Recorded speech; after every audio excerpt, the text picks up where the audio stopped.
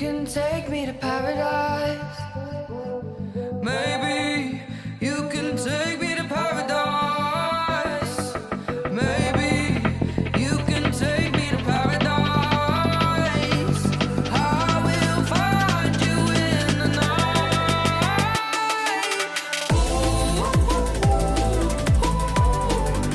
Do you wanna take me away?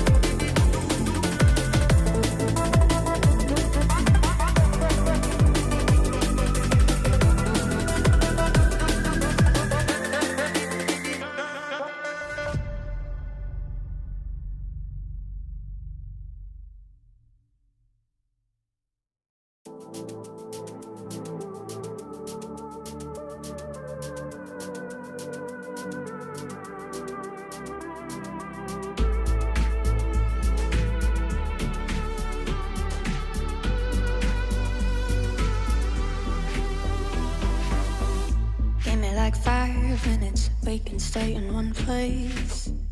Taking my time with it, no, it's not a race. I want you in your mind, baby. Tired of this chase, and I know you feel the same. Time will pass, I can't stand to see thought of you and me grumble so slowly. Understand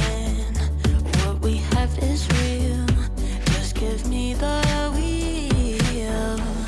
I know that we were scared, butterflies are pushing us into the edge. Let go of what's been said. Heart is racing, but we'll make it to the end. Just take a chance. Take a chance.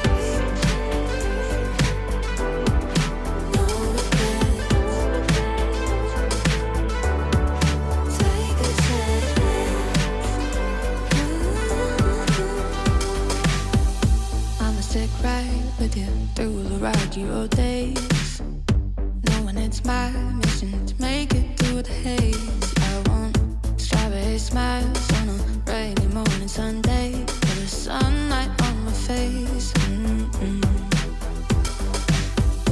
Time will pass, I can't stand to see thought of you and me grumble so slowly.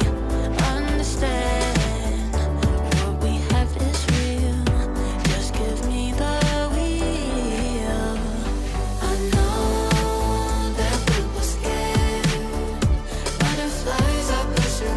to be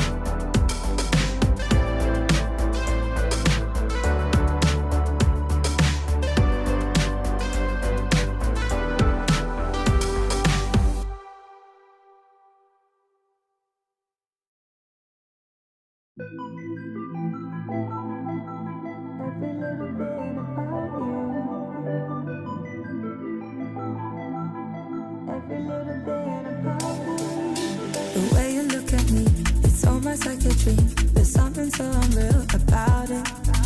It started with a touch, now I can't get enough. I'm craving you, I know you know it. I'm wondering just why everything's alive. Maybe it's my call to action. You make me wanna move, you get me in the mood. Now I wanna make it happen. It's every little thing, every little thing, every little thing about you. It's every little thing, every little thing.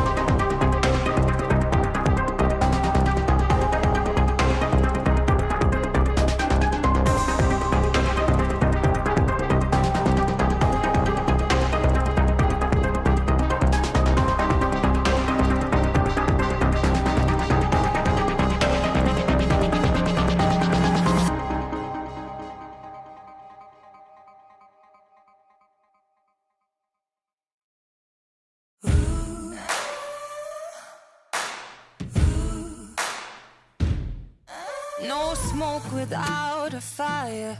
You can taste it in the air. This unquenchable desire from my soul beyond repair. On the prowl, yeah, we like that.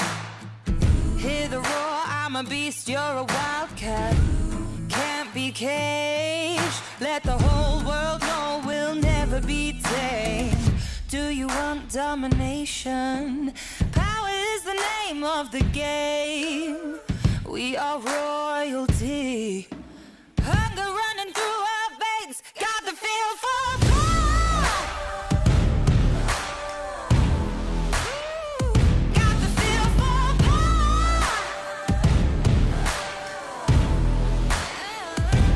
Flows like water through the stream.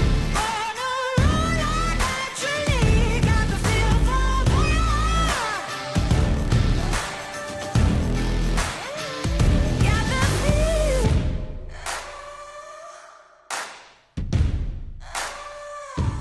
Like the devil in my rearview. No, he's never far away. You know God has to forgive you. And I don't believe in fate. No hesitation. Show me what you're hiding up your sleeve. What are you willing to lose to gain more than you could dream? Keep on those toes, or go down like dominoes. Got the feel for power. Yeah.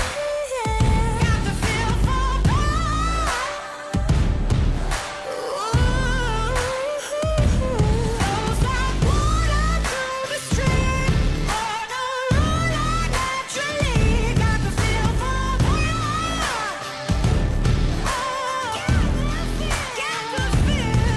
No smoke without a fire.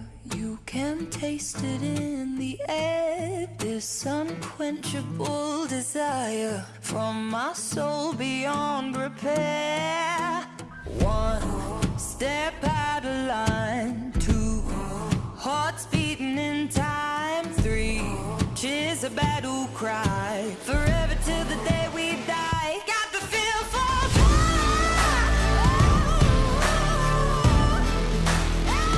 Got the feel for power.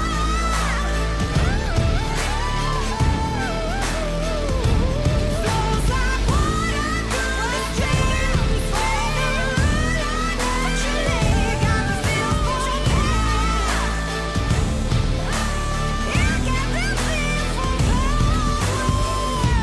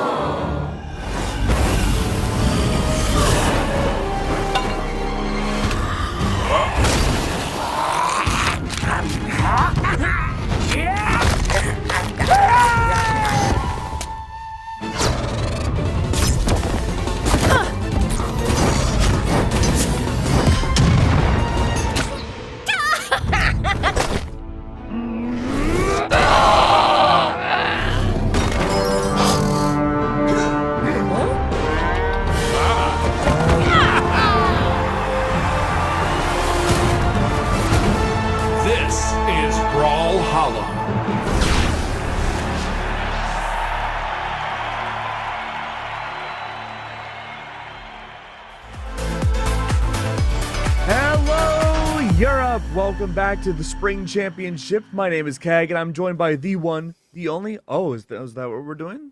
Very dapper. Oh, Mr. Skip Talks, yeah. I was just scratching a bit. I can't really do that because like my beard, because I can grow facial hair, doesn't really show where my jawline is. But yeah. I think you have an exquisite jawline.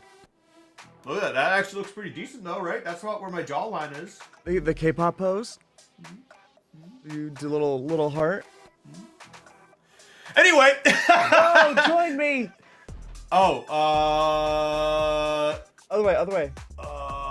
It's a big old circle. big old circle. That's how big your heart is. Luckily, though, no cholesterol that you have to worry about, Skip. And believe me, our cholesterol levels are going to skyrocket into these matchups. We thought we were going to be covering Pavelski first. Unfortunately, was eliminated in a rough game. I think it went all the way to the limit there for, what was it, game 5 for Pavelski in the lower bracket.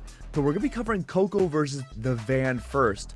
This is a player I have not heard of, so I'm excited to see a brand new face here.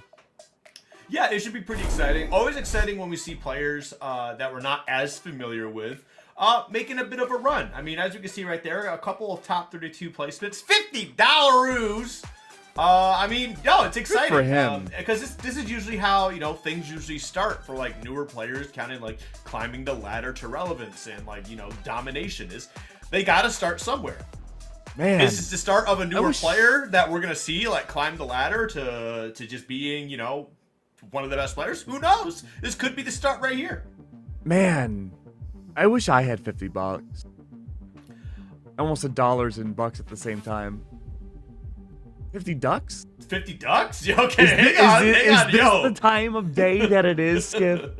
Yeah, 50 ducks is pretty great. What's worth more, 50 ducks or $50? I think I'll take 50 ducks because I can just sell all the ducks I don't want for more than $50. They are delicious. Well, yeah, but also some people just like having ducks as pets. But anyway, getting back into the Brawlhalla that we see before us, we see kebab Koko. I feel like they changed their tag slightly. I don't remember it being kebab, but maybe I don't know. But either way. We got them on one side here. As you can see, we got 1 silver, a bunch of top 8s, still a lot of top 32s. And, you know, they've been performing pretty well, have been a very solid player for a hot minute here. And it looks like they're going to be locking in with the Arcadia that we're seeing. Yeah, the Arcadia versus the Roman Reigns. And that's a level 100 Roman Reigns added too. That's going to be a scary prospect to go up against. Remember, there have been recent dexterity changes. The Roman Reigns, or the Taros, slight nerfs. In the 1v1 sphere, I'm curious to see how that's going to affect someone like the Van. Because there's the higher dexterity, you still have great sword to work off of, and the extended range of the spear. I think this is going to be a matchup that benefits the Arcadia pick a lot more. It'll definitely, you know, we'll see how things play out. First game is definitely going to be able to give us a lot of insight into how this matchup will go between these two players. Obviously, Koko is expected to be the winner here. But, you know, we'll see what Van's got in their back pocket here. Any player that runs Roman Reigns, I mean, you always got to give him some sort of respect because that's just what Taros demands, is respect. It used to. Depends on how bad these dexterity changes have affected someone like the Roman Reigns pick here, or the Taros early on. Axe does find a lot of anti-air capabilities against Koko. Koko's struggling. Even with the spear, trying to duel out inside of neutral, not going for a reset up until now. It's just a matter of seeing if the Van can catch these landings even more. Okay. Now, you know, a bit of a jockey position here. Koko has a bit of damage, that 150 range right now, 140. Weaponless at the moment. And as you can see right now, trying to zone them out from that weapon pickup was not successful in doing so. This is where I expect Koko to really elevate. As I say, that quite literally does get elevated. But yeah, literally. Wow, comedic timing over here. Koko and I starting up our comedy duo. Unfortunately, though, the Fan is not a fan. That's going to be a Sayer to start things off. Really good lead note, my Van. Yeah. It's really funny. It's just one of those moments of passer clairvoyance, but it wasn't quite like, it was like Nostradamus. We're like, hey, here's a prediction, but I'm not like really obvious about how it's gonna work. Yeah, the gods above asked me if I wanted to know lottery numbers or when a player goes up to the skybox. You know what I chose. Hey man, we can't ask for the blessings in specific. We can just ask to receive them. But We need to know the numbers. All right. As we continue to move forward here, as we can see, Van at 185 in that red. Not quite the deep red yet, but has been doing a great job just kind of really dictating the pace here. Kind of managing how much damage they're taking throughout the game so far. I mean, we're getting to about that 2-minute mark and just now lost that first stock.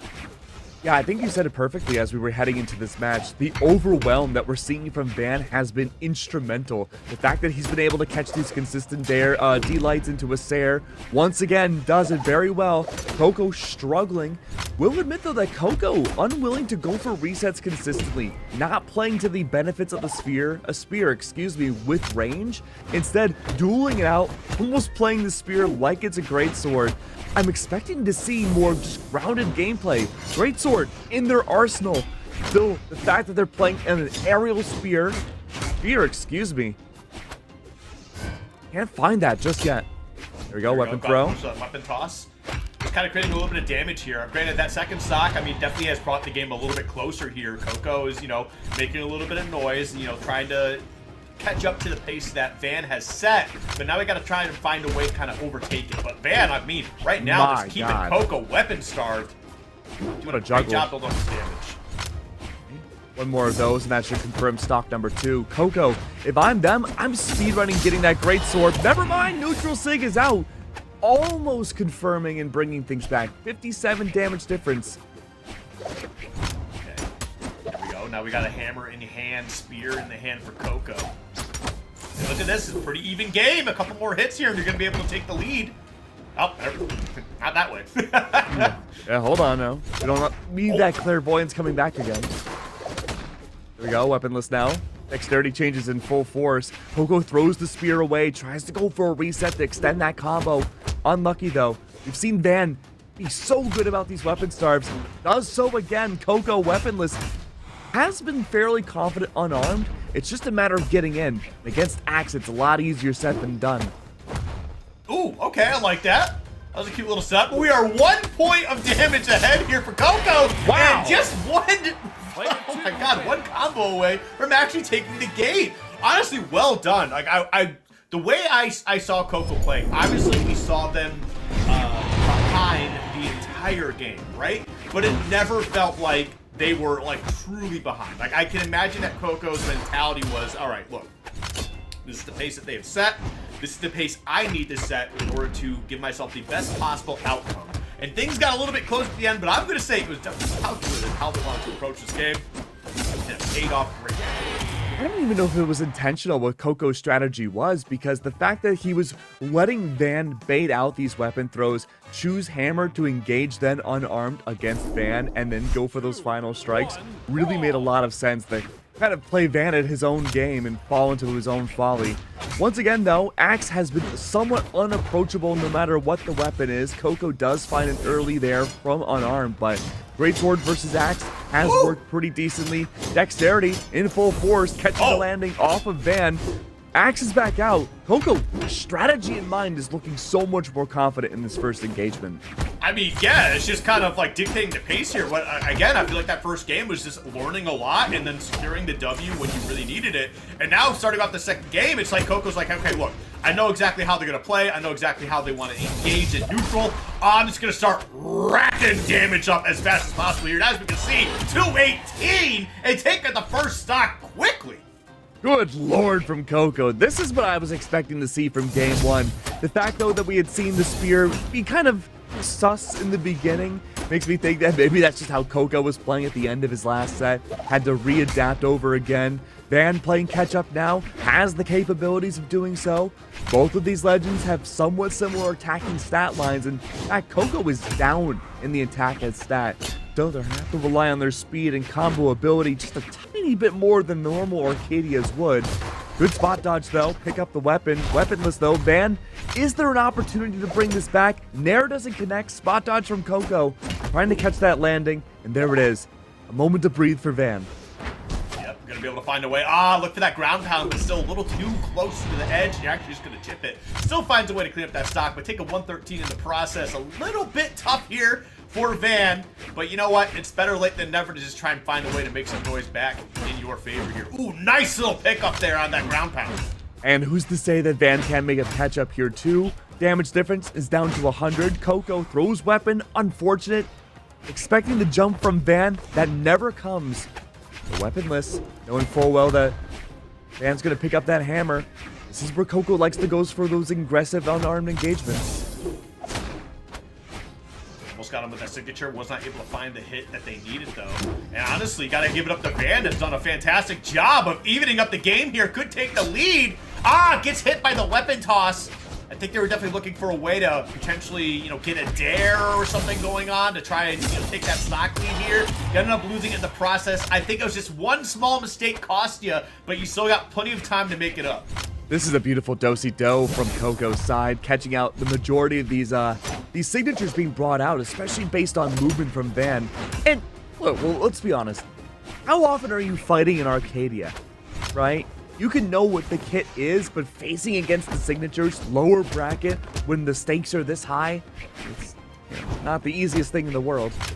It's been mostly for the signatures. It's mostly just been great story. I haven't seen a lot of, I feel like, for Spear, which is interesting because I feel like, you know, for a while that was kind of the weapon of choice, and we'd see a lot of Sigs on the Spear. But either way, both players playing pretty strong right now. We got Van kind of on a last stand scenario here in game 2. Gotta find a way to even up the set count. Go. There we go. Can Homie find the engagement back in? Maybe. Throws the spear away. Does this mean Weapon Starve is out? I think Koko almost, if it's possible, get the Great Sword. If not, have the Van overextend these weapon throws, go for the hammer once more. Is this the biggest brain I've ever seen? No. Picks up the spear again. That's why they pick up the spear. There's no spear player has a big brain. But either way, Koko, please throw it. Oh, hold on. Maybe don't throw it. Great Sword tries to catch the landing. No. Van's playing so much more patient than before. Okay, here we go. 1, 2. Gets him off stage. The second one. Not quite enough. Just needs a little bit more. Goes for the weapon toss. Is going to miss it. Now hammer in hand. Oh! A little bit of a reversal just to give themselves some space. Now having the spear. Gonna try and find a way to close out this game too, but you committed too hard to the side sig, What a and you got punished with the Sair from Van. Well done here. One game apiece for both players. I'm really liking how Van's playing. The fact now that he has to deal with the 3 dexterity. The dexterity nerfs were like after a single hit you'll lose a weapon. Van chose to play us so much safer towards the end of that final stock, forcing Koko again to readapt. And as great as these adaptations have been from Koko Skiff, I will admit I think these adaptations have been a little slow in the fray. Even though when he does adapt, it looks perfect, it does take a minute to do so, and Van can capitalize on that scenario. And I think what is a little concerning here too is how hot they were out the gate, right? Started off with like 130 something damage, and it looked like, okay, look, Koko's got the game plan figured out. Game 2's going to be a wash, and it just wasn't. The Van just kind of, you know, they kept their composure together and just grinded the game back into their favor. Let's see how this next matchup plays out, though. Once again, Koko playing a little bit slower than normal, though. Not relying on grounded game, instead going for aerials to re-engage into the early on greatsword. Of course, you're facing an axe doing so. There's a lot of anti-aerials that Van could use in the process. Tries to catch the landing, unable to do so. Weapon throw is out. That's stock 1. Hey, all right, man. Starting off pretty hot here. 101 is how much damage they've got. They're in that orange. I'm going to see exactly how well Koko can adapt. It's kind of a reversal of game 2 here, where Koko started off super hot and Van was on the back. Oh, there it is. Wow, beautiful. Complete reset. Okay, great swords back out. All right, Koko. Weapon throw extension. Tries to follow it unarmed. He's just trying to style on Van a little bit. It's not quite working the way Koko had hoped. I hope he gets back to basics and doesn't get too fancy with it. Chip damage all the way with the greatsword should be the answer. Okay. Woo! There we go. Good evasion. Kind of trading some hits back and forth here, but man, on the offensive, doing a great job with this axe. There we go, catching the landing again. Great work of the neutral, working up the van. Hammer picked up, knows that he's going to go for it. Neutral sig is out. That's Koko taking that lead back. As we see, Van takes his time here, trying to find a way to get a weapon in hand. There we go, the axe. That is going to be enough. Taking 37 in the process, but man, that's kind of nothing for a Taros in general. That's like, what, maybe 2 hits? Yeah, it's not a whole lot.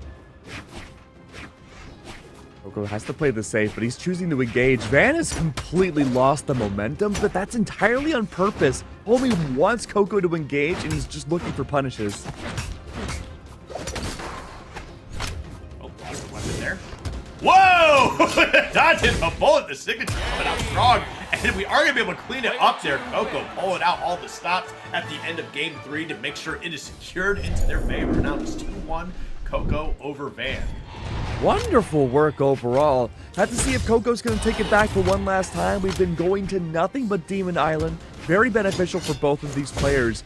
The Roman Reigns at this point feels like, again, his macro has been identified and broken down. See, where do we go for the stage bans this time? Honestly, I don't know. I mean, it might just end up going right back. Back to Demon?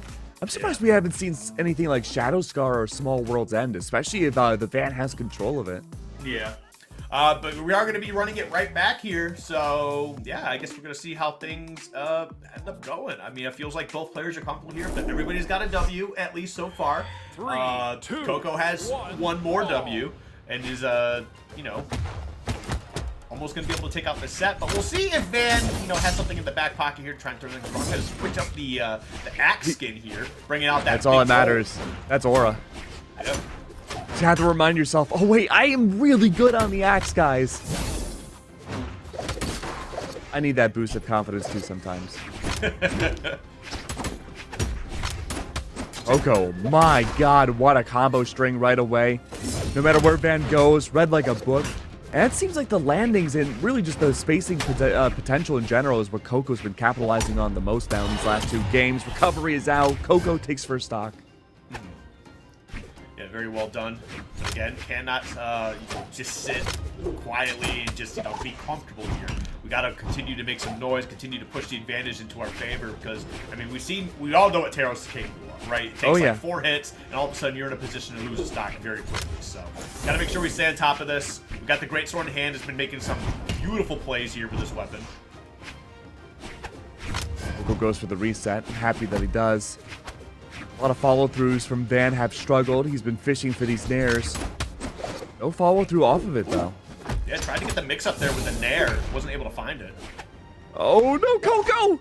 Koko's got to play this so carefully. Great unarmed from the Roman Reigns. Van essentially evens it up. It's a 40 damage difference. Right. Everybody's jumping right now. Okay, that was a bit of a brave play there. I think they were just trying to make a call out, or you know, maybe just trying to condition Van to just not stay on the ground in that aspect. But any day now. There we go, Nair. Koko again. I think you're completely right, Skip. It's a lot of conditioning, man. Waiting for an opportunity to make Van go for the jump once more. If we see an overextended landing from Van, it's going to be Koko with a signature. Great sword too. All he needs one really solid aerial move, and that'll be it. oh, okay, weapon toss. Ooh. Koko likes to go unarmed versus this hammer. And we got that spear in hand. Koko's been doing really well getting their openings with this weapon. But you also got to be careful because Taros does have the hammer, and you are at 180. So yeah, you're gonna lose that stock pretty quickly.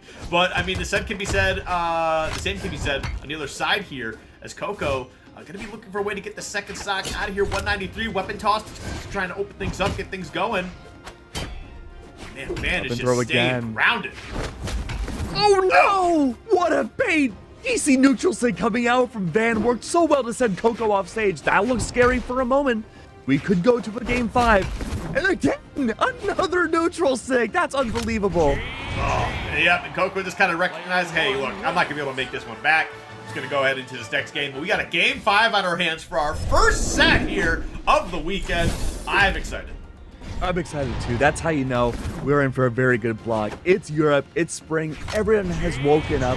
And we talked about how Winters was such an upset central for all these different players. A lot of metas developed from BCX to that time frame to early 26. There was still a gap into springs, and it seems like there's been more developments. And I want to keep harping on this because it's so new and so relevant, man. The dexterity changes are going to hurt or benefit so many players. We finally go to Small World's End. I think this will be greatly beneficial, especially for Van. We could see this Taros kit just literally end Koko stock in 4 hits. I mean, we'll definitely see how it works out. I mean, right now, does have a little bit of a lead here, 45 to get things going here. Hammer swings will put that up to 6-7 and now 88. Ooh, his favorite number. Oh, goes for the ground pound. Yeah, definitely really committed on that one, but I mean, no real punish on Koko. Yeah, Koko's having a hard time finding a way in. It's really reminiscent to game 1. Beer, though, finally finds an entry point, but again, Sarah in such a small blast zone stage, you really don't have to work for much. That's gonna be Van with only 61 damage to his name, taking stock 1. Okay, there we go. Just a couple of swings there, just trying to see if they can find something going. Koko's having a really hard time finding engagements now. Van's keeping his distance, looking almost exclusively for punishes. Weapon throws out from Koko, does manage to get the pickup. If it's unarmed, Van feels so much more confident pushing in. Oh, what a weapon toss. That was super crucial because that snare was coming out from the hammer on Van, and that definitely would have put him off stage, would have set him up into like a little bit of a ledge trap scenario. But there we go. Even things up. 63 is the difference between them now. 2 stocks apiece. Man, this has been tooth and nail, back and forth, all 5 games. Beer's back out again. Koko. I mean, I guess the aura of the Golden Axe did help out well. We have seen such more dominant gameplay. Oh, what a dodge through. That was so clean. Boom. Okay. Yeah, looking for that ground pound. Scary, man. And we've seen that a couple times now. Where actually throw out the ground pound and kind of hold it for a bit, just trying to see if they can find a way to get a bit of an extension. And it has worked, I think, the first 2 times. That time, not going to find it. Goes off stage again. Are there any options? Yes. And doesn't go for the extension. Neutral sig could have been it, but Koko's learned his lesson from game 4. Says, no, I don't want to go for that. No, sir. Nair in the air like you just don't care. Koko's forced to go for the landing, but there's not as much ground as there is on Demon. He doesn't have many places to go. Throws the weapon again. This could be the benefit, but again, dexterity, weaponless. What can the Van do? There is out. It misses. Koko's back in the air, goes for the upper dodge. He's been spot dodging so early. Ground pounds out. Good alternative option. Is there much else? Oh. Still catches the landing back onto the ledge.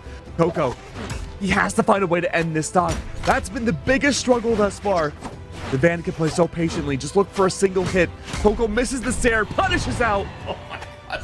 They were whiffing in that last 10 seconds. They were just praying to get a hit, both of them. And it ends up being in Van's favor here. And now he's got the pressure to be able to put down on the Koko. Not going to lose his stock quite yet, but 206. This stock should not be lasting too much longer. Goes to a weapon toss. Is going to miss it. Gets the unarmed recovery. And we are on last stock here, game 5. Let's see. Completely even. A clean break. None of the other games, none of the other stocks have mattered. It's down to this moment. A single stock spar between the 2 players. Smallest blast zones in the game. Koko again. Re-engagement. The Van's looking for a chance to get the punish. Koko likes to play very high into the sky, and that can be dangerous as that damage racks up. There we go. That's 1. Good landing. Catch once again.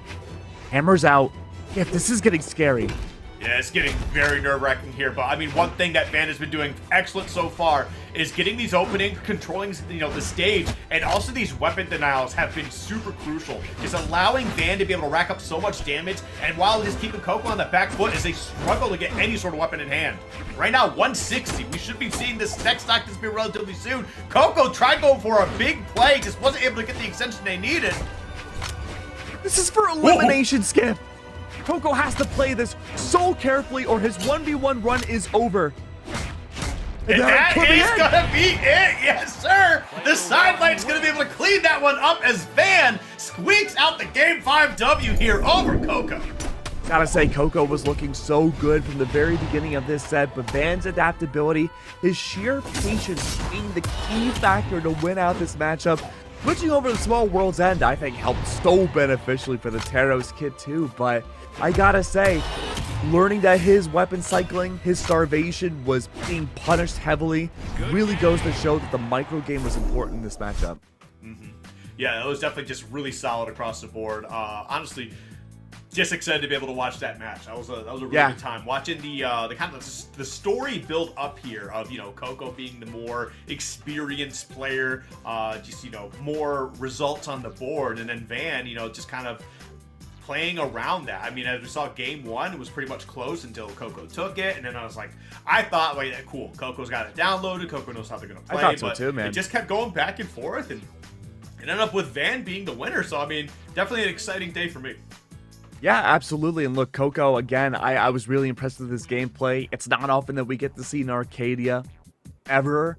So happy to see the Great Sword Spear combo coming through. But into the next matchup, we have Sarme versus Fry de Soleil. And I gotta say, two players that we've seen ad nauseum in the Brawlhalla sphere.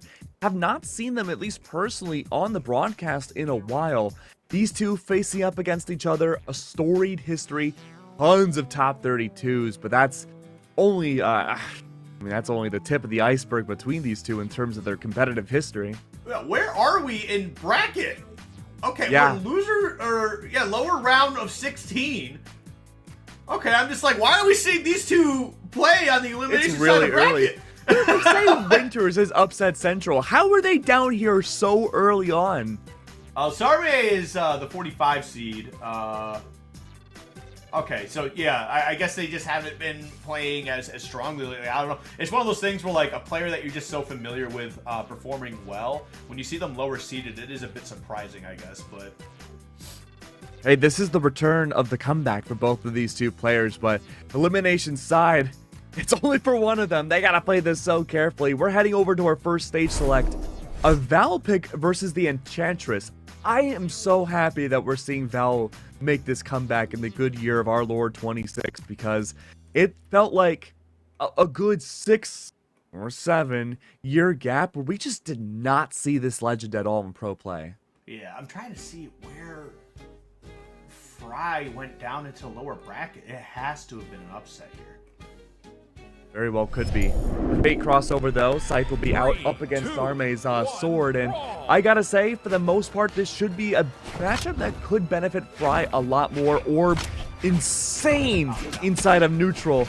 Val can be as well, but you have to make sure that you can just find a way in. That's the hardest factor in the Val kit. And of course, you have that ledge guard potential that comes to the passive that Val has included built in too. But again, you have to put Fry in a position where that could be a benefit, and Scythe can punish Val very heavily off of it. All right, so I actually took a look through the bracket. Actually, neither of them were upset. Give us the research. They lost where they were supposed to lose. But Oh, I don't yeah? know. I guess you know, times change, man. The times change. Who did they lose to? People they were supposed to lose to. Okay, top men. Hey, top what a men bait. get bested by topper men, I guess. I don't know. But either way, as we continue to push forward here, these two are still playing, man, and it just feels like it feels old school, but it really was not that long ago. Yeah, it feels like home. It feels like a Ma chicken dinner. There we go. That's going to be a great day early on. The Enchantress fighting the first stock. Gotta say, though, Sarme, we started seeing more stocks towards the end of the first stock. More signatures towards the end of the first stock, but unfortunately, the slow kit from Sarme, you have to really spell out where these sigs are going to be coming in from, or you're going to have a bad time. That's where the orb really shines against this Val. As we see right now. Okay, boom. These dares are coming in clutch here. Just some nice openings. Ah. Alright, a few whiffs. Gotta get punished for it. There we go. Sarme gonna be able to even up the stocks here, 2 apiece. Nice, looking for a way in. really curious where the scythe is going to exist in this matchup. This will be a very important note. Spot dodge out Sarme for the punish, weapon throw, reset from Fry. Off stage though, gravity cancel, neutral seg. Sarme once again finding all these benefits. Whoa! A second GC doesn't connect. What beads are out? Fry magically gets back onto the stage. That was beautiful maneuvering. I thought for sure he'd be a goner. I thought they were both a goner for a little bit there. I mean, I did too. Sarme was just play. going like absolutely ballistic off the stage, just looking for any possible opening they could to get this stock out of here. And granted, they didn't get it, but still, just showing that you're willing to do that is definitely a mental note for Fry to take. Eric doesn't connect from Fry's end. Recovery in the sky. Fry, what can you do? Resets are found. Both these players relatively even damage, not so much anymore. Orb recovery, an insane launcher tool. Sends Sarme down to that final stock. Okay, boom. There we go, Sarre. Got some decent damage. Fry's evasion off stage. Dude, Sarme and the it's final wild. stock need to find a way to get these things even right now. A reversal Fry! You gotta be careful. They already showed you they're willing to press some buttons off stage if you're willing to go out there and battle them. You have to keep note of that. Dude, you bring up a good point. Sarme has been trying to bait Fry off stage the entire game, and it's been working pretty well. Unfortunately, though, that side sig doesn't connect. Good spot dodge off the side from Fry as well, but again, Sarme, you have to be so careful because Fry's evasion off stage has been risky, but it's almost always worked in his benefit. I mean, the thing is that Sarme's just got great weapons to, you know, just forward some good reversals off stage here. You got the swords, you got the gauntlets.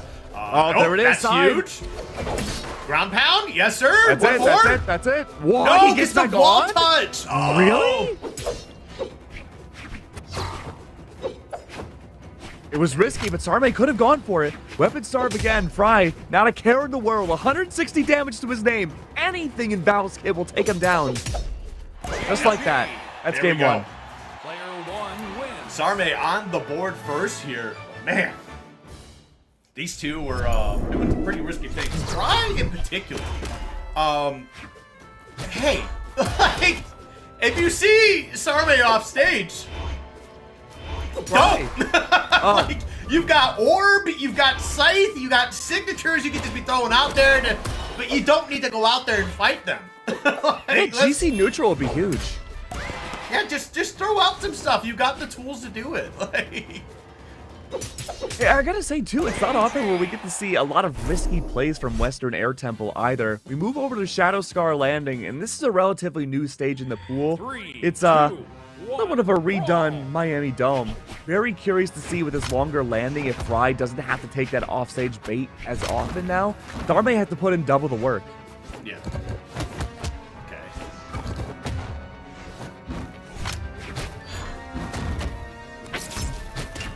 Gonna mostly just be seeing how these two kind of, start their game here in general. Especially with just, it's a newer stage, so trying to see what the game plans are, what openings they're looking for. Hey, you know what they say? New stage, new me. You're the only one I've ever heard say that. Oh, well, I say it every day. You know It's me. like, In our caster office, I have the calendar. I have it in my background. You know, it keeps me going, Skip. It's like the trend on Twitter where all these new news articles happen, and it's like we're running out of sentences. But either way, as you can see right now, Sarme kind of looking a little bit familiar and similar to game one, where they're kind of getting bopped at the beginning. But who knows? We'll see if they're able to kind of claw this one back here. It's just a matter of finding the proper opening. Maybe baiting Fry into getting orb and then going for the neutral fights there could be a benefit, maybe. But Sarme again, GC downlight into a recovery. No weapon! Oh my God, he almost had that If that ground pound. connected, if that connected, I would have lost my mind. Sarme's feeling it because they were just like, I don't need this weapon. I'm gonna take this stock unarmed. I'm gonna show you what's up. They lost the stock in the process, but they had Fry dead to rights there. They did it in style, I gotta say. Sarme again, Sarah's out. That should be stock number 1. Yep, there it is. Honestly, you missed that ground pound. That's fine. You've cleaned it up. Jeez, man, that was Okay, I was gonna say, like, this is what I'm talking about. Sarme just get absolutely bopped to start off, and then, just like, hey, I'm unarmed, I'm about to make some crazy plays here. And like, okay, sure, man, you can do that. Why not? Dude, it's just the sword game right now. I think Sarme is trying to force out Gauntlet's early stage each round that we've had so far, and it hasn't worked out the way he had hoped. Sword making a renaissance in the good year 26 makes me so happy as a sword name. Oh my goodness. Sarme is just playing like a lunatic right now. Pure maniac energy, stock, man. Yeah, that first stock is just like sitting in my head. Just like, yeah, they lost it, but like the mental games. Like, And correct me if I'm wrong, the most of Sarme's first stock was just Gauntlet. So having the sword now, elevating that momentum, really puts Fry on that back heel more. All right, well, they're weaponless now, but as we know, like, that's really not a problem for Sarme so far. But there we go, going to get those gauntlets in the hand. We got the orb on the other side here. Oh, double goes for the nair. weapon toss. Hold Yeah, on loses now. it. Okay. Homie woke up. That was scary. GC, what was that, sidelight into a recovery at the end there? That was beautiful. Oh, all right. Wow, It's all right. right back. Last stock scenario here in game 2.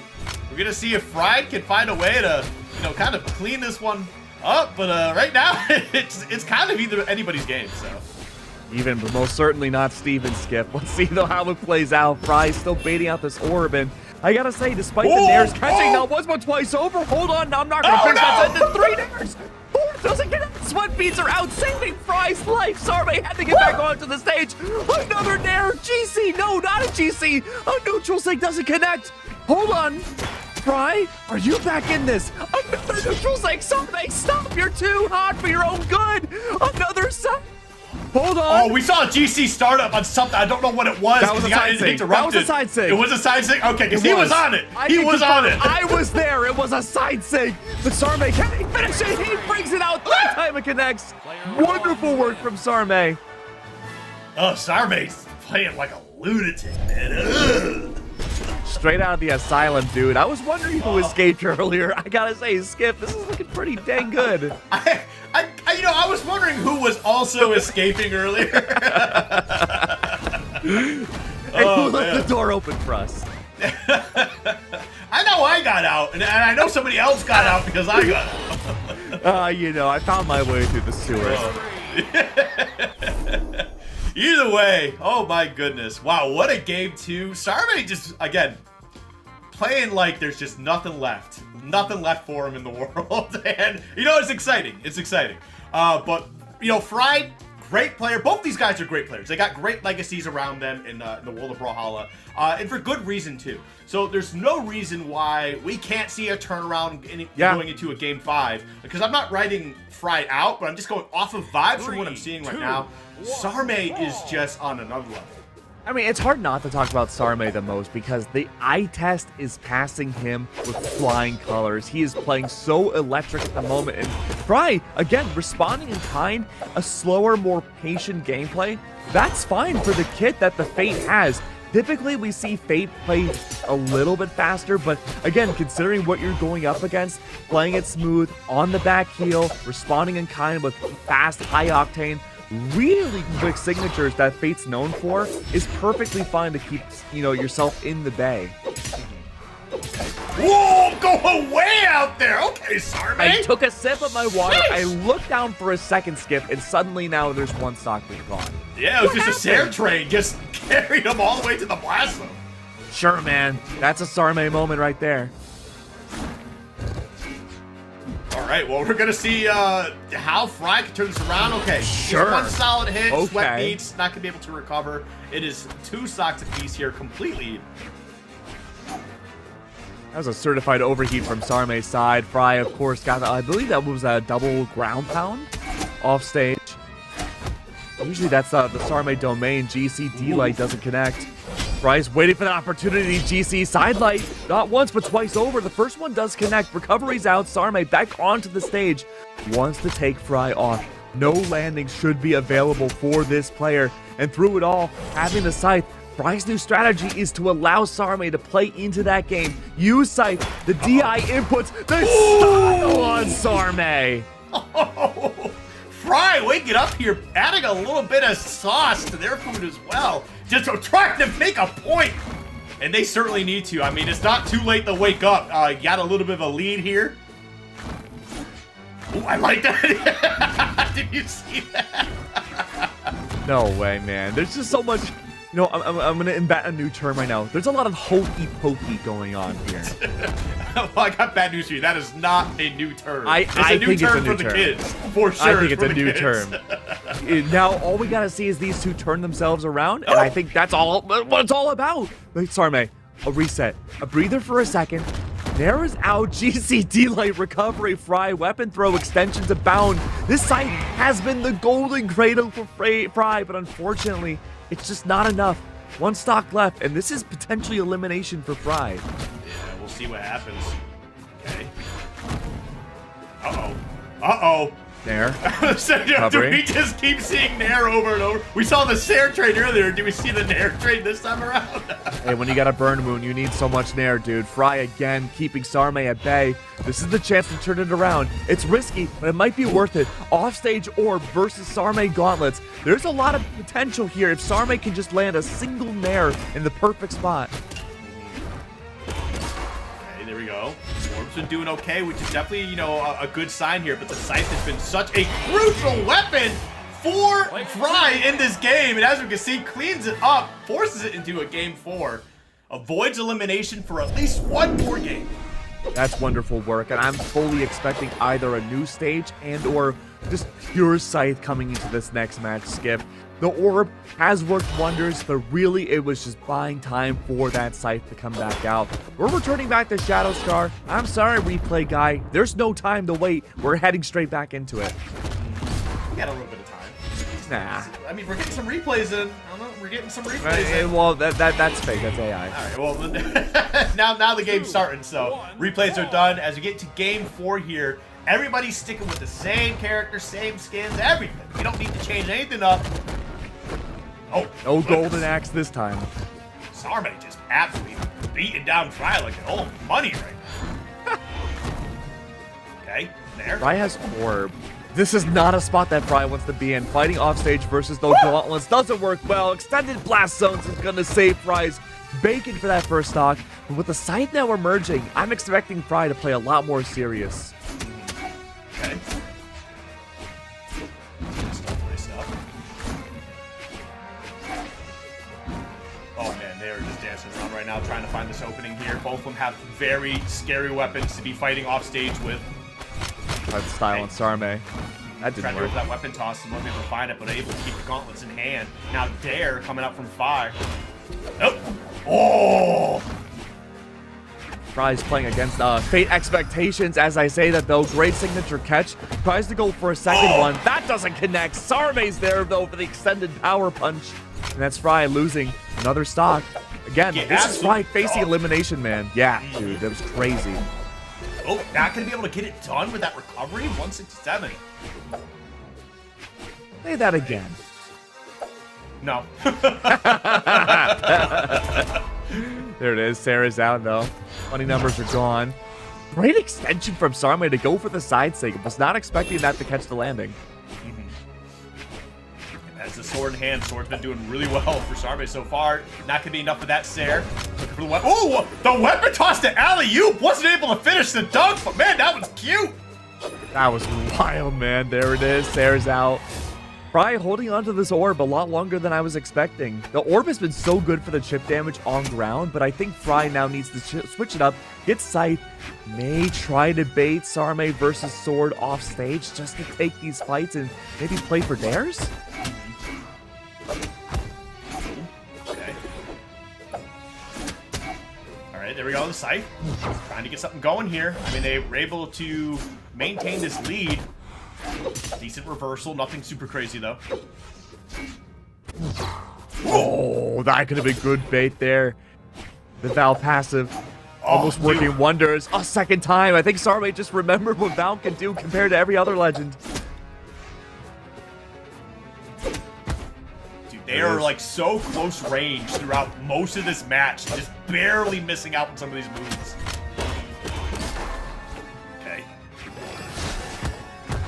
Oh, reversal. Doesn't connect. Oh, you're going way Sarme. too deep. Oh, no, that might be the stock. Oh, slam dunk. Sarme threw it all out there. Honestly, I respect the hell out of it because you were able to find a way to get the stock out of here, and it will be, relatively even, assuming you don't take damage.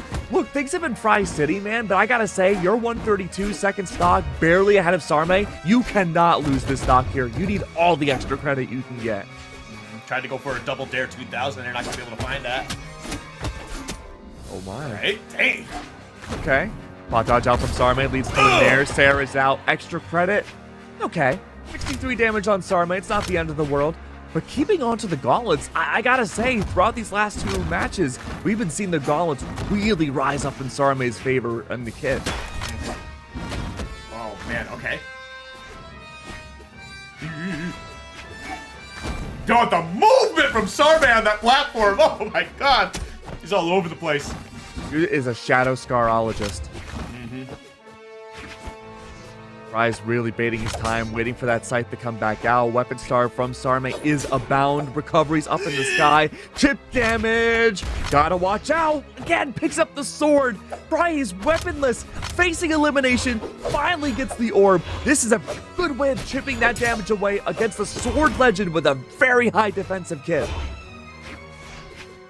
Oh, dude. This is getting so tense right now. Because Fry, has a solid lead here. The orb has been much better in this game than previous games. Oh, one more setup to be able to get it done. To Sarah gets him off stage. Is that going to be able to clean it up? The weapon toss, that will be it. We're going into a game 5? Back-to-back, baby. That's the Skiff and Keg special. Love to see it. And this fairly early on in the tournament, too. Top 16. This has been an Omega level banger. Fry did 544 damage, and Sarme did 455 damage. That's ridiculous. No changes whatsoever. Once again, replay guy, I'm sorry, dude. We just gotta head straight into it. Final game between Sarme and Fry Desolé. Fry has been making a miraculous comeback in these last matches. We could see a reverse 3-0. Okay, here we go. First time we're seeing this stage today. Gonna change things up here for this game 5. Early ledge guard from Fry's looking solid. Sarme won't have those big platforms to work with anymore. And there's not a lot of offstage room to work with either. Oh, GC side sig's gonna work wonderfully. Sweat beads are out. That's a complete denial of that first stock. Sarme can't get back on. Such a shame, but man, Fry not only just clutching out that last game, forcing game 5 scenario here, but starting off game 5 hot, looking for that reverse 3-0.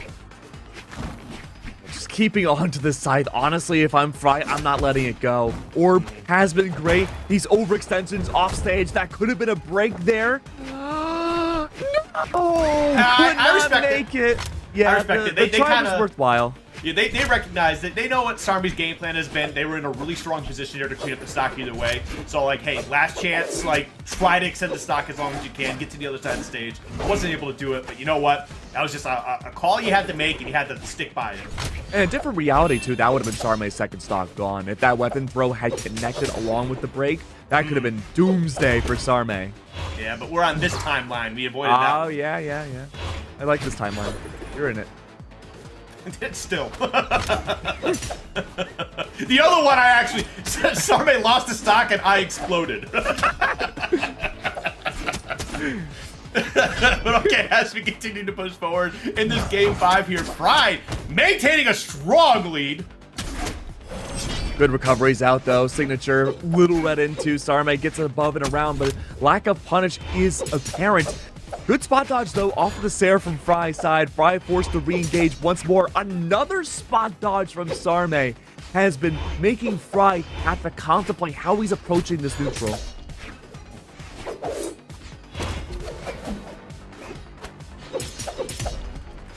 All right, Sarme. And that's huge! The GC gonna be able to get that gone. Now we're 2 stocks to 1 here, 152 on the board. Fry could certainly get this stock out of the way. He's going to be looking for a way to get it out. It is not going to be easy, though. This is Fry's last stock of the set period. Game 5, made it all the way here, has won the last 2 matchups, and Sarme has struggled. But now, finally having that advantage state. Sarme, as I say that, a complete reset. 22 damage is what divides these two players. Their final stocks each game 5. Nothing else has mattered up until this moment.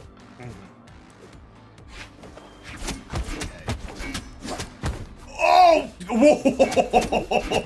That is quite an extension there. That's some damage piling up as well. Fry just saving all of like the mental capacity for these last 3 games, I guess. Just waiting for Sarme to burn themselves out. That's what it certainly feels like. The orb toss into the pickup on the side. Oh my goodness, just freeform combos.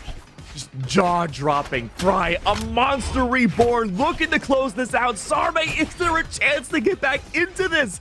Only 30 damage has been found in this final stock, and Fry has been on a tear, throwing the scythe around, stopping Sarme in his tracks. This could be it. Picking up that scythe once more. Throwing it out. There is out. Cannot find the signature. Sarme trying to find an opening. Finally lands some consistent hits. But a Saren return sends Sarme off stage. No offstage shenanigans anymore. Fry refuses to play that game. And Wasteland seems to be the key to success here. Asire was out. Doesn't connect. Sarme looking for a recovery, finds it, one more, and that will be the end of Sarme. Fry has to play this so carefully now. Getting this far, cannot lose it now. 127 damage for Fry. He's been caught up. Adair could have connected. Double exclamation marks. Sarme finding Fry off stage. Disadvantage state. Can Fry find a way back? My God. Adair is out across the stage. Sarme has so little options left. Sweat beads were out. What can you do? An orb back out. Asire is found. The reverse has been achieved. Oh my God. What a game 5. That last stock was crazy, man.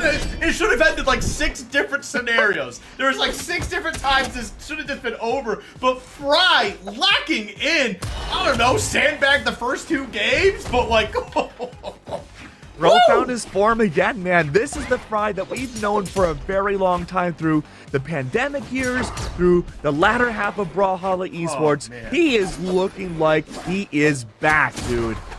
Certainly. That was a great set from both players, though. Both of them had some phenomenal plays, really showcasing their strengths. But unfortunately, whenever we get into these scenarios, someone's got to win. We can't end, you know, with both players moving on in the bracket. But, you know, that is what it is. Damn. 2 game 5s, and this last one was a banger.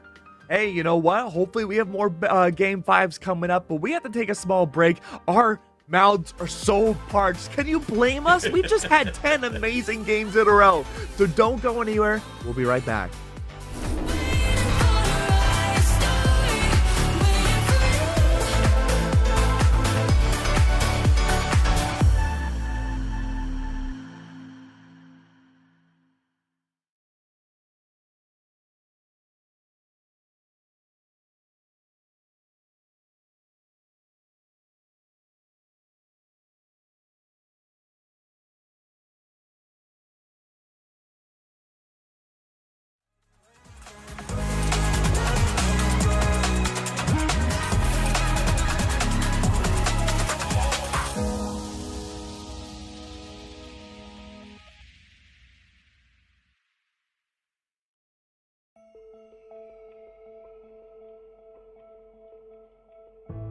I've been quiet,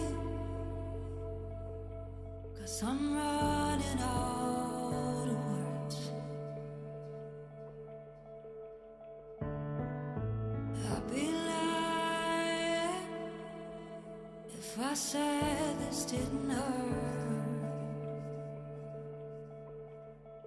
But I don't wanna lose you, don't wanna make it any worse. So I keep quiet,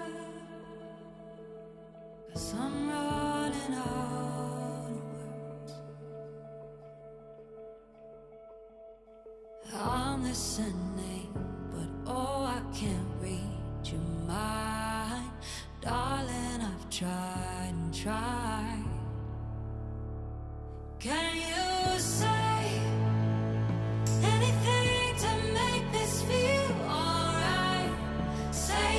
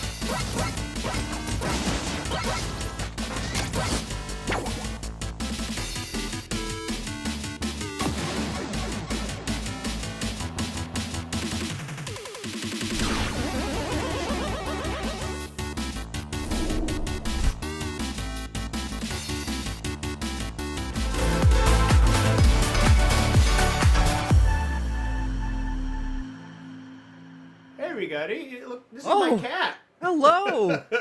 He's been waiting to get out of my arms for like the last like 20 seconds. He's like, I don't want to be here.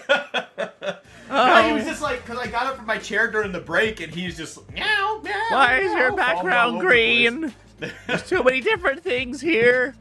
I Let mean, me- he's been in and out of my office all day. Now he's just laying up my door. Oh, look at you, Mr. Fancy Pants with your own office. I see how it is. Hey, Well- man, I make some okay money sometimes. Hey, you know what? I am happy and also extremely jealous. But you know what else I'm jealous of? Well, everybody else should be jealous of us because we have a banger matchup on our hands. Ahmed versus Machete is going to be, again, I guess not the 2023-4 special. It's like modern day, but also somewhat older generations of Brawlhalla pro players coming into the fray. To me, Ahmed is a relatively newer player. He did win the championship of 2025, and that was really the year where he's shown the most. Yeah, made by PS4. Okay. Yeah, that's their... What? groups. What are you talking about? Look at the screen! You can see it right underneath, Ahmed! Oh! I'll be completely real. I misheard what you said. Made by PS4. I heard something different. So okay, I'll take I that. have no idea what you're referencing. We'll talk about it later. That's But as fine. we- Non-broadcast wrestling. As we continue to move forward here, as you mentioned, Ahmed, you know, less experience getting, you know, further into the bracket here.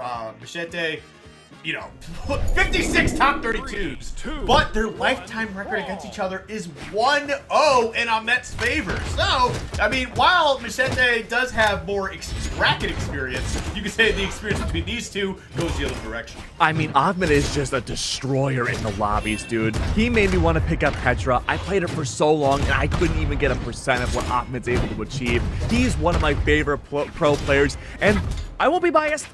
This might be a tough matchup. You do have the Lin Fei, the Sakura matchup here from Machete. I think this could be a good counter against the Petra matchup, but again, you're gonna have to make the cannon work here, and Demon Island's the place to do it. Wow, okay, big Wow. damage, man. Machete trying to get revenge for the last time they played. Dude, I love cannon. I think cannon's so sick, dude. Like, just being able to carry your opponent across, like, the stage and then just BAM! And they're in the blast zone. Oh, it feels so good. You know, cannon's okay. I think I'd like it more if I could play it. Yeah. Don't worry, I like it. I can't play it either. My brain is just not built that way, man. Oh, great solid there. The Pele gonna be able to take out that stock, even things up to a piece. Yeah, in this matchup, Machete is probably not going to play guitars really at all. Anything in the Ahmed kit is just going to be up close and personal. You do have like short to medium range off of Orb, and that'll be a great get off me tool, but Machete has to rely almost exclusively on cannon. Okay. Oop. Just missed out on that opening there. Trying to get a nice little bit of combo. There we go. Double dare 2000. Tried to go for the nair. Extend that. Wasn't able to find it. There we go. Great catching the landing. Elite is out. Back to the cannon. We saw maybe one or two solid hits off of Machete with those guitars, and most of them I think were just nairs. Machete gets back onto the stage, into the fray. Recovery is out. Ahmed's still taking that lead. Alright. Oh, there we go. Nice little opener. Reset. Weapon starving. Okay, I like that. Just kind of like, you recognize there's a weapon behind you, but you can try to get, you know, an extension here, maybe a stock. Not able to get it, but you know what? You still got a lead. Oh, no, you don't have to lead. Excuse me, you're actually down a stock. It's true. Matter of seeing if this neutral will help out well. Cannon's finally out. Nair sends Ahmed to the sky. Yeah, just some great play overall.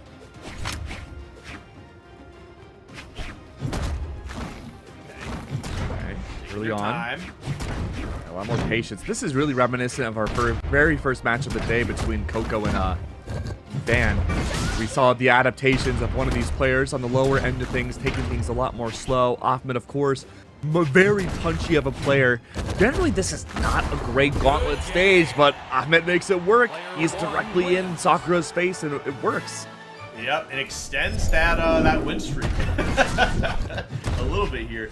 And honestly, quite a bit of a damage differential as well, 161 between the two. But I mean, that's also just part of the Petra game plan in general. It's overwhelming damage. Yeah. With both the weapons that she rocks as well. So I mean, I'm really not too surprised. I mean, I wouldn't even be surprised if Machete picks up a W here somewhere and still does less damage overall. So yeah, it's really going to rely a lot of off-stage extensions with the cannon. Again, in this matchup, I really don't see the Katars finding really any consistent presence. You're relying almost solely on a single weapon, and I hate to say it, as good as the cannon can be against the Petra matchup, it's super easy to adapt around one weapon. Guess what? Compared to two if you're Ahmed. Oh, okay, there. Just kind of, you know, give yourself a little bit of room to be able to get back to stage and control it for a bit. Oh. Hello. Okay, we got a little bit of a disconnection there, but I think we're fine. These two are continuing to play. I think that may have been on our observer's end. Sorry, I have a cinnamon roll in my mouth. Oh. Okay, this is a good time for a cinnamon roll. Yeah, we'll see what's going on. Looks like these two are playing without any problems, though, so that's totally on our end. The players are fine. Yeah, you know, it is what it is. It happens. Ahmed, though, again, shorter stage. This blast zone's going to work out very well for Ahmed's kit. The cannon could find value here. The Katars are finding more value off of Machete. Side sig is out.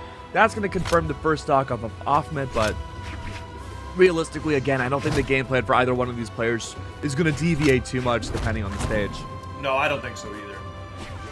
Ahmed's still doing a great job here, maintaining a strong lead. Honestly, one more opening could potentially close out the stock here. Yes, it will. Full stock lead, dude. Yep, full stock.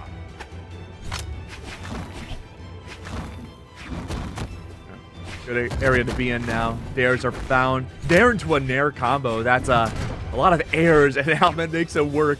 Machete struggling to find that opening, has to catch the landing to get some sort of starter against Ahmed, but usually when in a case like that, Ahmed has a lot of options, whether that be a Dare, a Nair, or even a D-Light that had that extension to start. Yeah. He likes to play patiently. Okay. Oh, wasn't able to find anything there. Whoa! Big pickup. Can they find a way to close out the stock here? The recovery will get it done, and we are 2-0 in Ahmed's favor. Oh, man, the damage differential doubling the amount of damage that Machete did. Calm, cool, and calculated. I didn't want to put that aura into the air, but yeah, having a legend swap is going to be necessary for Machete. The cannon just was not enough. It's not the right tool for the tool chest. And Machete, not really going for what I was expecting personally. We go from the Sakura Lin Fei to the Jae Yun. I like this a lot. It's just not what I was expecting. Okay, well, we're going to see how things operate moving forward here. The Jae Yun, going to be a bit of a change of pace, and certainly a welcome one, because I mean, we could be seeing our first non-Game 5 set. I don't know. With the Jae Yun swap, I think this could still go to Game 5. Machete on the Greatsword here could absolutely shut down the Gauntlet game plan that Ahmed has. Or I think we'll have a lot more relevance. You want to catch the landings off of Machete. You're very grounded when you're using Greatsword, and a lot of Jae Yun's kit just in a wholesale. But as long as you can keep him towards the edge, that's where Jae Yun's considerably weaker. Beautiful ground pound, my god. We might be seeing the game. We definitely might not be seeing the Game 5 here. I mean, Ahmed is just on fire. I mean, I understand the character swap, and there still is time to kind of get that engine running, right? You do have Great Sword not a lot of available. Time, yeah, not a lot of time, but you do still have something. You got Sword and Great Sword, so you're going to be able to pick up a lot of damage really quickly, but you got to figure it out pretty fast, because Ahmed's not slowing down at all. They're not going to try to give you the time to figure out your game plan here. Nair could have been the end of that second stock, but unfortunately it was not. Catching the landing once again, End Light is out. Twice over. Machete not finding a solution to this issue. Greatsword couldn't even find the confirm, not once but twice over. Finally, a third time around, Machete gets that first stock gone, but, you know, it's not often I get to agree with you, Skiff. But I gotta say, the damage may have already been done on Machete's end. Yeah, it's looking a little rough right now, especially because, like, what, we're at 171 here, and you're fighting a Petra. Yeah. We got that one to get things started. You have the recovery. Gonna be able to get that from deep. Full stock difference again. Regardless of the legend swap, Machete is struggling. He's got to find a way to keep himself above water, and Ahmed is looking like he does not have a care in the world. Gauntlets or unarmed does not matter. Finds the way in, gets the entry point, and especially finds a way to considerably make these combos work. Recovery is out though. Machete couldn't find the follow-up off of the weapon swap. This could be the chance though to maybe even things up, but Ahmed picks up Orb.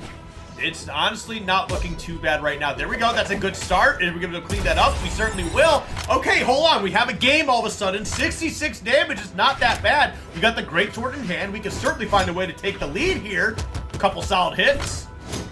66 damage. We were so close to brilliance.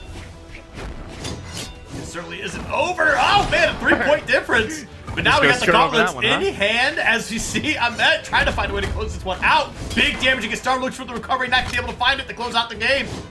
Machete's just looking for a way to keep Ahmed into the air. Sarah is out though. Machete, this could be for elimination. Weapon throw saves his bacon just in time. Ahmed tries to find a dare. Oh, it takes now. Weapon throw, maybe a recovery after this. Ahmed, weaponless. Machete willing to go for unarmed himself. Ahmed in the blink of an eye shuts it down. Oh man, both of them tossing their weapons and just ready to go bare hand combat. And the first one who blinked was the one that lost his stock. And we see Ahmed close this out in 3-0 fashion. Oh man, Machete, you know, it took a little while. I think if he swapped to Jae-Yoon for game 2 and kept it going, I think we could have seen the set extend at least a little bit longer. Because towards the end of that game, the gears were turning and everything was flowing. I mean, it's the benefit of hindsight too, right? Like, I think if Machete had swapped maybe after game 1 away from the Sakura into the Jae-Yoon, maybe it would have been a different reality where you would have had that extra game to just download the style, what you want to accomplish. Because towards the end of Small World's End, we did see a very competent Jae-Yoon come out. It just took too long. Yeah, a little bit rough because, yeah, there's only like, what, 30 points of damage? So, like, 2 hits. 2 hits of difference in terms of damage there. And honestly, yeah, those 2 hits, if they went the other way, Machete I think would have definitely won that game. So really got to hand it up to Ahmed to just, you know, stay confident, stay calm and composed, and, you know, close out that W, 3-0. And, you know, as we were talking about earlier, with Van, we got some of these players who, you know, don't have as much results. They don't have as much bracket experience, and you know, we're maybe starting to see a little bit of a change of guard here. Ahmed coming through, a big game right there, big set. Going to be able to take a W off a very, you know, well-recognized, well-respected player, and for good reason. So, I mean, things are changing, man. The times are changing. I mean, when it comes to EU, I think Ahmed might be my favorite player. I think he always passes the eye test. And even though it's not consistently gold medals, no player's consistently gold medals. Except for Godly. But even then, right, I think just the hyper-aggressive style that we're seeing from Ahmed is the future of this game. I think he's got that meta down pat, and I really think by the end of this year, he could be a BCX champion contender. Certainly. I mean, it's just it's all about how you know, apply practice to yourself, and you know how you practice, how you learn, how you take notes and stuff like that. But certainly the way he played there, I wouldn't be surprised. You know, maybe not this year, because I think we still got a lot of killers in NA and South America. Never mind EU, and you know, but hey, you know, I've been wrong before. I'll be wrong again. I've got plenty of time left on this earth, so yeah. You know, you're only what, 85 years old? Only 85. You know, I still got you plenty got a few of months. time. I'm Yeah, gonna be in fact, the no oldest gray person hairs. ever. Yeah? No gray hairs. Yeah, I have no gray hairs right now. No human being has ever lived past the age of 85, Skip. Did you know that? I have no gray hairs. It's true. It's true. There's nothing on my head that's gray. Yeah. No. What is your hair routine? You and Slow-Mo and Sparky. You know, it's some lotion. Yeah? I need your lotion routine, dude. I gotta make sure my skin stays, you know. What's really frustrating when shaving my head is like, you know, after Wait, a you while, shave it? like yeah, I have a little thing from Manscaped. I have like up here, doesn't matter how close to the shave I get, it'll always feel like a little rough, but I like how it feels. But back here, just the way it hits the back of my head, it's smooth, just absolutely smooth. Ooh, like a baby. I'll be honest with you, I'm gonna sound really stupid, more than usual. I don't know how people shave their heads. I'm not against it. I just the physicality of it. I don't. How do you do it? In the shower? You get like the mirror. You just sit in a mirror like you're shaving your face. Huh. Yeah, that's it. Interesting. Some people use like actual razors, and then other people like I have some buzzers. I would never. Like if my hair gets too long, I'll use a buzzer first, and then like I 1 have millimeter another thing. Yeah, just absolute bare bottom, whatever. And then I get it low enough because I have another thing to actually just kind of buzz my head. And, have like, you ever get it considered nice and polishing the top of your head? No, I haven't. But like when I use the dome smoother that I have, right?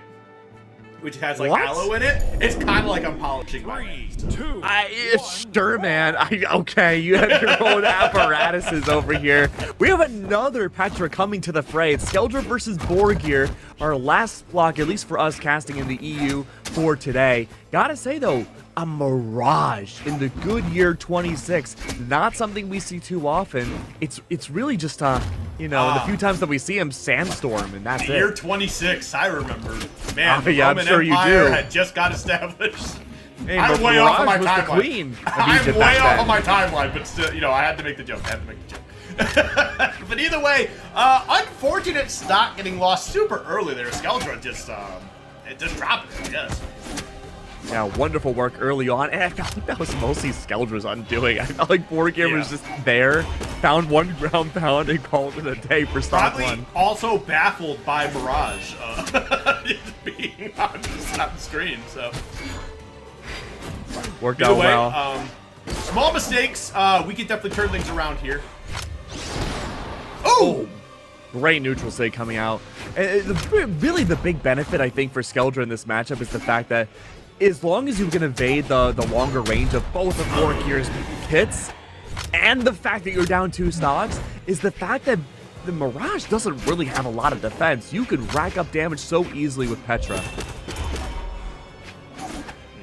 Oh, tries to go for that weapon toss. I can be able to find Not it. again. Skeldra, dude. Okay.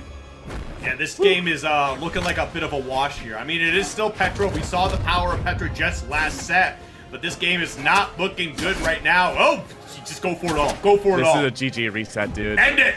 End it. Oh, okay. Gets the Now wall she got touch back on? to recover. 204 though. Just hit him. Okay, thank God.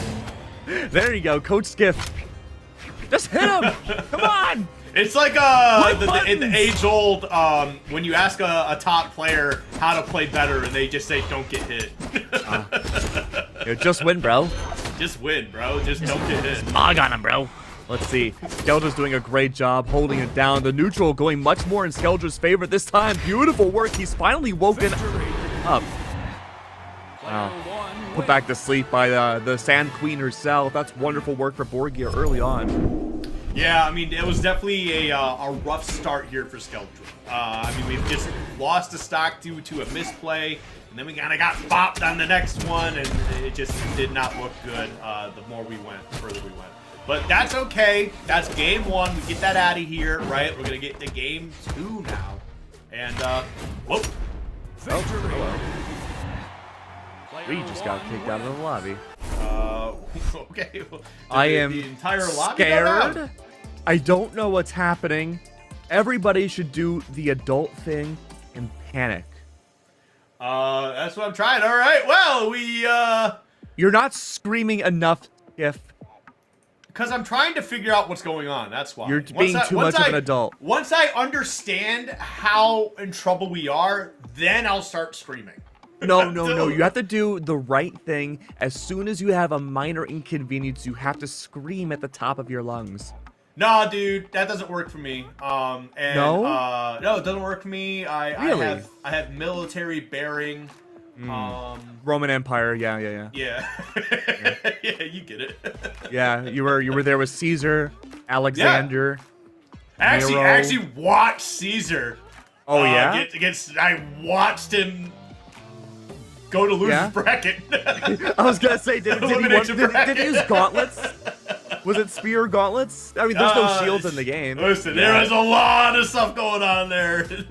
I watched him go to an elimination bracket, then I watched him get eliminated. That's all. Nero had the golden fiddle spear skin. Looked like was it Shinshigana stage? It's just on fire this time around.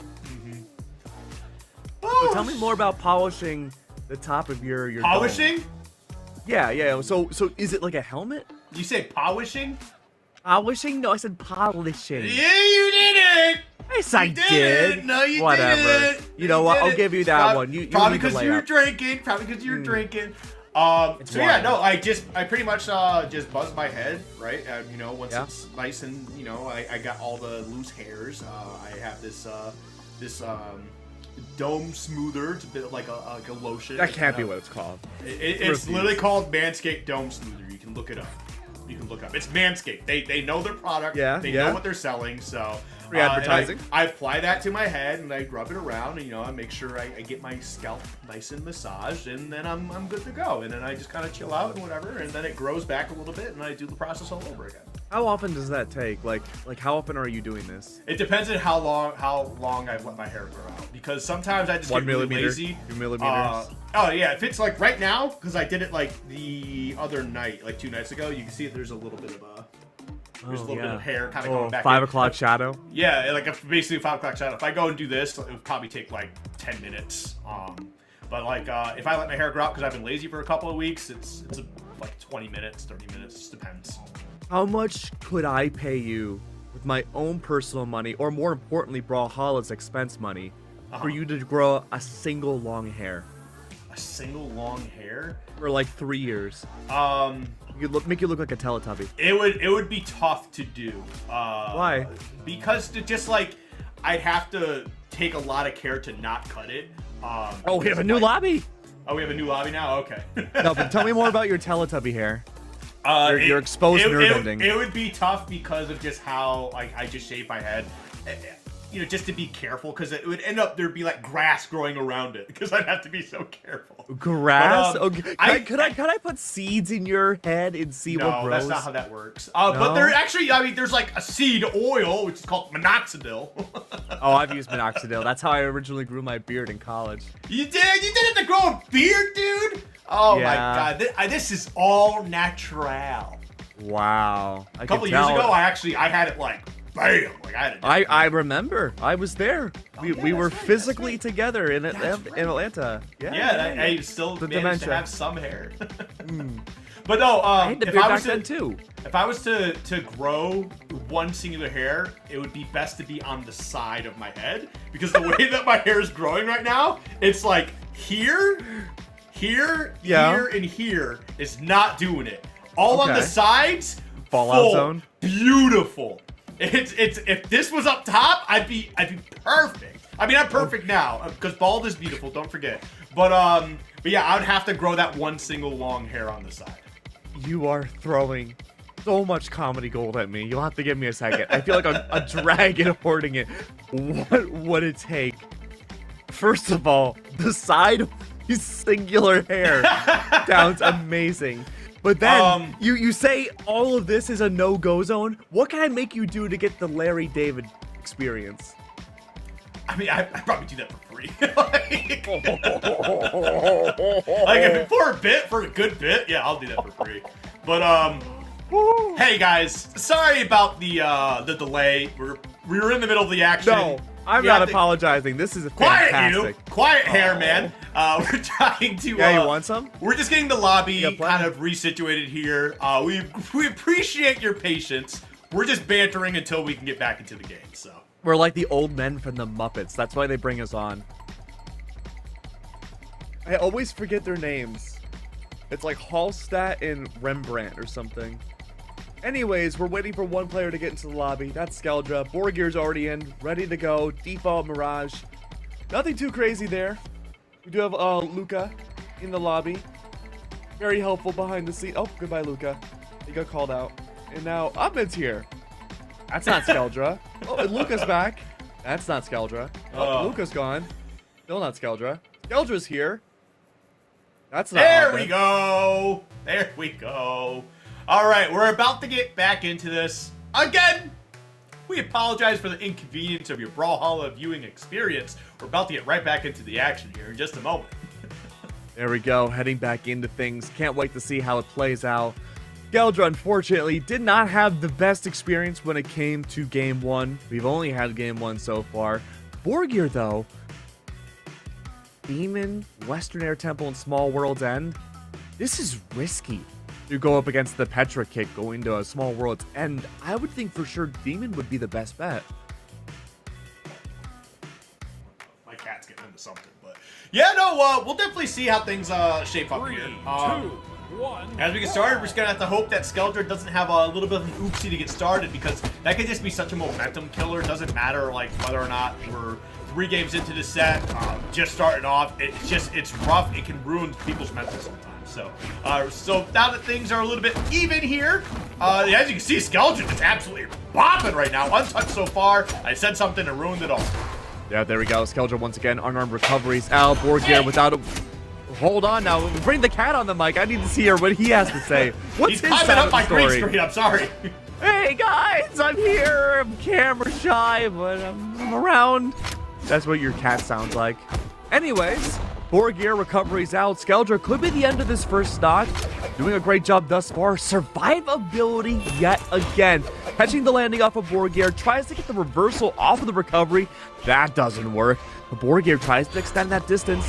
Has Spear once more. Catches that landing once more off of Skeldra. Doesn't go for the weapon throw upwards. And Borgir get the landing here. Sarah's out. That's what I wanted to see. Borgir takes stock 1. What's the cat Very up good to? stuff. Very good stuff. 197 though on this first stock here. We're gonna see how things shape up. I mean, Borgir definitely doing a fantastic job, especially how the game started too, with Skeldra just basically going like 100 damage unanswered. So yeah, gonna be able to clean up that stock, taking 70 in the process. A bit of a breather there for Borgir to find his way back home. Skeldra's up 70. He'll have to play this carefully. Gauntlets are out. Oh no. Oh no, no. No, we're good. We're good. We're still in. We're still in. The players Hold are on. not experiencing any lag. That's right. We're having some minor turbulence, chat. Make sure you strap yourselves in. Don't use the bathroom. Okay. So far, so good. Borgir again. Full stock lead over Skeldra. This is pretty unbelievable.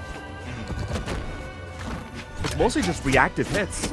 Never mind, I said reactive, but this is such a great starter. As soon as Skeldra makes a microscopic placement onto the stage, it's over. I don't think there's a way back for Skeldra. That should be game. That 100% is, yeah. Well done.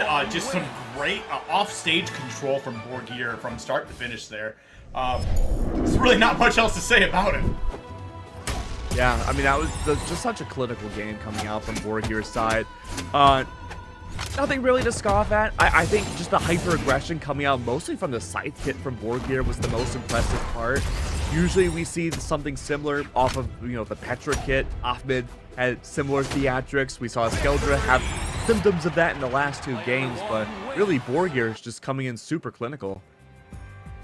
Yep, doing some very good stuff there. Man, that damage differential is something else. Another Jaeyoon panic swap at the very end. If it's anything like Machete, I don't know. I'm skeptical. We also saw it go to Small World's End. It looked good towards the second half of the second stock for Machete. Skeldra hopefully can have better adaptability, but again, with just how high octane Borgir's been playing, there's a lot to make up. Yeah, we'll definitely see how it works out here. I mean, Borgir, I really don't see any signs of slowing down here. And look at this offstage control, phenomenal. That scythe is certainly coming into play. Oh, wait, what we got a nice big reversal. stock star. Oh, with the taunt! He's praying. Look. He's praying on a star right now. He's making a wish. Bro needs a prayer right now after those first 2 games. I don't know what homie's thinking, but he's not out of the woods just yet. That was nearly, because of the small blast zones, a second stock gone for Borgir. That could have gone scary very quick. Borgir just needs to play patient. Again, big prime of the strat was just to play patiently and wait for Skeldra to get back on stage, but now suddenly not working out nearly as hunky-dory. Borgir does get that first stock off of Skeldra, but 132 damage on his own kit. Remember, 4 defense on Mirage. You really cannot engage against this greatsword. Yep. Doing some solid work here so far. There we go, some good damage. Again, the stage control from Borgir is just phenomenal. I mean, that's just what Scythe is just capable of. There we go. So far, the J-Yun pick definitely working out pretty solidly. Pretty happy thus far. Borgir was good to match it up. It's really the greatsword that he's having a hard time engaging into. We could consider, if this goes into Skeldra's favor, maybe a legend swap, but I think Borgir can find the Scythe to make it work. Neutral Sig is out. Now a 50 damage difference. I don't think if Borgir loses this game, I don't think we see a character swap. That's a big if.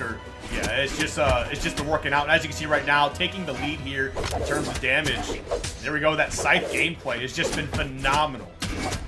Yeah, this is wonderful. So clinical. Skeldra immediately losing momentum off of swapping to the sword. Does allow offstage capabilities more. But one more neutral Sig, like the one we had seen from Borgir to end that second stock, could certainly eliminate Skeldra from this tournament. This is it.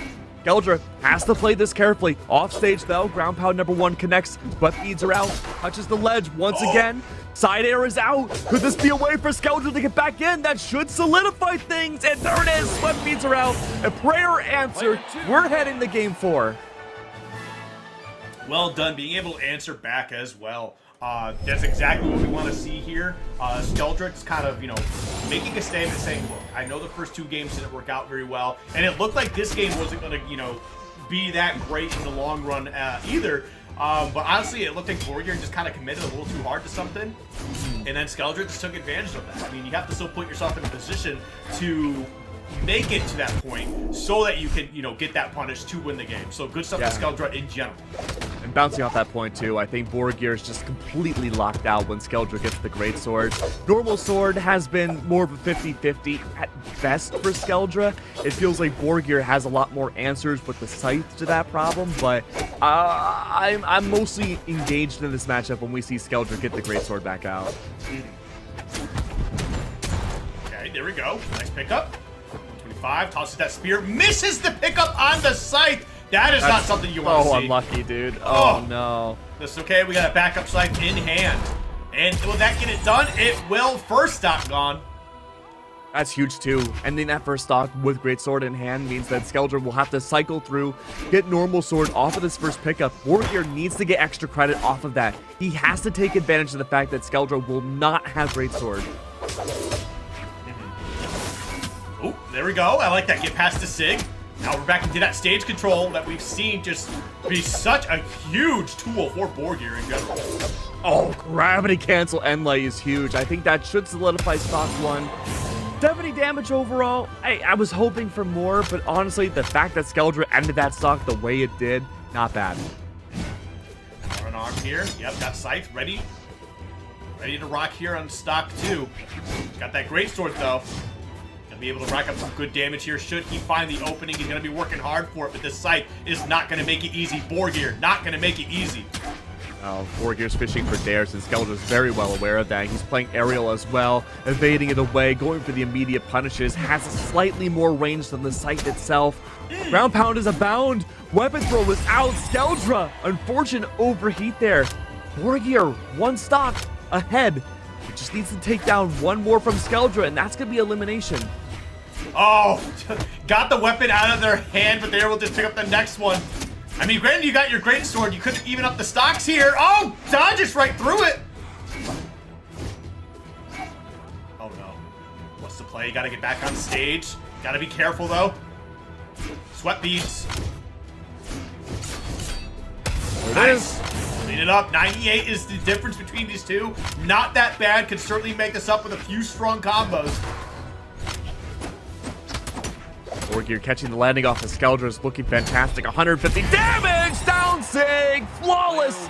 JV3, that's going to be so good for Borgir as he moves on forwards. Very well done. Skeldra was able to squeak one out, and honestly, wasn't really playing that bad this game either. But again, I think Borgir just made the adaptations they needed to make to, adapt your game plan style around the Jaeyun, and honestly, it just worked out pretty damn well. Borgir playing phenomenal. Skeldra, you know, an old threat here, and again, it's just one of those things where some of the players that have been around for a bit might just be seeing a bit of a change of the guard. But Skeldra was also inactive for a while, and they kind of came back, so they're probably still finding their footing. But Borgir, phenomenal stuff. Great game the whole way through. Yeah, nothing wrong with that inactivity and finding your footing again. Getting a tournament or two to do so is hopeful. Will say, though, really impressed with the macro coming up from Borgir, recognizing the fact that the Greatsword was just not working in his favor in that matchup, would force engagements that made Skeldra love to go for those weapon throws. Skeldra, unfortunately, fell for it, hook, line, and sinker, and that's how you win a matchup. Well, but before we even get into our next match here, I believe actually we're swapping casters. We are. So that is going to be it for us for EU. Keg and I will be back on later, so stick around for our other casters. Going to be able to get some fresh voices in here and some fresh gameplay. You guys got Ahmed taking up Bonko coming up next year, so I wouldn't leave. But yeah, that's going to be it for us, and we'll see you guys later for some South American action.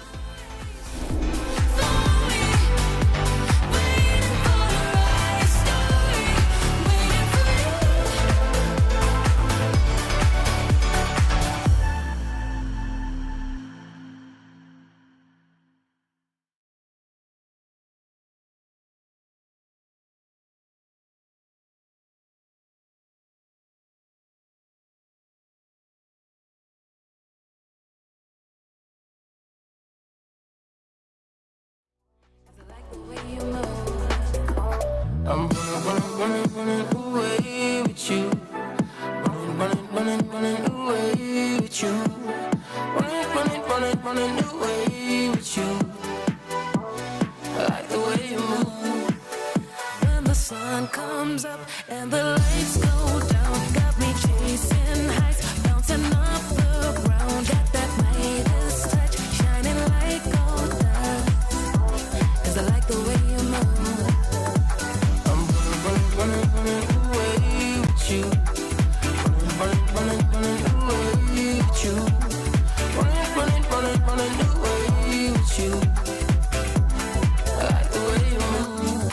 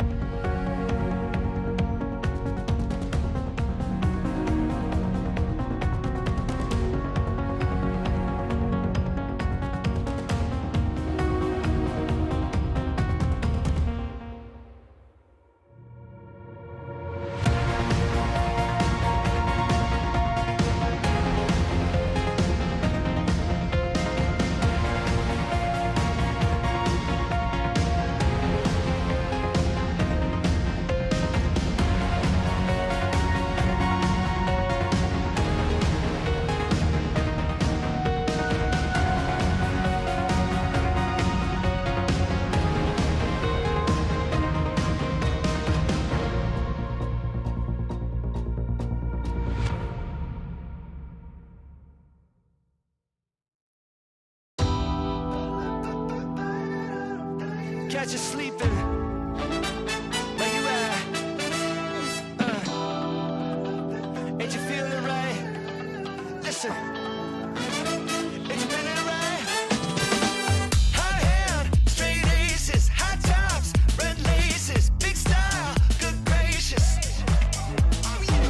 Go real, sunglasses, so fresh, it's so fashion. This drip, it's smashing. Here we go. And I feel it.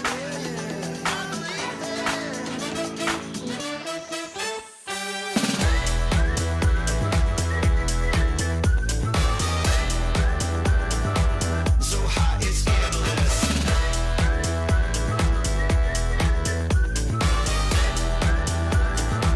So hot, it's scandalous. You can't handle this. My chips, I'll stack it. I'm all in, and I'm laughing. Getting rich, who's asking? Solid gold, banks open, ice cold, still frozen. Oh, child, I'm chosen.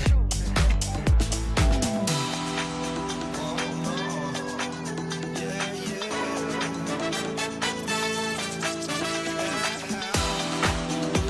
And I feel it.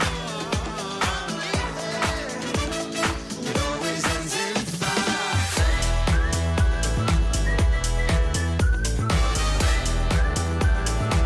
So hot, it's scandalous.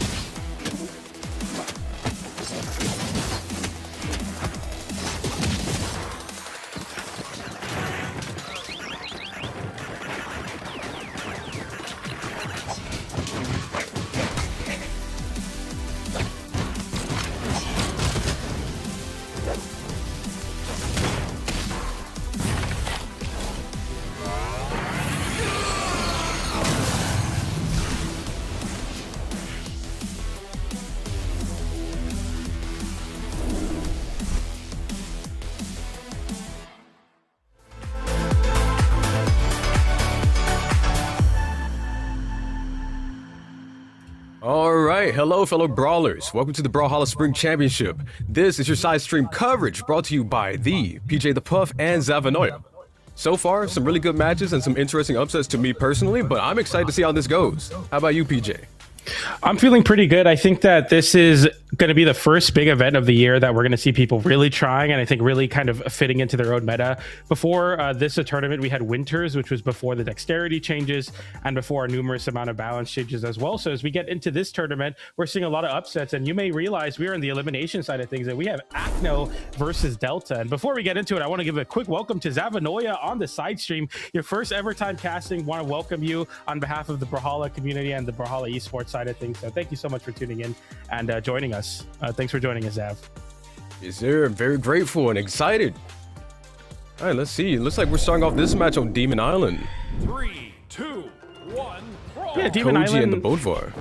Yeah, I think like what we saw in Southeast Asia, for example, is like Hammer being really solid on a stage with a small wall, but Agno on a sword on his Koji pick, one that has found already success at NSIG, for example, or I think it was Galaxy Cup actually that he found success in, and I think it could be a really good time for Agno, already getting a ground pound reversal on Delta.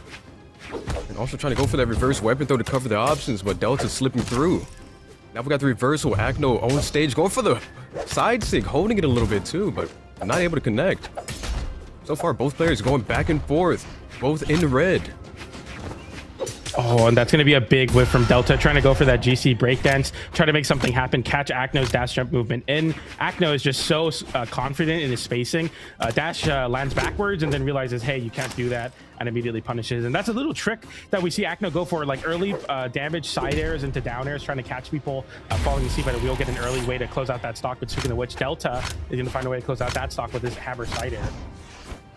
Looks like Delta's trying to do a little bit of a weapon starve, but Agno getting in some unarmed damage. Not going to take it sitting down.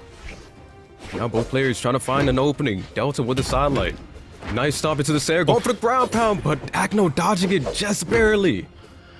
Yeah, that's a great option. You definitely want to make Agno respect that option, especially on a smaller wall stage like Demon Island. But I definitely think that was a little bit too ambitious, at least this early on, not really earning that read. And now Agno sees that you've played your hand side light there from Delta, trying to catch a jump from disadvantage from Agno. Does not give it. Recovery avoids that sider. And Agno is moving on this Koji sword right now. But as much as he's moving, Delta's outputting just as much damage. D-Light side air disarms Agno. Not enough to KO, but even with all that dexterity, it doesn't matter because the GC D-Light into ground pound will punish that recovery from Agno, and Delta's on top. Yes, so far Delta going absolutely insane with his hammer. You do not want to go hit for hit with a hammer character at all. So Agno definitely needs to find a little bit more reads, more damage, just easier ways to just chip away this stock. And we got the instinct making stocks even now. Okay, we have a match. Yeah, the N-Sig will close out that stock. If you're PJ from a couple weeks ago, it was a down sig that did it there. But nonetheless, the sider comes in, gets the anti-air, catches another one there. The ground pound comes in, but Agno reads right through that. And Agno evens up the stocks, man. This is scary. Ooh, we're trying to go for the recovery and the stomp, but Agno slipping by it. Agno in orange so far. Okay, we got a nice Sarre reversing it, sending Agno off stage, and Tech takes all the options, and that's game one going to Delta. Okay. Pretty surprised about that. I think that, you know, Agno leans into the fact that Koji, you know, has that high dexterity. He's able to like really throw out those moves and get things going, both on the bow and sword. But Delta's hammer has been looking really good, and I think this might be a resurgence of hammer in general in the meta. We've been seeing a hammer continuously do well. If I'm not mistaken, Ahmed got sent to elimination side, or Agno or Ahmed got sent to elimination side by the hands of a Taro. So like hammer has been really popular on Southeast Asia, of course, with Keith the Poo Poo winning with his Bodvar and Thor. So well, we're looking at Delta kind of showing, hey, and even in EU, this hammer bug is kind of catching on. And it also seems like Bodvar has had a sort of resurgence as well, especially with the buffs recently to both of the D6s. But hey, we're starting off this match pretty strong so far from Delta. But Agno not just going to give up.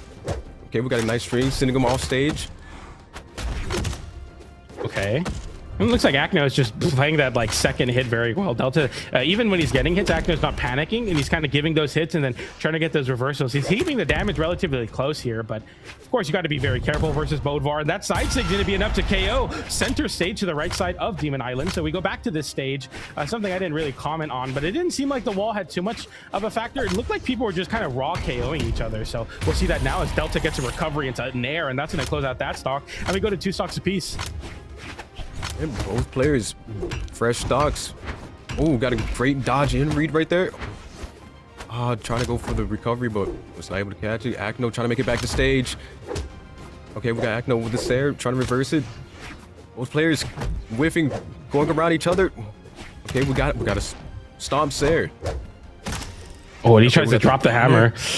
Ooh, this is scary for Agno. Somehow he makes it back there. Goes for the GCD like ground pound, but having no jumps causes a full extension from Delta, a 3-piece on the hammer, and a dash jump sider will try to come in as well, as Agno is swinging for the fences, unarmed right now, picks up a sword finally, but he's whiffed the last 4 moves, finally coming in with an N light there and a side light to send Delta off stage, but Delta keeps his footing, and I mean, this is a terrible spot for Agno. Any D-light, any jump sider, a nair recovery, but Agno's not going to give it easily. Sider is coming in. Delta in a bad spot now, picking up a bow is Agno, and he goes for the side sig that closes out stock 1, instead eating a stomp into sider, and that downer could be enough. No, Agno reversals with a sider, gets the chase dodge up. Delta forfeits the stock away, getting a little too overzealous on that edge guard. Yeah, Delta trying to exhaust those options, but was put in a very bad spot, and that bow sider was just enough to hit. But I will give Agno like props, because Agno really loves going off stage with Delta, even when Delta's on hammer, which is a weapon you don't usually see people try to contest off stage. Speaking of which, Agno trying to contest Delta there with that slide charge N-Sig. That D-Light into recovery will punish Agno, burning quite a bit of time and resources getting back to the stage. We go to last stock here on game number 2. Delta, the one with the lead, jump sider will catch Agno going for the nair there. GCD Light into unarmed recovery, and Agno is still back in this game. I mean, with this big of a lead, that's going to be a big whiff signature. And Delta now with the sword in hand is going to look to keep it down there to Cider, and the damage is building up. A deep Cider from Delta, and Agno having to go for that recovery towards the wall, trying to keep Delta at bay, because Delta right now is running Agno down. A ground pound as the sweat beats come out a little too early, but could have worked. A recovery comes in, and now Agno with chances to win this game outright, but Delta's holding on somehow. And both players in a very dual. Oh, we got the GC D-Light to the recovery. That's going to be enough to take the stock off of Delta. That brings Agno and Delta 1-1. Yeah, which is game quite. 3. I mean, I feel like that's super crazy, because we're looking at we're looking at that be very, very like close. I mean, only 10 damage separated, but it seemed like Agno had such a control on the game. But even then, it looked like it was pretty one-sided at that point. Yeah, I'm curious. It looks like we might be getting a bit of a map change. I wonder what could be going through. Yeah, Small Fortress of Lions are right now. Yeah, I'm wondering. Let's see if this map will have any change for Delta here going into game number 3. A bigger wall. I wonder if that's something that he might actually want to lead into as a Hammer player. So, you know, obviously Hammer having great options at covering a wall like Demon Island, but at the same time, it allows you to kind of stall on the wall and force something, you know, force a mistake from Agno. I don't think Agno's going to give much of that, because right now he's putting him through a pinball machine. The downer comes in, and no matter what angle you get sent at, it's no reprieve from Agno's pressure. Dodges through that ground pound reversal attempt, and Delta, without a weapon, is swinging at it. I feel like falling into the Agno mind control right now, not wanting to pick up a weapon, just trying to fight back and get some damage. Agno, it plays into his hand perfectly as Cider comes in. Delta in a bad spot, trying to go for that GCD light potentially. Delta will get an end light and finally takes time to pick up a hammer. Looks like he wants to cycle to another hammer in the next stock as well. Indeed, but Delta's sticking onto the sword right now. Maybe just trying to get a little bit of damage before the stock is over. Is that GC in light going to be enough? And the recovery coming back to stage and still going. Okay, enough. But that neutral air was enough to finally KO, putting Agno in the stock lead. You know, that's pretty insane to me that Agno whiffs a GC sidelight and immediately lets a jump nair rip. Like, he is just completely confident. And Delta, please stop fighting unarmed, please, man. It's not worth it anymore. You have to get back and pick up a weapon. He keeps trying to engage with Agno off stage unarmed, and he's taking so much damage. You're not on even footing anymore. You can't take this damage. You're down to stock versus one of the greatest players that EU's ever created. Yeah, Agno was able to hit like 4 GC sidelights over there. That was insane. But Delta has the stage control with the hammer, trying to catch the recovery, catching that D-Sig, but that was not enough. And no options left. Agno with the weapon throw. That is enough to take the lead by 2 stocks now.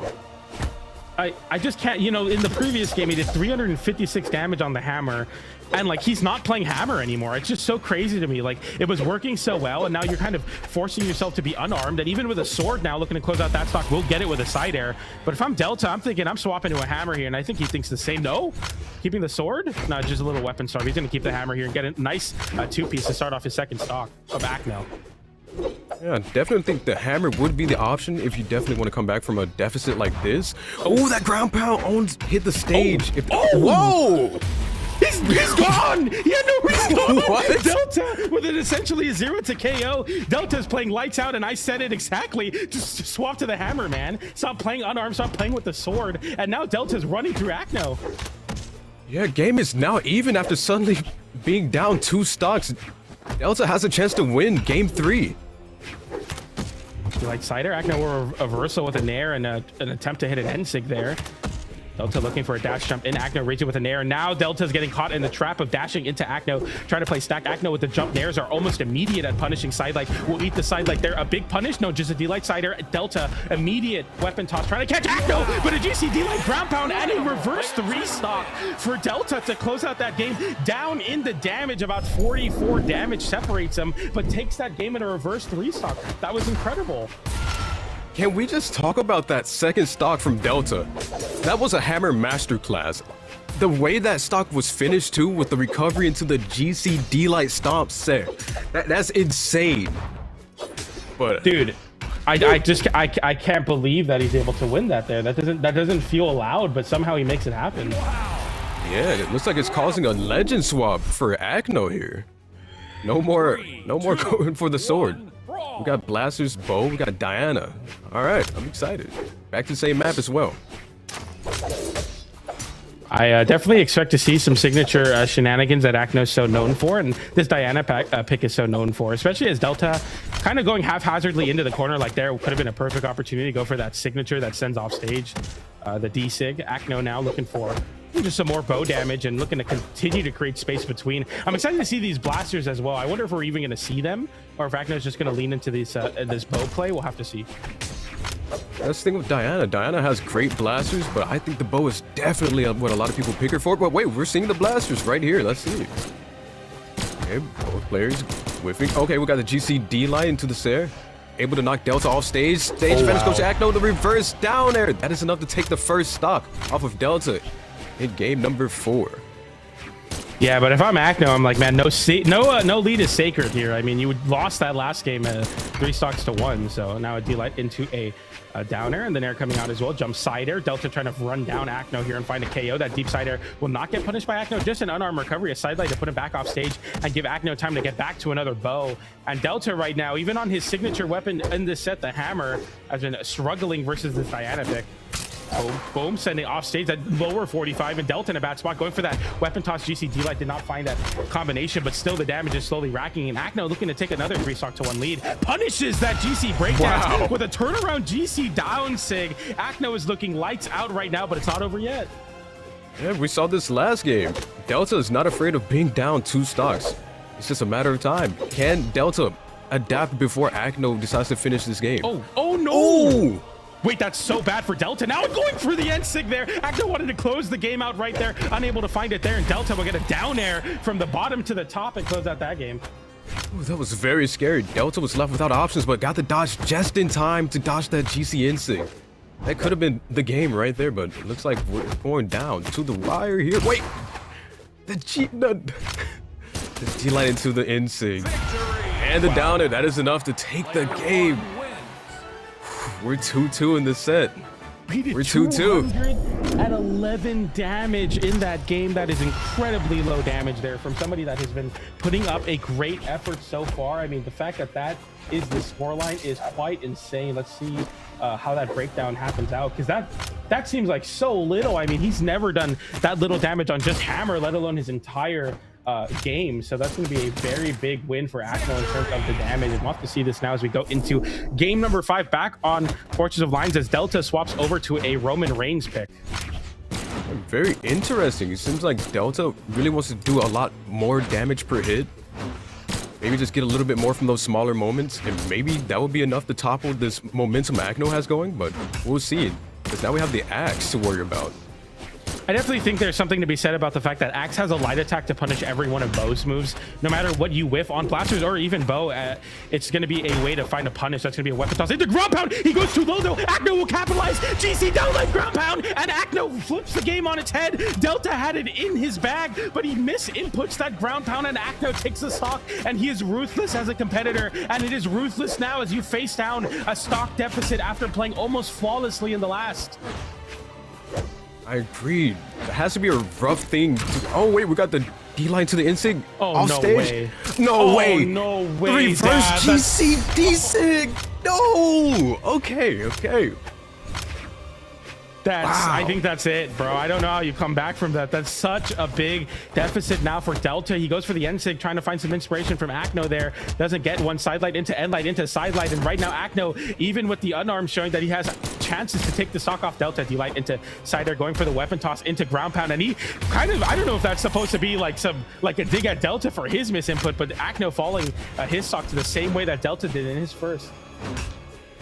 Yeah, this is a rough start to game number 5 after such a strong start with the axe, and then accidentally like overextending and then losing your first stock, and the second stock just getting absolutely taken by the bow. Now you gotta play catch up. But Agno doesn't seem like is letting loose just yet. Still got the foot on the gas. Just getting those nairs in, getting those side airs in, just punishing everything. Even unarmed, just still going. Is this the end for Delta? The instant call out! Agno wins game 5. That was very unfortunate. I mean, if you cut just that first stock before he did the weapon toss ground pound, and you just showed that, you would think that Delta won this set. I feel like that right there is like, well, Delta completely ran through Agno. This Diana pick didn't work. He adapted, but it all just like slipped away in that moment. And ever since then, man, that is just an incredibly rough thing to watch. And such is life sometimes, but man, that cannot feel good. And the momentum was just taken immediately after that. You could tell. Really hard to come back from something like that, but looks like we're going into our next match already. We got Bonko versus Ahmed. Oh man, we are just right into it. They don't even give any like no good luck, have fun, just right into the game. We are here. We're all business as the last ever Royale winners here now in the elimination side of things versus Bonko. Yeah, right down to business. Looks like we're starting off with the gauntlets and the hammer. So far, Ahmed a little bit more dominant off the start. But both players filling each other out, trying to find something. Okay, we got the stomp into the down air. Sider coming from getting punished by the stomps there once more. I will say, Sentinel isn't a pick that I usually see too often, so I'm very excited. The side sync. Man, that almost KO'd. And right now, Bonko having a lead versus Ahmed. Ahmed going for that extension on that side leg nair into recovery, but Bonko actually ends up behind him, and Ahmed turns it around trying to get that vertical back hitbox, and that hammer down air is going to be able to scoop just right where he needed to. Side leg into recovery, we're not connected. Bonko right now, I mean, I'm just still trying to wrap my head around the fact that Ahmed's in elimination side and Bonko is winning on Sentinel right now. Sentinel is a pick you don't see too often. I'm very intrigued. And then I see Ahmed on the Petra. If I believe last patch was the one where we got the orb nerves, right? Mm-hmm. Yep. So it's nice to see still seeing some orb representation, but oh, Bonko able to equalize the damage off of that combo. We have a match. I really do wonder if Ahmed is trying to condition something by only going for side light into recovery, and he does it on the immediate timing as well, which is something that everybody will dodge through. And it's maybe his way of trying to get some data without putting himself in a bad spot. That's going to be a big pick up there. A 4-piece in the corner. Recovery down air, GCD like side air, or one combination of those 4 moves. And Bonko with the Russian Mafia, the kind of extended version to close out that stock. Did you see the setup for that, PJ? He hit the stomp, didn't even move. He waited for a reaction just so he could get it confirmed. That was insane call out right there. And that's the type of call out you're going to need to make. Yeah, I mean, versus Ahmed, exactly. Like, when you're trying to make an upset of this magnitude, you need to make things happen as many opportunities as you can. D-Light in the side sync. Ahmed trying some tricky things out, but Bonko finding some inspiration as well with his D6 coming out as well. And an end light into weight recovery from Ahmed will win that scramble, but he takes about 100 damage for his troubles. Yeah, close game for game number 1. Well, is Bonko on the hammer? Let's see. What did Bonko cycle, if anything at all? Ahmed not letting Bonko get a weapon at all. Going for the orb, getting a lot of damage. Going in the way, still keeping up the weapon star. Bonko without a weapon. Oh, but the weapon spawns right on top. It's not going to stop Ahmed from getting the read. The ground pound, is that going to be enough? Oh, he makes it back, ground pound again. Enough. Oh, wait, Ahmed going too low. Where's Ahmed going? Bonko gets back to the stage. Ahmed tries to make a big read. That's such a big drop, and the side air comes in, and Bonko now with his foot back onto the stage, thanks his lucky stars as he has an opportunity to win this game after Ahmed puts up a flawless last stock, bout there, and Endlight comes out as well, going for the downer. Bonko side air sends downward. Ahmed in a bad spot. GCD like no, not even going for any of that. Ahmed side light, wait, recovery doesn't fight it. Bonko cannot reversal with his nair either, but a GCD light into recovery, unarmed, will close out that stock. Ahmed taking game number 1 after dropping that edge guard. It looked so bad for a moment, but he was able to clutch it out. Yeah, what a finish from Ahmed right there. Doing the weapon star, making sure just to get all that damage that you can. So much pressure too. But Koko just wasn't able to get it done at the final few seconds. But it looks like we're keeping the same legends and same map going into game number 2. 3, 2, 1, brawl. All right. So, considering the first match was so close, I wonder who's going to be the first to adapt. Because it definitely, like, near the end of that game, Ahmed was definitely starting to understand something, like some type of a rhythm or flow. Or maybe Bonko can disrupt that with this match.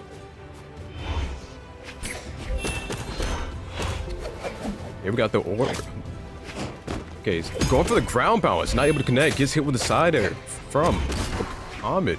Okay, more siders coming out. Got stage advantage, but Bonko makes it back. No weapon.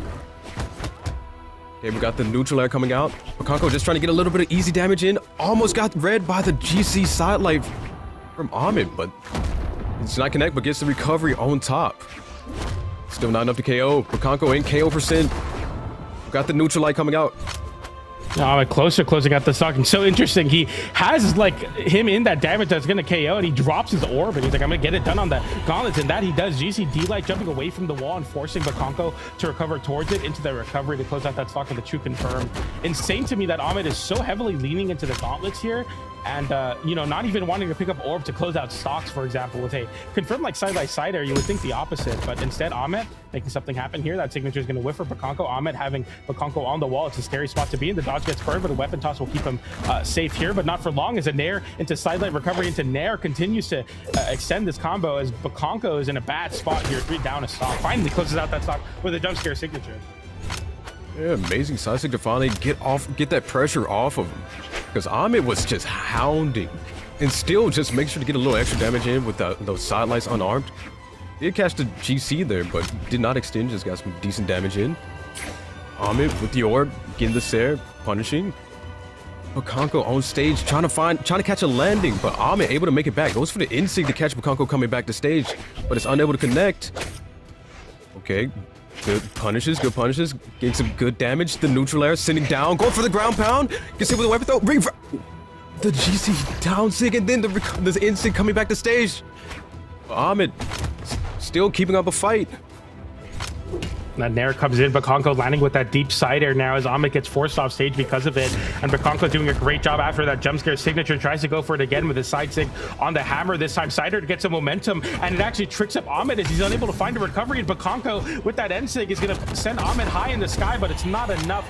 Ahmed's going to be able to close out that stock with an end light, and Ahmed is up a stock, but very fragilely.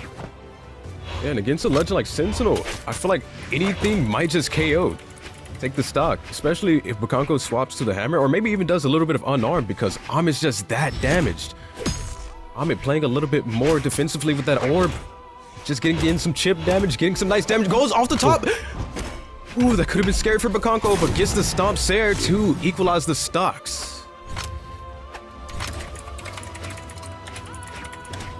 Here we go now. Ahmed, yeah, looking for some movement there to avoid that. Bonko trying to stop him from picking up a weapon. Ahmed will get some gauntlets, but I feel like these gauntlets are a big problem for Bonko. I mean, it's all that Ahmed's using right now, and he's using it to great success so far. There's just so much pressure after that sidelight. There's so many options that Ahmed could go for it. I think you might be right with Ahmed sort of conditioning Bonko. Oh, wow. D-Light to the recovery off the ground. That's going to be enough to take game number 2. Okay. 619 to 413. Yeah, I mean, sorry to cut you off. Just a big damage lead there for sure for Ahmed. Yeah, I'm wondering if we're going to see any changes, any swaps, any adjustments, because Bonko is playing on the back foot here. Needs to win 3 games in a row to be able to take this set. This could be the elimination. Bonko loses this one. Okay, looks like we're starting off on the same map. We're getting a little juggling with the hammer. The nair is coming out.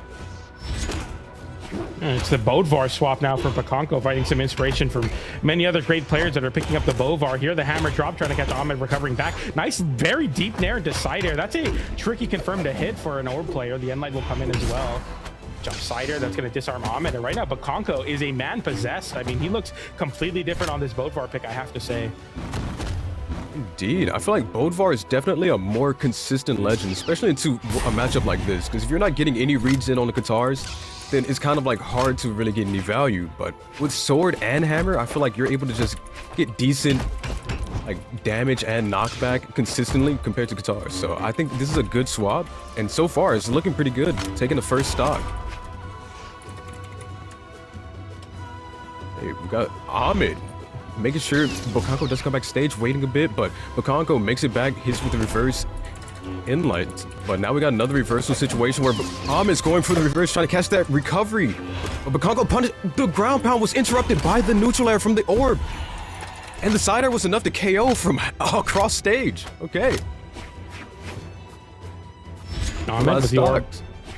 Orb online, Bonko now landing back down there. D-Light into side air with the turnaround. It's going to put Ahmed in a bad spot. A jump side air high from Bonko, and the Nair is going to swat Ahmed into the sky once again. He picks up an orb and immediately gets to work. Sidelight into D-Light going for that recovery as well. Nair recovery doesn't find it. Bonko not really dodging as Ahmed's kind of done the same kind of mix up every single time. Endlight into downer, checking the dodge after getting hit by that Endlight side air as well. And Bonko having to hit a reversal Nair here, trying to keep Ahmed at bay, and that downer will keep him off his second stock. And Bonko looking to rally and force the game forward. So far, I'm really enjoying this pick. The Bodvar looks like it is definitely being able to put way more pressure. But Ahmed, oh my goodness, what a read into the GC recovery. Able to equalize the stocks. Game is still pretty close. Side air into the Nair, catching the dodge in. Ahmed has to stop giving those dodge ins because a hammer player will blow your stock up for it. Endlight hitting Bonko. Bonko no dodge right now as he goes for that side light into recovery is confirmed there. Endlight there, and Ahmed hasn't really whiffed anything. Bonko cannot stop the train. That is the Ahmed train, and a downer comes in, and you got to worry about N6 now as you're in that KO range going for a big signature connection, but a side light recovery comes in, and Ahmed takes game number 3, taking control of it once again with both of his fists as the gauntlets get it done. I'm kind of stunned because that final stock with those gauntlets was just overpowering. And you even saw it near the end, Bonko went for a GC down sig after doing the D-Light, just trying to put everything on the line right there, because if that would have hit, I feel like that definitely would have put Bonko in a more favorable spot for that match, but unable to connect that. That means you have no dodge. Ahmed his side light recovery, and that's just game. Great set. Great set indeed, man. That's definitely a really, really big win for Ahmed. And Bonko having chances there, but is unfortunately going to fall out to the last Royale winner, the last king in Ahmed. As Ahmed continues to move forward in the elimination side of things, it looks like to me that he's going to be trying to make this run happen on the back of a Petra that is almost exclusively using gauntlets. I mean, he's upwards of 70% usage on that weapon throughout the entire set there. What I'm looking at right now is Ahmed didn't use a single signature that match. That's insane. Okay. 0 signatures. Which is crazy because he was so good at using like Gauntlet N-Sig, for example, and it kind of conditions for you. It's like a side light that KOs. So it's interesting to me that Ahmed hasn't really been using them. He tried using one side sig in game number 2 off of an N-Light. I think he did N-Light side sig. It didn't work, and then he got maybe punished for it, or he got put in a bad spot. So interesting for sure. That's a good thing to point out, Ahmed having no signature usage. Yeah. That was an exciting set. I like that one. Yeah, for sure. And with that being said, I do believe that concludes our coverage of EU side stream here. If you're going to want to watch the rest and the conclusion of the EU bracket for Spring Championship Singles, go ahead and go over to twitch.tv/Brawlhalla to make sure to see the rest of the top 8 happen there. If you want to watch South America, that's actually where we're going to pick up our coverage after the break. But before we go, Zav, anything you want to say? I just want to say, first time casting over here. I was super nervous, but I had a great time, and I'm glad that I was joined by PJ the Buff. I look up to you. This is very fun and inspirational. I hope I get to do this again. This was nice. Yeah, and thank you all so much for tuning in. We're going to go to a break. It's going to be a bit of a longer one, but when we come back, we're going to be back with South America action here in the elimination side of things. Don't go anywhere. We'll be back eventually.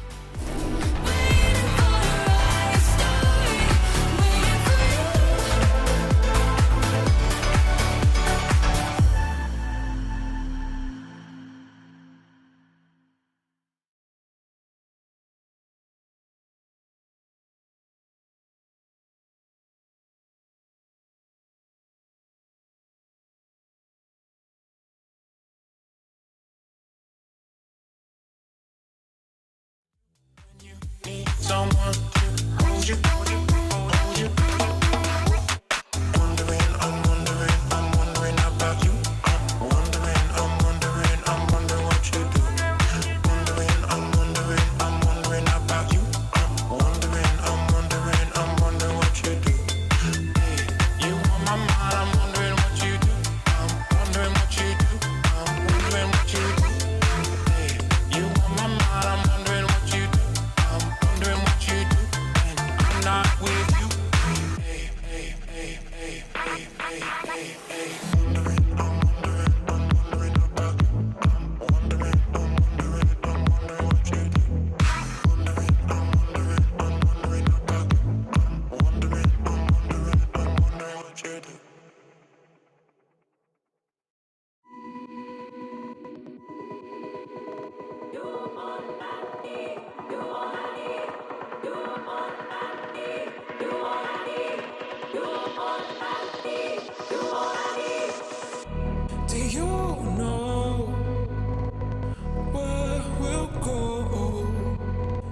always been home to me. No, what am I to do? I'm in love with you. Open your heart, you'll see. You are all I need. You are all I need. You are all I need. You are all I need. You are all I need. You are all I need. You are all I need. You are all I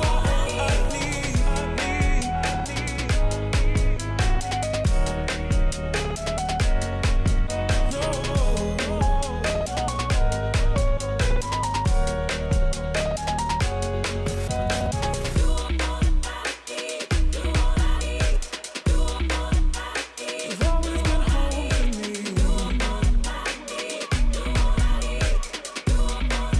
No, what am I to do? I'm in love with you. You've always been home to me. You are all I need.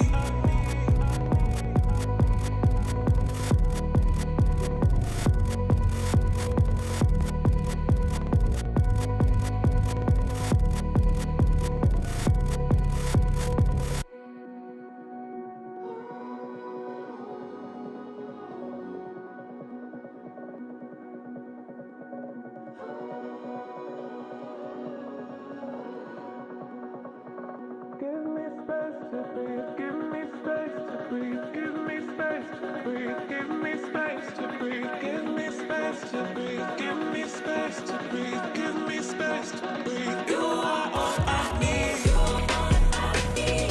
You are all I need. You are all I need. You are all I need. You are all I need. You are all I need. You are all I need. You are all I need.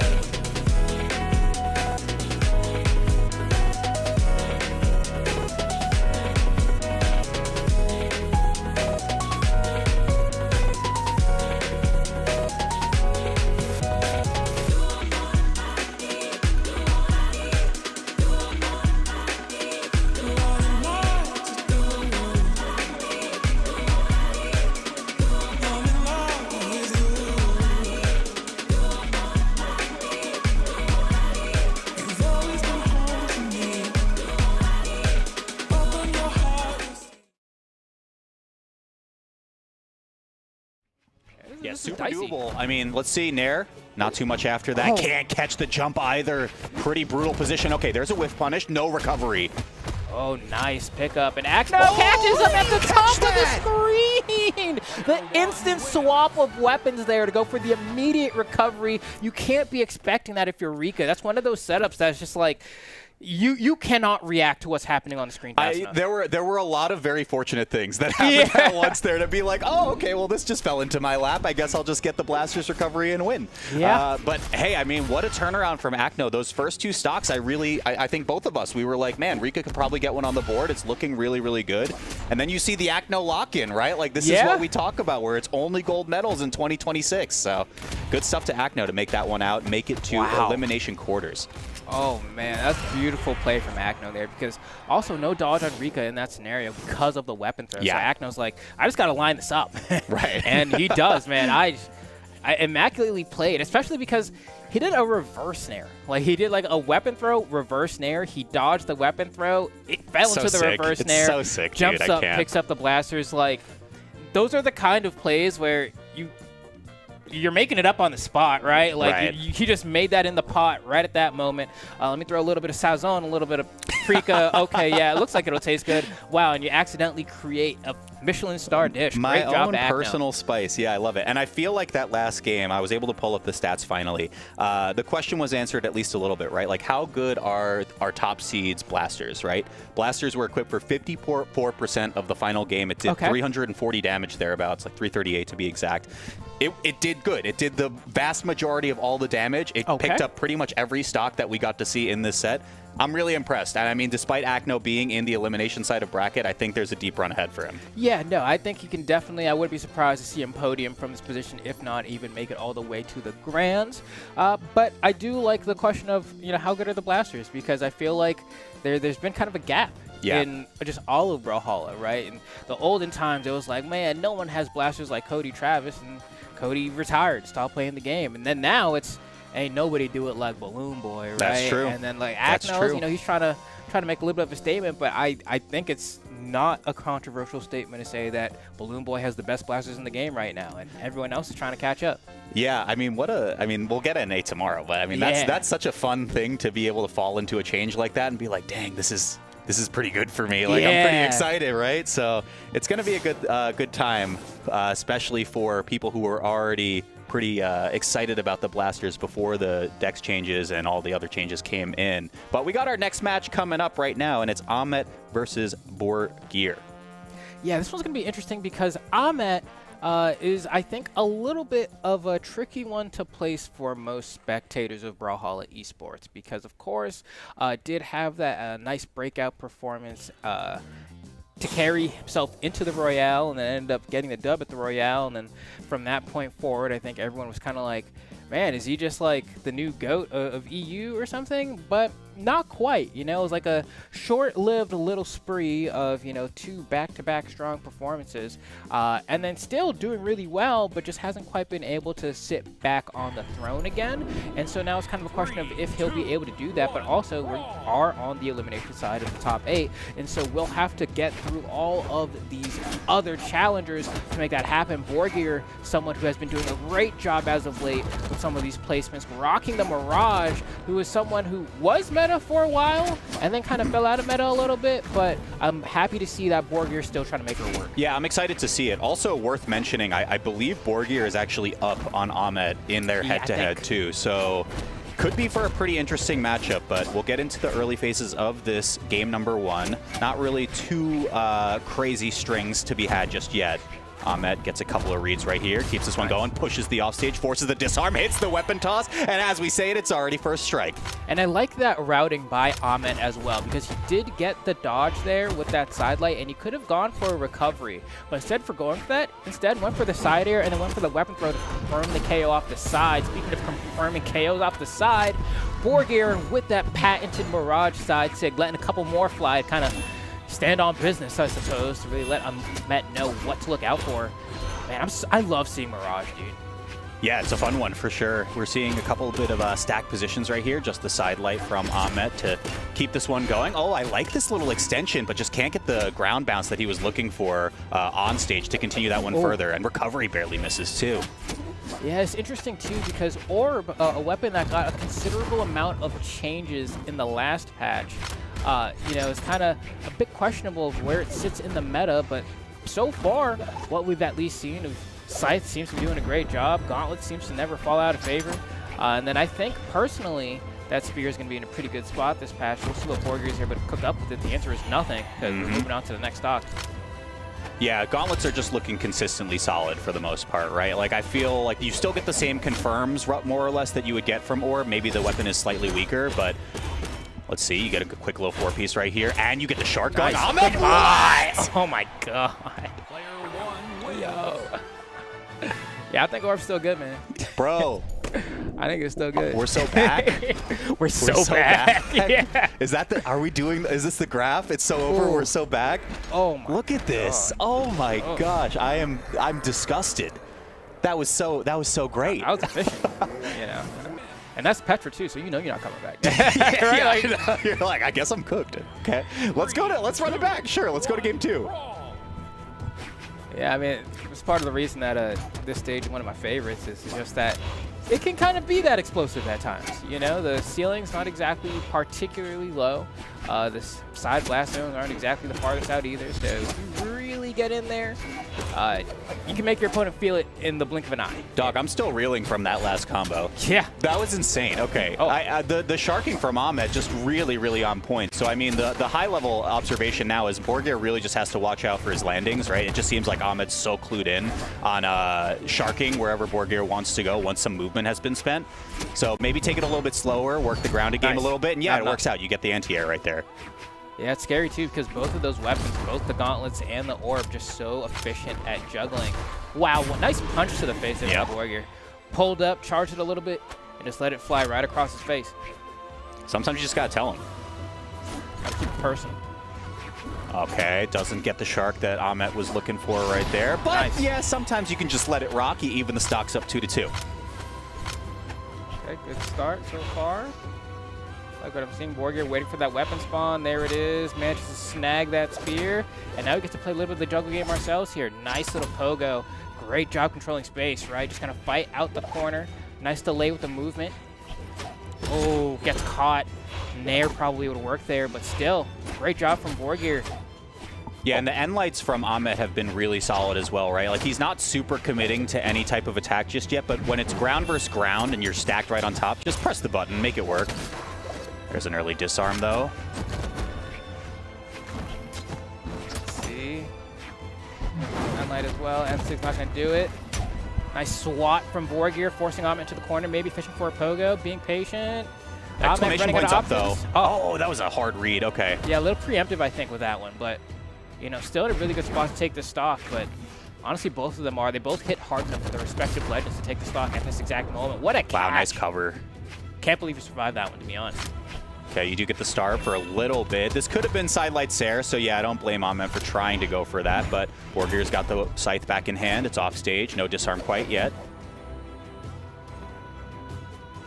Gonna see the edge slip come online, and yeah, easy recovery does pick up that stock. Ahmed is in pretty close to deep red now, so this is like just about anything to pick up a reply stock. It's just a matter of how much damage Borgir can mitigate on this last stock. Nice. Yeah.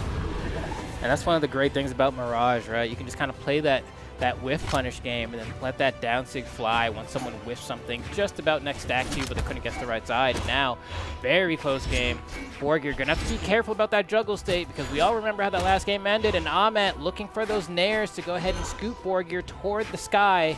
Borgir trying to stay a little bit more grounded, jumps up to bait out an option, but doesn't get the following punish. But here's a good spot to be in. They are taking their time here throwing out these hitboxes. Yeah, I really think the tempo has slowed down quite a bit. I mean, Ahmed has shown very explosive combos, like you just pointed out, Flambeau. But it really does seem like Borgir has taken the play a little bit more grounded to heart, right? Like, he's really keeping both feet stuck on the ground for the most part, playing anti-airs. Yeah, it looks like, you know, he's trying to bait out something, sometimes he'll jump, but then immediately just run away and land, and then try to dash in to punish what Ahmed might go for. You know, trailing behind a little bit. There's an option, gets a few hits. Oh, goes for a whiff, big whiff. Oh, what a turnaround, no recovery. Off stage. Nice recovery there, using the dodge through as a nice mix-up. Oh, getting scary. Gotta watch it for that N-Sig. Mirage's N-Sig, one of the strongest hitting moves in the game. Off stage, though. Ground pound. Nice. Got it. Okay, Ahmed, 2-0. I mean, I think Borgir was definitely starting to work his way back into that game, right? And the grounded gameplay, again, I'm going to reiterate, was like really central to that game plan. So give it a little bit more time. You've had 2 games to let it cook. Now just serve it on the plate, right? Like, maybe you can get one on the board here. It's a reverse 3-0 that Borgir needs, though, to stay in this bracket. I'm a little worried, though, for Borgir, because I feel like there's like that moment where like you're cooking up a burger and you're like, is it medium rare or is it medium? Ooh. You know, and like you don't want to cut it, you know, never, you got to make a call, yeah. right? And that's kind of where I feel like Borgir is at right now, where it's like not letting the trigger rip on some of these stocks, I think, is honestly costing it, because Ahmed's just having an easier time closing out stocks, whereas I feel like Borgir does a fine job racking up the damage. Yeah. But then when it comes to kind of that moment to, you know, all right, let's win, it's not quite landing. So hopefully this swap over to Fate might be the difference maker. Yeah, maybe a couple more guaranteed KO options. Like, I'm with you on that, too, because I think especially when it was grounded scythe, there was a lot of light attacks and not real. Like, we started to see some signatures come through to, you know, maybe attempt to close out those stocks. But all told, it's a roughly even, slight lead over to Borgir on this first stock, but the offstage goes towards Ahmed. See good patience here. The side air going to force Ahmed to the side. Borgir once again trying to fish for these knockouts, but just can't find it. And it's a little unfortunate, too, from the perspective that it gives Ahmed a lot of opportunities to retaliate. Nice threading of the needle there, and the turnaround from Ahmed. Gets just barely caught by that weapon toss. I think it was about to be not active either, so that was pretty fortunate timing from Borgir to be able to sneak away that first strike. We'll see how long he can hang on to this stock. Okay, Endlight's not going to be enough. Maybe from the corner, though, with this added bit of damage. A recovery into the wall is actually not going to KO the reduced knockback from getting against the wall coming into play there. But that side air finally has enough juice.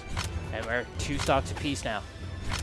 Yeah, and we are seeing, again, the orb for these early damage threshold plays from Ahmed. And you can't blame him, especially after that first game. But let's see, orb mirror coming through. Nice, good damage. Oh, okay. Yeah, took a page out from Ahmed's notebook there. I respect it as well. Had he done that to the right, might have been able to get the knockout. Just had to pick a side and didn't guess correctly. Off stage once again. Borgir about to enter edge slip. Got it.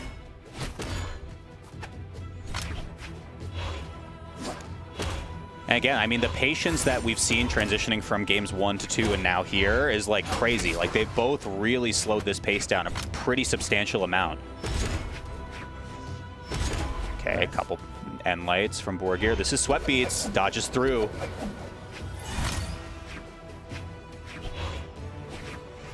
Wow, dude, the patience is crazy. Yeah. I can't get over this. The amount of just narrowly missing hitboxes that we're seeing here as well.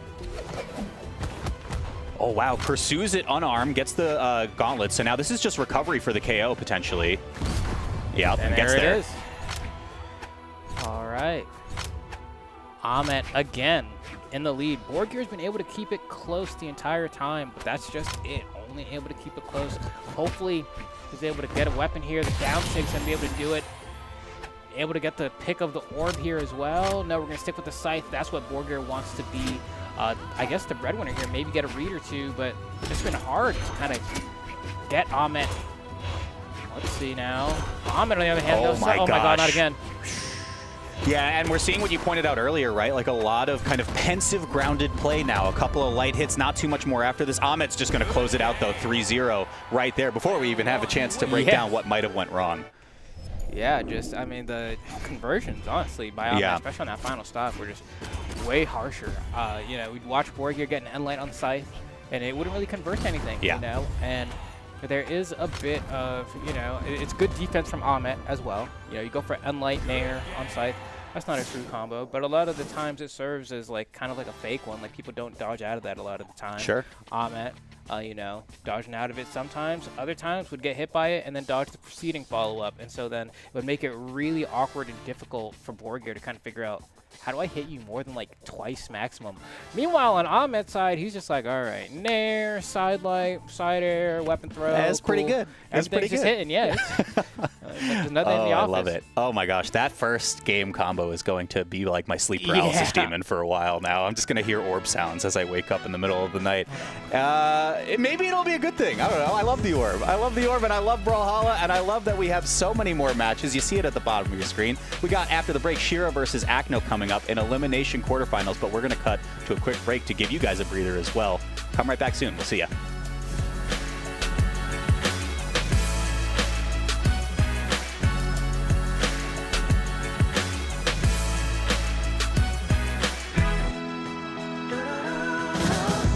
I'm rising up from the ground. Keep climbing till I reach the clouds.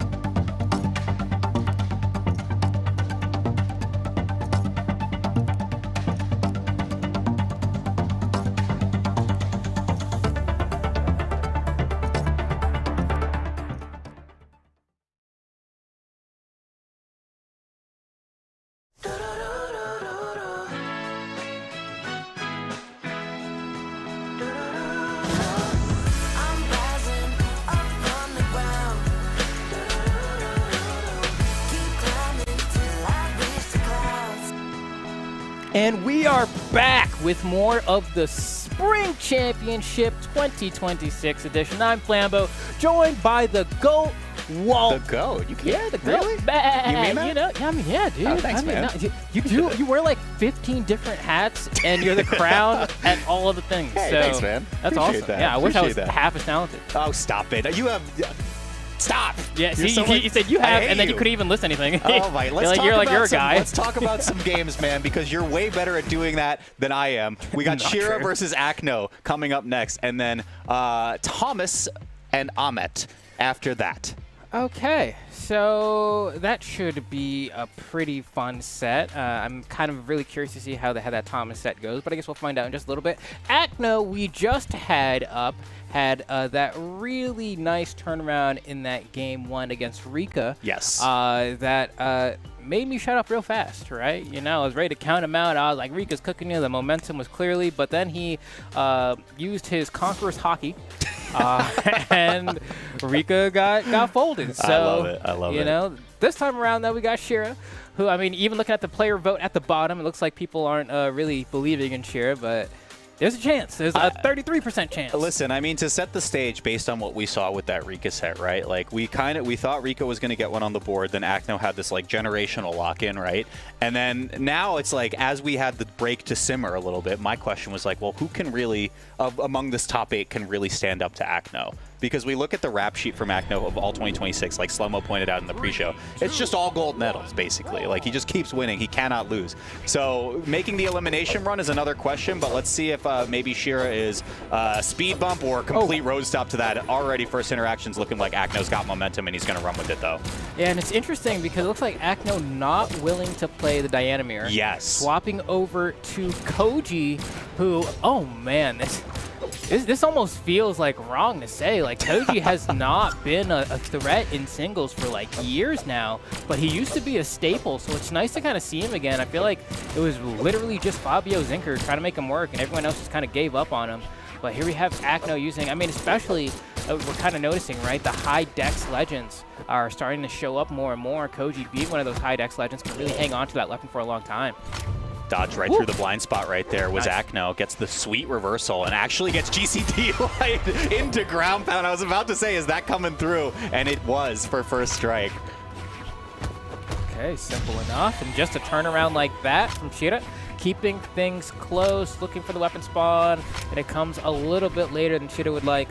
Unable to starve out Agno. Agno using the sword, another weapon which similarly for like the past maybe like year and a half has not been a particular threat in the singles landscape, primarily because I think people have been favoring gauntlets or orb, but still an incredibly strong neutral weapon. You're able to get your juggles, swap people out the sky like we're seeing Agno do right there. Oh, hang on, though. Hang on, though. Yo! Good Destruction! Lord. Oh my gosh, that was sick.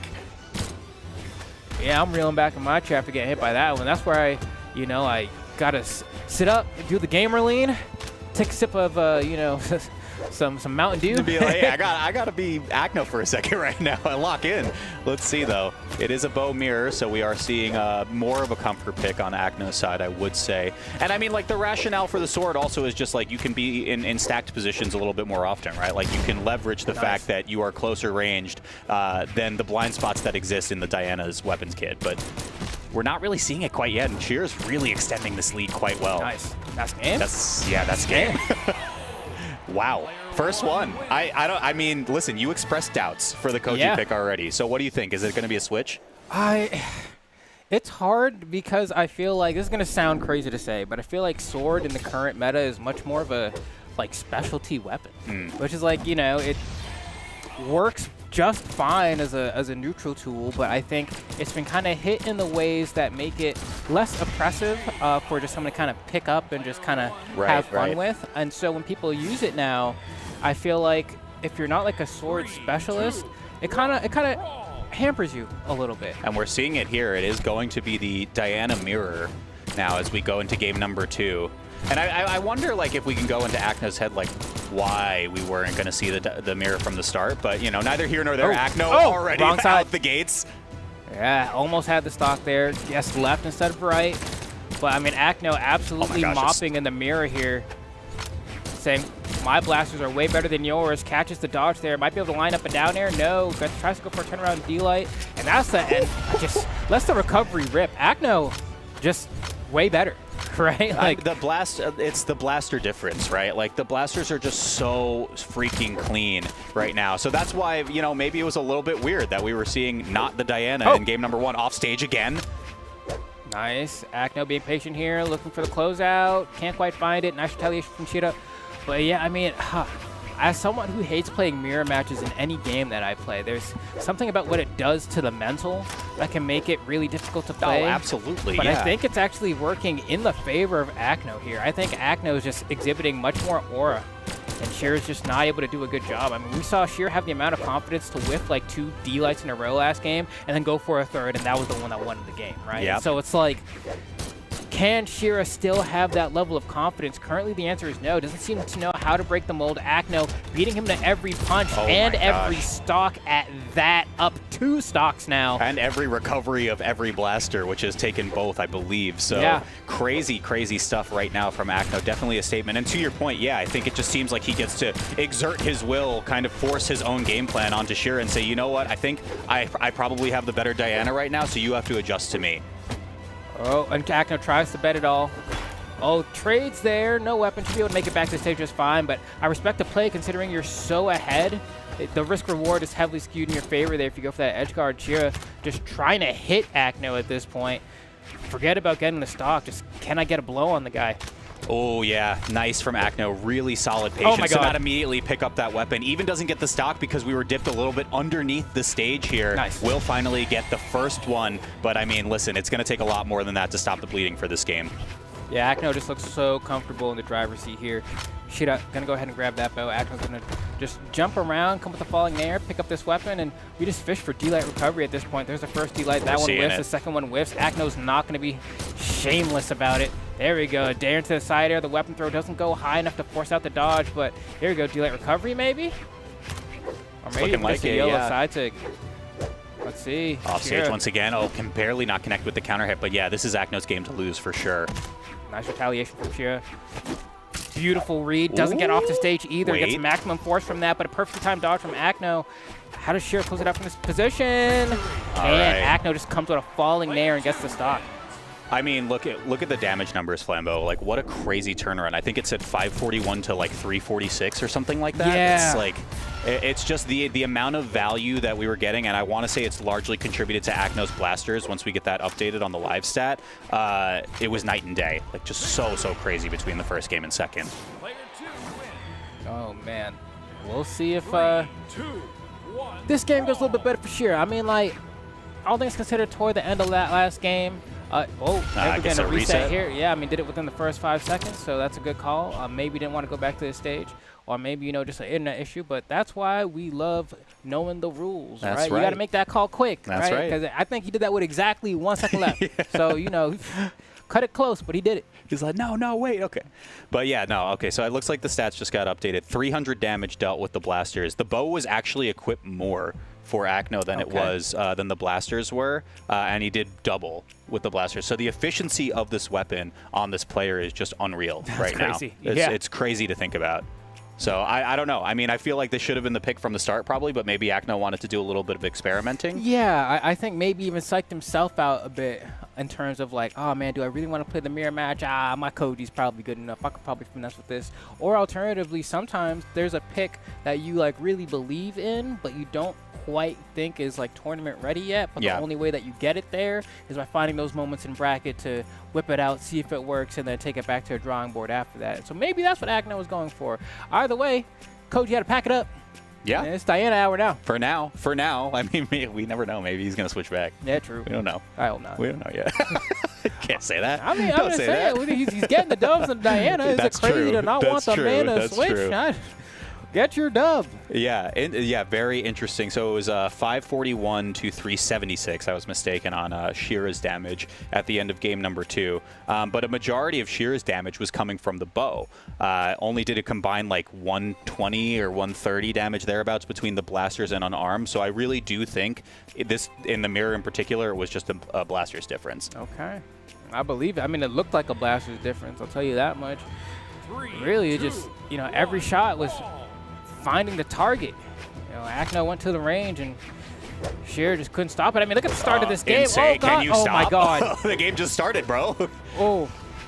Sheer, you need to get on the stage. He was like, you can't reset if I KO you in the first 5 seconds. Too bad. All right, did not quite cross the finish line from Agno, but pretty tense first offstage situation. Shira with a little bit of damage in reply, though. Oh, there we go. A little bit of a juggle. Only gets one there. Agno with the retaliation cider onto the stage. Shira trying to juggle around, going for the weapon throw. A lot of whiffed attacks from Shira. Nothing is finding the mark. Agno, I'm surprised didn't catch that spot dodge with the downlight there. Kind of a bit of a lucky break for Shira, but that's going to be the stock anyway. Yeah. Agno shamelessly throwing out those downlights, saying, you're not punishing me hard enough for missing these, so I'm just going to keep doing it so I can confirm my stocks as quickly as possible. Also, importantly, Agno won neutral, like, in the places where he needed to, around when weapons were spawning, so he could just kind of promote that star for a lot longer. So it was just really good heads-up play from Agno top to bottom on that first stock. Oh, no turnaround from Shira. What the Nair, going to go ahead and try to pick him up. No dodge, but gets over Agno's attempted edge guard. Nice try for the down tick. Yeah, not I like gonna that. work though. Man, Sheer just can't hit Agno. That's what it's coming down to. Right? I mean, that's like 5 or 6 whip hitboxes. Agno though, 10 point. Hits off the backboard. Agno, I mean, Shiro was just really looking for some semblance of space there, and Agno just finally cut off the angle with the Sair to close out the stock as well. This one's looking all Agno all the way.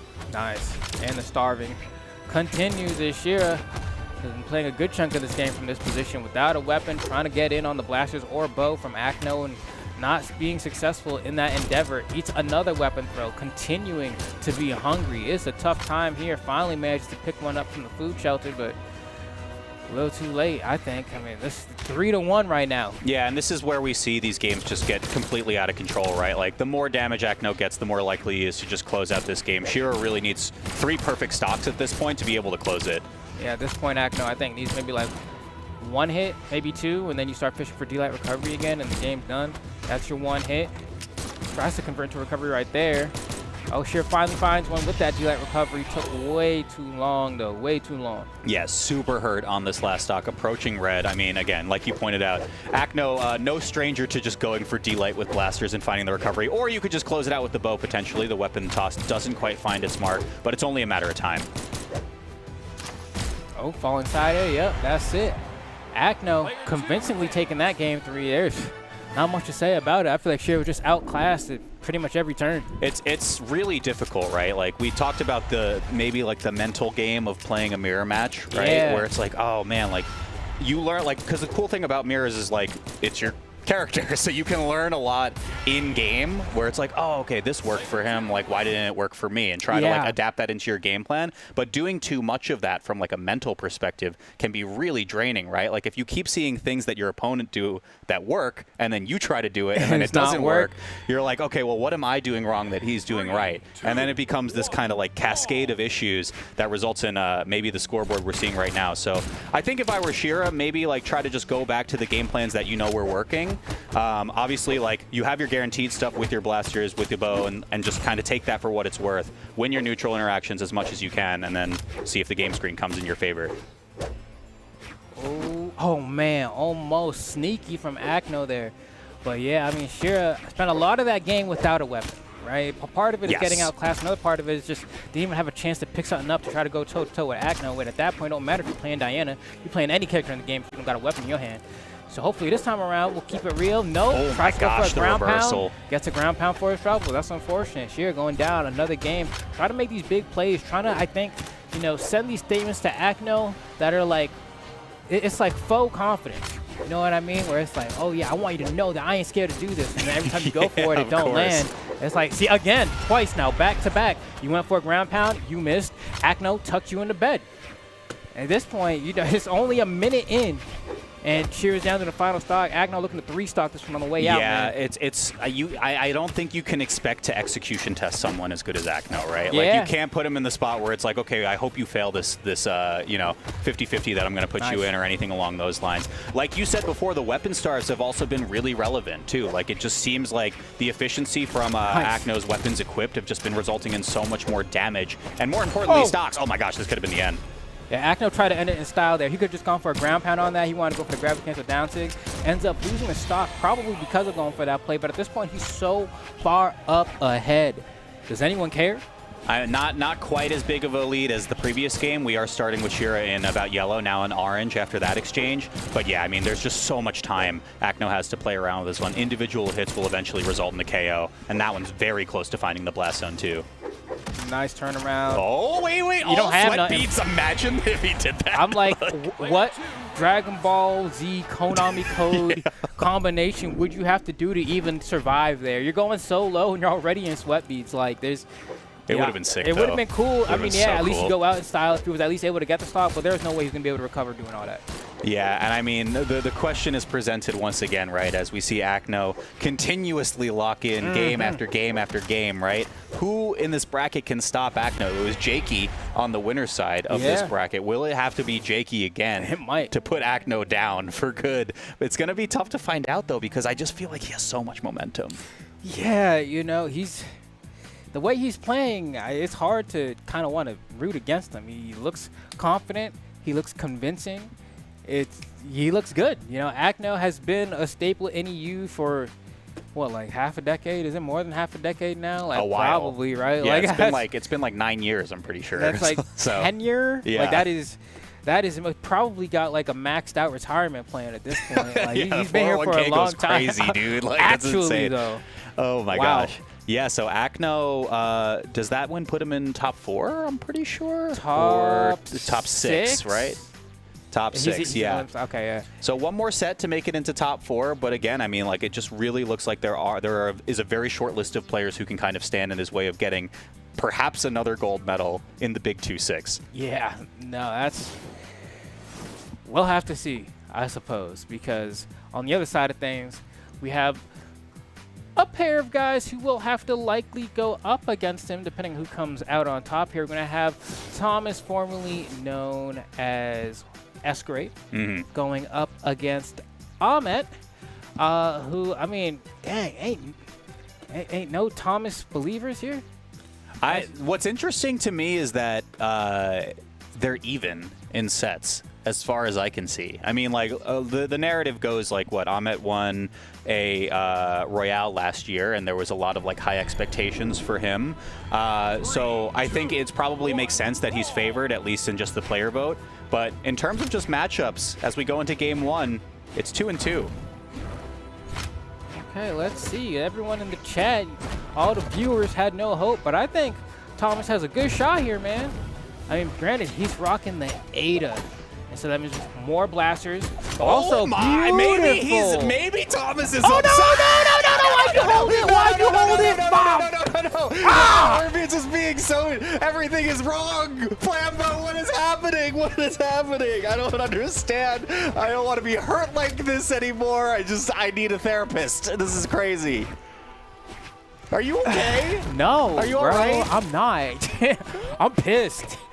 I'm pissed. Oh my gosh. God, What like, these openings have been crazy from so many of these sets. I mean, it looked like such a free stock for Thomas, and then it looked like such a free stock for Ahmed. This is insane. He had it too. It's just he hit the gravity cancel D-Light and it stage spiked Ahmed, and he wasn't ready for that. But he didn't have any resources to get back anyway. So he went for the jump ground pound because that's kind of your auto combo in your head. I get the D-Light to go for the ground pound, but the moment he realized it didn't hit, but he got stage spiked anyway, he could have just let go of the button. Instead, he held it all the way down, and it gave Ahmed the ability to turn things around regardless. Listen, we got to look forward, man. Yeah, like, as the dust has settled here, it's 2 stocks apiece, roughly even. I mean, these two have come here to play for sure. Thomas missed the gravity cancel signature. Sidelight Sarah, my beloved, with that. Keep on those toes, all go down like dominoes. Got the feel for power.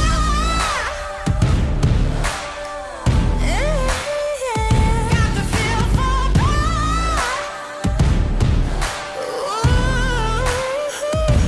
Flows like water through the stream, on a roller naturally. Got the feel for power.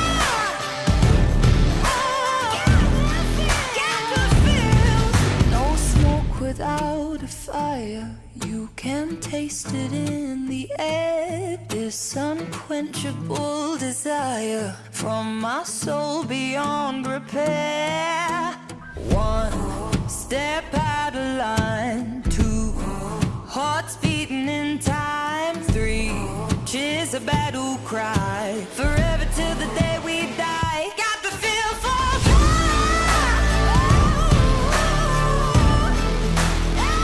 Got the feel for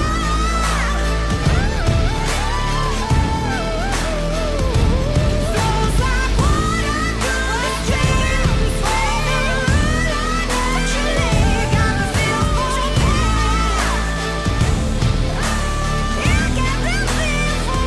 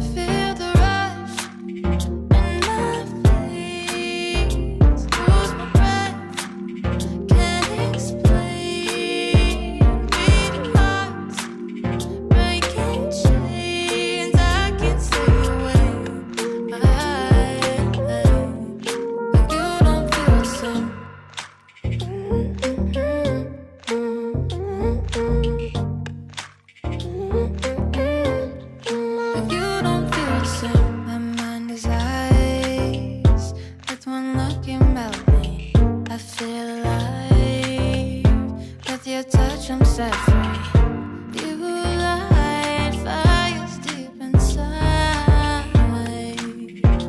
I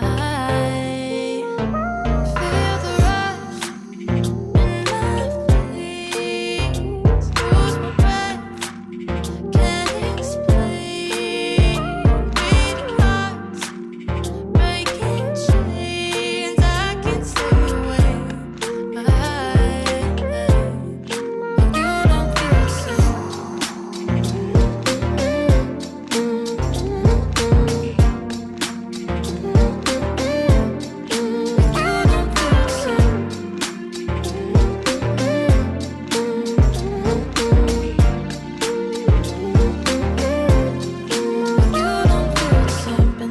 It's us until the end. But I need to know if you're on board with it. Putting myself on the line again. So I hold my breath and then I count to 10. Feel the rush in my veins. Lose my breath, can't explain. Beat hearts, breaking chains. I can't stay away. You don't feel the same.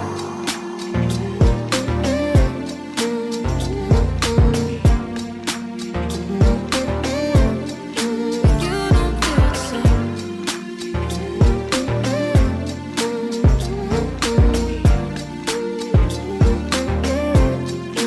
You don't feel the same.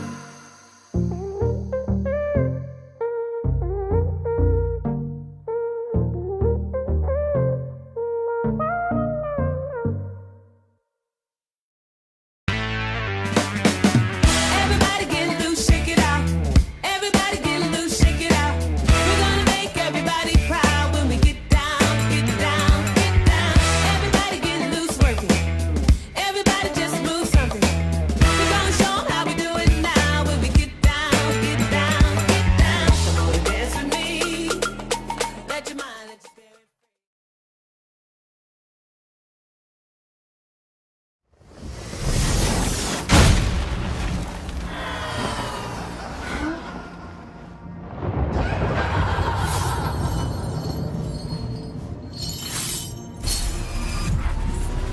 Did you think you could keep me out?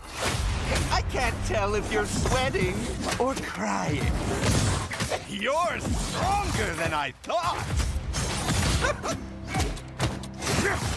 I'm not cheating, you're just not trying. You're so predictable. I'm Loki, and you're who again? Lord something? Very good, legend.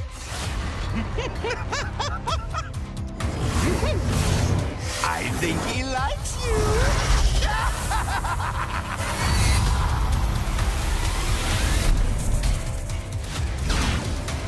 I'm finally here. Or am I? Welcome to Brawlhalla.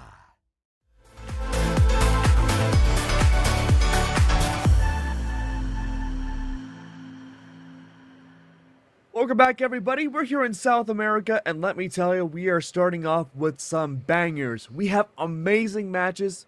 What's with the look? I'm not in South America. No. I'm in North America. And who did we bring to South America? We brought South America to us. Oh. That's what we did. That's what we did, man. I like that. I like that. Well, you know what? We're not wasting any time. We're going straight into the band select. It's Use versus Valone, and I am very excited to see how this plays out. Use is always an absolute treat to watch. Yeah, it's kind of shocking to see them down here on the elimination side so early. But when you do take a look at bracket, Use lost to Lopez, which isn't like unrealistic at all. It is a 1 seed versus 17 seed, but like these guys, they're all familiar with each other. They play with each other all the time. Like wins and losses are going to happen. Doesn't matter which way it goes. Very interesting that. What's up? He just tossed his guns and then just like let him go away. But okay. Yeah, I mean, maybe just wanting to go for the early hammer. Very interesting that we're seeing the Ember come out here, and I wonder if that partly has to do with the dexterity changes that came out earlier this year. Well, I was a little shocked that we saw the Ember as well, but as Wick was telling me, he actually just won Winters with Ember. I'm like, oh yeah, that makes sense. Forgot about that. But I mean, it's just bows in general. I've always known to use this like a very dedicated, very good bow player, and Ember, you know, plenty of dexterity changes as well. I'm sure helps with that factor, but the bow is always going to be huge. On the other side, though, we do see Cassidy. And if you remember last time, we saw a lot of Cassidy signatures. That's right, we did see a lot. Usually startups with the neutral sig, and it found pretty good value, but a lot of it too was just getting rid of the blasters early, going for the hammer, finding value off of that, and playing for that spacing. Hughes is finding a ton of value off of the guitars alone. We haven't seen a lot of the bow just yet. As I say that though, that should be the end of stock number 1. Yep, there we go, unarmed follow-up. Hughes' positioning has been incredible thus far. Yeah, it's actually kind of shocking that we're still surviving here. I mean, getting an unarmed wow. striker there, hey, that's 1! Put the counter up on the screen. 1! I knew you were going. Yes, sir. There we go. Nair is out. That's going to be the follow-through. It's almost like the first stock never happened. Now 2 stocks apiece here. All right, goes for that little weapon toss. Just gets rid of the guitars in favor of the bow. We're going to see what option. Okay, never mind. Ends up dropping the bow. Picks up the guitars up. Absolutely swiping the weapon pickup away from Blown. Yeah, I think part of the reason why we're seeing so much guitar is these small platforms back on Shadow Scar, allowing Blown to have those reposition values is going to help with the nairs for Blown to for Hughes to find the introduction into a lot of these strings. Ledge guard out though. Blown loves to go for those neutral sigs. There it is. I was waiting for it to happen. The Sarah follow-up is not there though. Butt dodge, incredible, frame perfect from Hughes, leads to a side sig from Blown, and this is just a battle through from both sides. 3! I'm counting neutral sig in particular. This gets thrown out a lot, but that's 3 already in this first game. And it's one of the fastest signatures in the entire game. There's almost no startup frames whatsoever. Another one, count that as 4. Hughes will have to find a counter to it because we've seen exclusively hammer from this Cassidy. Oh, man. Yeah, this hammer's definitely putting in a lot of work, but that's just what Cassidy is just able to do, man. She's been such a strong pick. We're not going to count the attempts. We're going to count the ones that only hit. There's enough numbers in the world for that to happen. There it is. Side sig is out. Almost an even game again, but Hughes still has some room to make up. Yeah. It is going to be a little bit of a challenge, but I mean, this is Hughes. He's a 2-time VCX champion, so like he's got the capabilities. Like we all know who he is. We all know what he's capable of. Indeed, I have heard of him before. Recovery's out. Sweat beads from Hughes' side. Room to make up once again. This hammer, not normally on the back heel. Neutral sig doesn't connect. I'm expecting Hughes to start with a lot more initiations with side bites instead of nairs or dares. Okay, he's gonna let the guitars go. Oh! Tried to commit too hard and ends up just getting punished. And okay, there we go. Both of them have weapons now. We're gonna see the blasters in hand. And we haven't really seen these at all in this game. It's been all hammer from Blown. Yeah, I'm really curious to see if the blasters will find any impact at all. Hughes, again, positioning has been incredible this entire match so far. Getting inside that blaster's hitbox, not too hard to do. Really solid game 1. Yeah, no, very good stuff. I mean, what was going on there too is at the very end, like Blown was actually playing pretty well, but I think Hughes was still pretty much in control. I don't feel like they felt intimidated in any way, shape, or form. I feel like everything that they wanted to do, they were getting done. And like, yeah, like the game was technically close at the end, but like in reality, I don't think it really was. I think it was just a nice, comfortable, like smooth pace from Hughes the entire time. He wasn't going for anything too crazy. Anything that happened to him, he wasn't really worrying about it. But like Blown was doing pretty good. I think he can squeak out a win here or 2. It's just a matter of just like gotta have that hammer in him because that hammer was putting him a lot of work. I mean, look at the stats here. 43% accuracy on 14 signatures overall from Blown.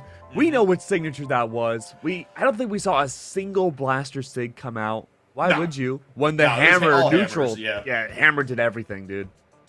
We saw a couple. I know we saw one side sig for sure that took a stock, but I'm pretty sure like almost all the other signatures that were landed were pretty much just neutral sigs. So Yeah, I think it's safe to say 10 out of 14 of those were absolutely neutral sigs. oh yeah. Both players have left the lobby, so we're just waiting for a few extra moments for them to get back into things.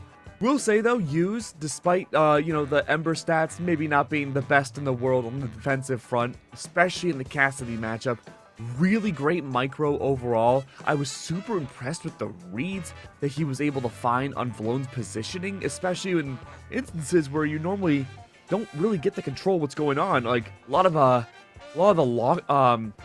what's the word? Like knockback, I suppose, from Use. He would just catch it out, go for a GC sidelight, and just catch out Vlone, but I don't think anybody was expecting it. Yeah. All right, so we got a lot of chat going on in the lobby chat right now. The two of them are just talking to each other. I think we are getting a new lobby, if I'm not mistaken. Yes, we are. We have the code in our magical little portal. May have been given to you in snail mail. I got it. It's good. I'm glad the pigeon came by. It's a fast pigeon. Yeah, world's fastest one. We're just waiting for our titular protagonist to be into the lobby now. I think Use was here. Nobody else is. It's like getting to class early before the teacher. It feels unnatural. All right, well. There we go. Now we got everybody in here. There we go. Yep. All right. Well, apologies for the wait. We got that new lobby up and ready to go, and these two are ready to play. All right, let's see. Stage bans. Small World's End is gone. Not going to Shadow Scar this time. It seems like Mishima Dojo will be the place to go. Mishima Dojo. Okay. Use again prioritizing tri-plat stages, or I suppose with Shadow Scar a double plat, but allowing opportunities to maneuver around the soft platforms has been a big benefit for this guitar kit. 3, 2, 1. No, I think that's definitely a factor for sure. But yeah, we don't usually see this stage too often. It usually kind of comes every once in a while, and it's always a welcome sight. But I mean, it's got great music, so. Absolutely. One big benefit here too for Vlone, especially on the tri-plat like this, is that those platforms are short enough where if Use catches a landing off those left and right platforms, I believe neutral sig hammer should still connect.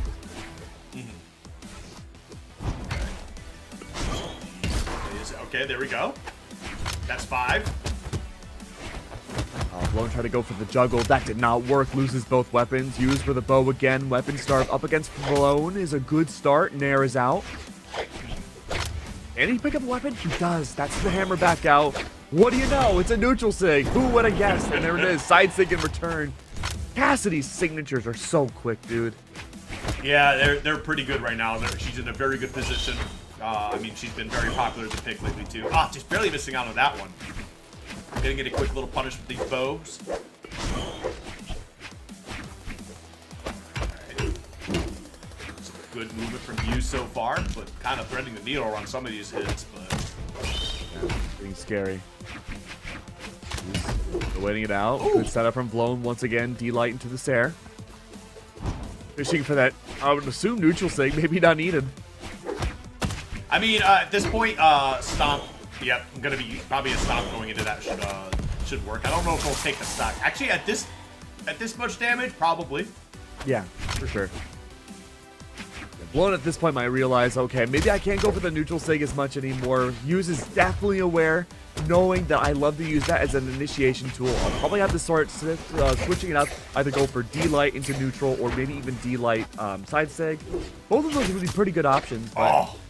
It's a matter of seeing if Vlone can get the follow-through. Use is still behind by considerable amounts of damage, especially considering Ember doesn't have a lot of defense to work with. These dodges, these past couple dodges have been super crucial for Use to kind of like rebuild this back. Wow, into his lead, actually. Yeah. I think that's essentially a flawless stock, despite the damage Use has been taken. That was a lot of Vlone doing so on his first. Okay, back onto these guitars. They've been doing a lot of work for Use. I mean, his movement's already so good as it is, and the guitars just enable him to kind of really get to these openings a little bit quicker as well. Oh, drop it on your head. Oh, wonderful work. Lone managing to even it back up, a 40 damage difference now. Oh, tried to get a couple kicks in there, not going to be able to find those at all. Two of them dodging right past each other. It's still anybody's game at this point, but Hughes again finding himself back in the driver's seat. Blown setup is out and a bound there, does not connect. Delight into the scoop. No score though. Neutral Sig doesn't connect. This time the combo was nearly gnarly, but Hughes escaped just in time. A fantastic spot dodge at that. Maybe trying to bait out an opportunity for a bow. Might not matter though. One more of those neutral Sigs and we are looking at game 3. Oh man, actually, if he was able to just position himself a little bit better or a nair, that probably could have done it too. 158. Ooh, but that is going to get the side sig here on the bow. Well done from Hughes, being able to clean that one up. I mean, it looked like Blown was going to find a way to get a W in, and then again, Hughes just clutching it up, man. And really no damage difference whatsoever between these two players. It was 5 damage overall, 485 and 490 respectively. Sorry, replay guy. Bring it out the weight because we are heading straight into game number 3. Hughes on track now to potentially eliminate Blown. Yeah, we'll see how it works out. Going right back into Mishima Dojo as well. Both times we started here, Blown immediately does like the quickest movement across all the platforms, and it's just like I don't know, it's kind of funny. It's like a quick little 2-second flex to say like, look how I can move. Dude, I don't know how people do it, man. You know, I've been playing this game for 10 years and I still don't understand how. Someday I'll learn. Someday I think I'll be able to compete against Hughes. Yeah, just real practice. Oh yeah, real practice. All right, well, as we continue to push forward here, these guitars, again, still putting in some pretty decent work. 103 for Blown at the moment here, 70 for Hughes. Hughes is biding his time, recognizing now Blown's going to have to go for the nuclear option to have a chance to even this back up. Finds the neutral sig early on. Hughes looking for a way to close this out. Side sig, just how he ended game 2. Starts it off again with the stock lead. I'm kind of surprised that neutral sig actually connected. It looks like he was like just barely out of range, but I guess not. It could be a ping diff there. Hughes tries to go for the follow through. Taking early stock off of Blown. Doesn't quite connect. Blown's very well aware that he can't go off stage against Bo on Hughes' kit. Has to stay directly on stage, and we talk so much about Blown's movement and how hyper fast he looks, but it slows down considerably once those blasters are out. Yeah, the blasters definitely seem to be a point of uncomfortable for Blown. It just seems like the entire game plan just kind of disappears. And I mean, I get it. Oh, I don't know if he meant to do that or if he meant to turn that around. But if he had turned it around, that would have been huge. Potentially a stock, but man, that sucks. And side sig once again. D-Light tries to find something. Another side sig from Hughes' side. This is just bullying. Yep, 138 now. Gonna be sticking with the bow. All right, gonna be able to get some good damage here, I assume. Oh, right to the guitars. That's right, Guitar City. We'll have to see Hughes again. Could potentially have a flawless game. The way things are going so far, Blown running out of options. Hammer's consistency not nearly as found as it was in the last 2 games. Maybe D-Sig off of blasters? No, instead Blown goes for another risky option, trying to just remove Hughes from a flawless game. Eventually Doso off the recovery, Hammer back out. This needs to be Blown's chance to even things up. It has to be a flawless stock with his weapon. Oh, jeez, okay. Okay, hold on. This is the Blown we've come to know. There's all over the place, but here we go. Wasn't able to confirm into that. I mean, oh man, it's as even as it could possibly get. Oh no, off the back. Is that it? Okay, you know he's gonna be able to get that wall touch. He's got a second chance here. Oh! There we go. Not once, but twice over. All it takes now, one more.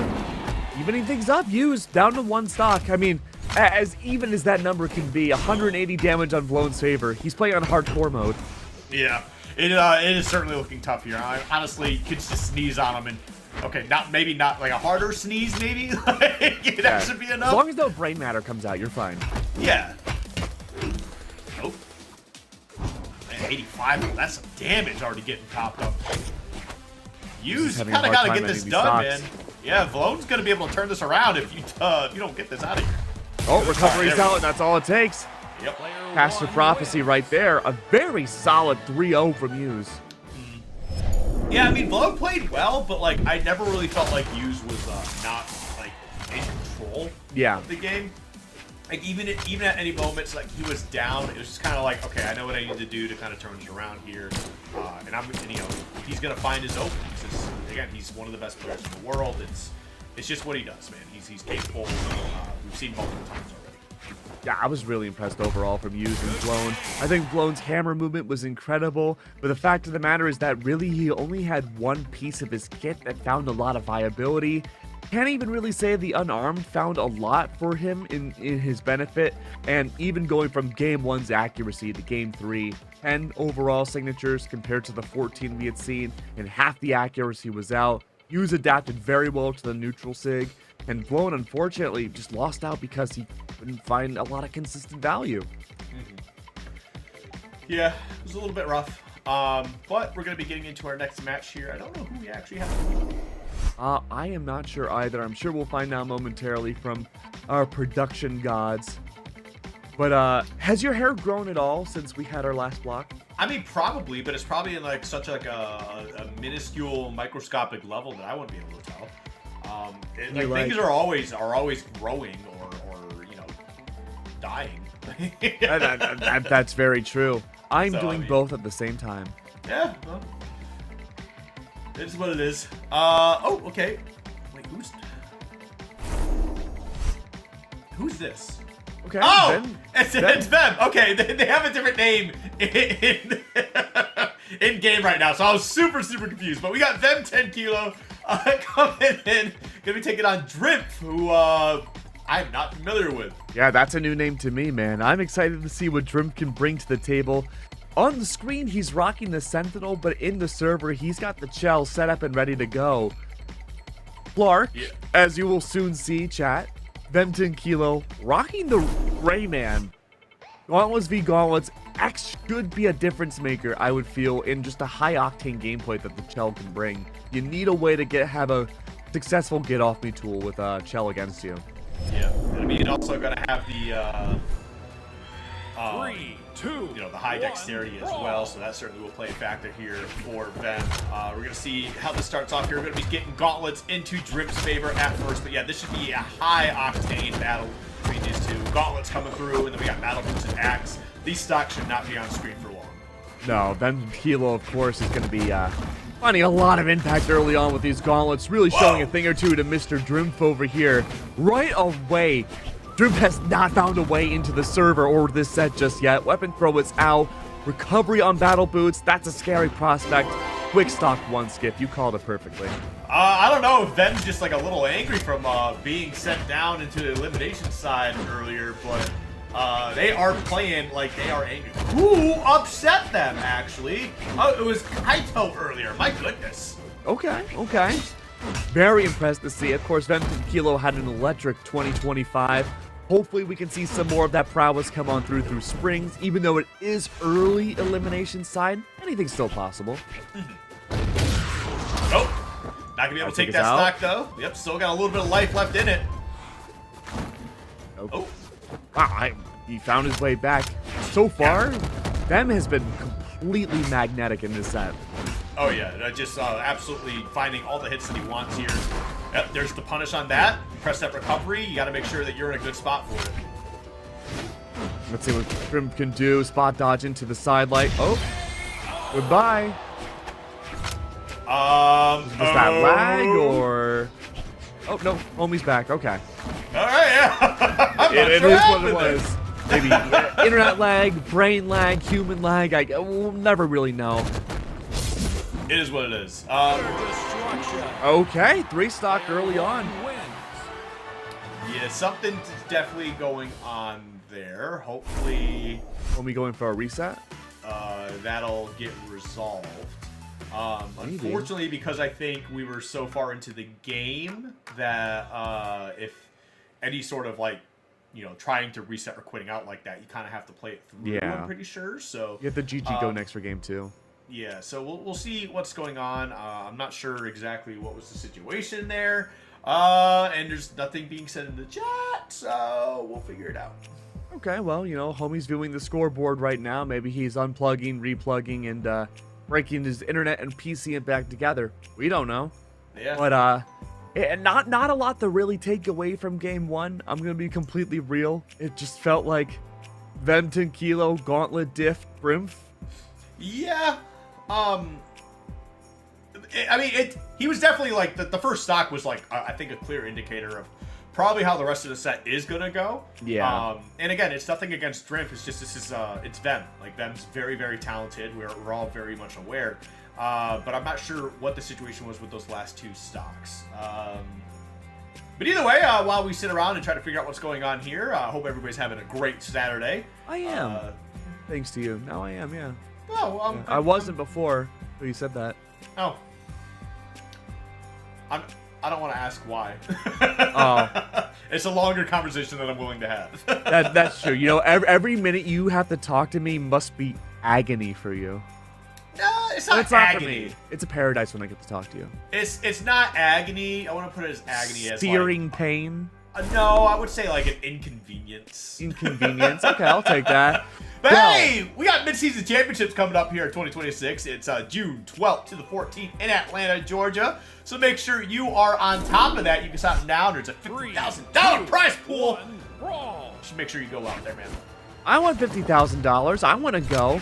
Yeah, I also want to go into game 2. I want $50,000 as well. But looks like we're going to get into game 2 here. I'm not sure what was going on. Maybe there was just a little bit of a situation with Drimp's computer. He did disconnect from the lobby and come back. But it looks like we're on the Taros now. And we're going to see how things kind of work out from here. Interesting that we went from the Gauntlet mirror to an Axe mirror. And, hate to say it, it's kind of the same ordeal regardless of the weapon. Hold on now. It's changing around a little bit more. Vmankilo had a strong start, but now Drimp is finding his proper footing.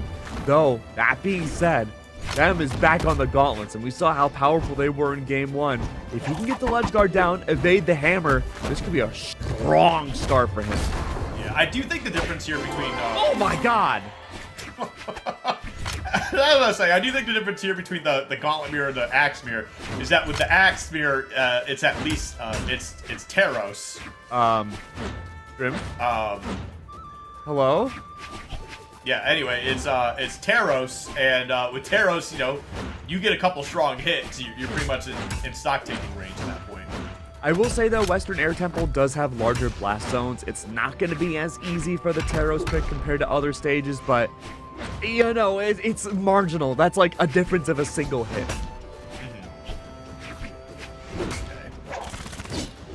Oh, tried to get a sig out of that. Not gonna be able to find the hit that they were looking for. And Drimp still trying to get a stock on the board. That's right. It was a 3-stock last game, right? Yeah. And there we go. Nice little pickup. First stock in the set. Still has opportunities. Sure, Vmankilo at a certain point is looking to go unarmed or maybe gauntlets instead. I don't think the axe is finding the value that maybe he would have hoped against this Taros. I don't think he needed to do all that. All right, looking for that nair, not gonna be able to find it. There we go, gets the recovery. Can we find another one? Definitely tried to look for that GC sidelight. He just wasn't able to get the fall, hit into the fall for the recovery. Race back out though. Axe v axe. Vmtankilo's looking for initiation point. Catches the landing off of Drim. That's going to be a stock lead. We'll stick with the gauntlets here. Going into this final stock. We're going to see if we can fill up a lot of damage. Try to get the stock gone really quick. Okay, there we go. Ah, got the nair, but no follow-up. And instead, Drim is going to be able to get some decent damage. Just trying to find anything off of this hammer. Any sort of heroics. Right now, I'm really liking how Vmankilo is playing it out, waiting for possibly a signature. I'm assuming maybe a D-Sig from Drimp. That could have been the expectation. Drimp goes unarmed instead. Gravity cancel neutral sig doesn't connect from Vmankilo. All he needs is one solid signature to bring us to game 3. Elimination point. Weapon throw is abound. Side air is underway.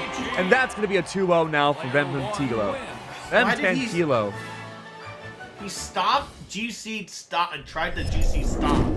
You could have just, I'm pretty sure you could have just stared. I'm pretty sure he was in range for you to connect with that and take that stop. Homie's just styling, dude. I guess so, but like, you know, you can style as much as you want, but if you don't get the W, I mean.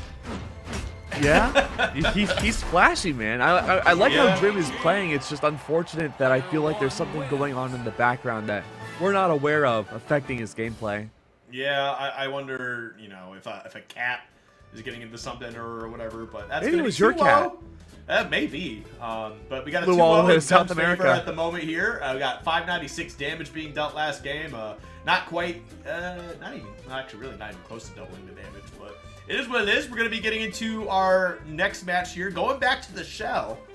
Interesting. Okay. I'm curious to see if this is going to help out more. I felt like the Taros did better just because of the raw damage output, but it's also that the first, you know, the last two stocks didn't really have any impact from whatever's going on with Drim. Yeah. So I'm not sure. We'll find out. Yeah, it's one of those games that's kind of hard to call because it feels like we've maybe had 2 solid stocks from Drim this whole set. The rest has been plagued by something. Homie keeps leaving and rejoining the lobby. Yeah. Well, not sure what's happening. Hang on, maybe my good friend Google Translate can help out here a little bit. yeah, I took French in high school, so I am no help. Alright, we're just waiting for Drim to come back into the lobby. Actually, production, really quick, while we're on our screen of our beautiful faces, can we look at the past results of Drim? I'm curious to see if he's had any top 32s or any medals before. He's such a new name that I'm not sure.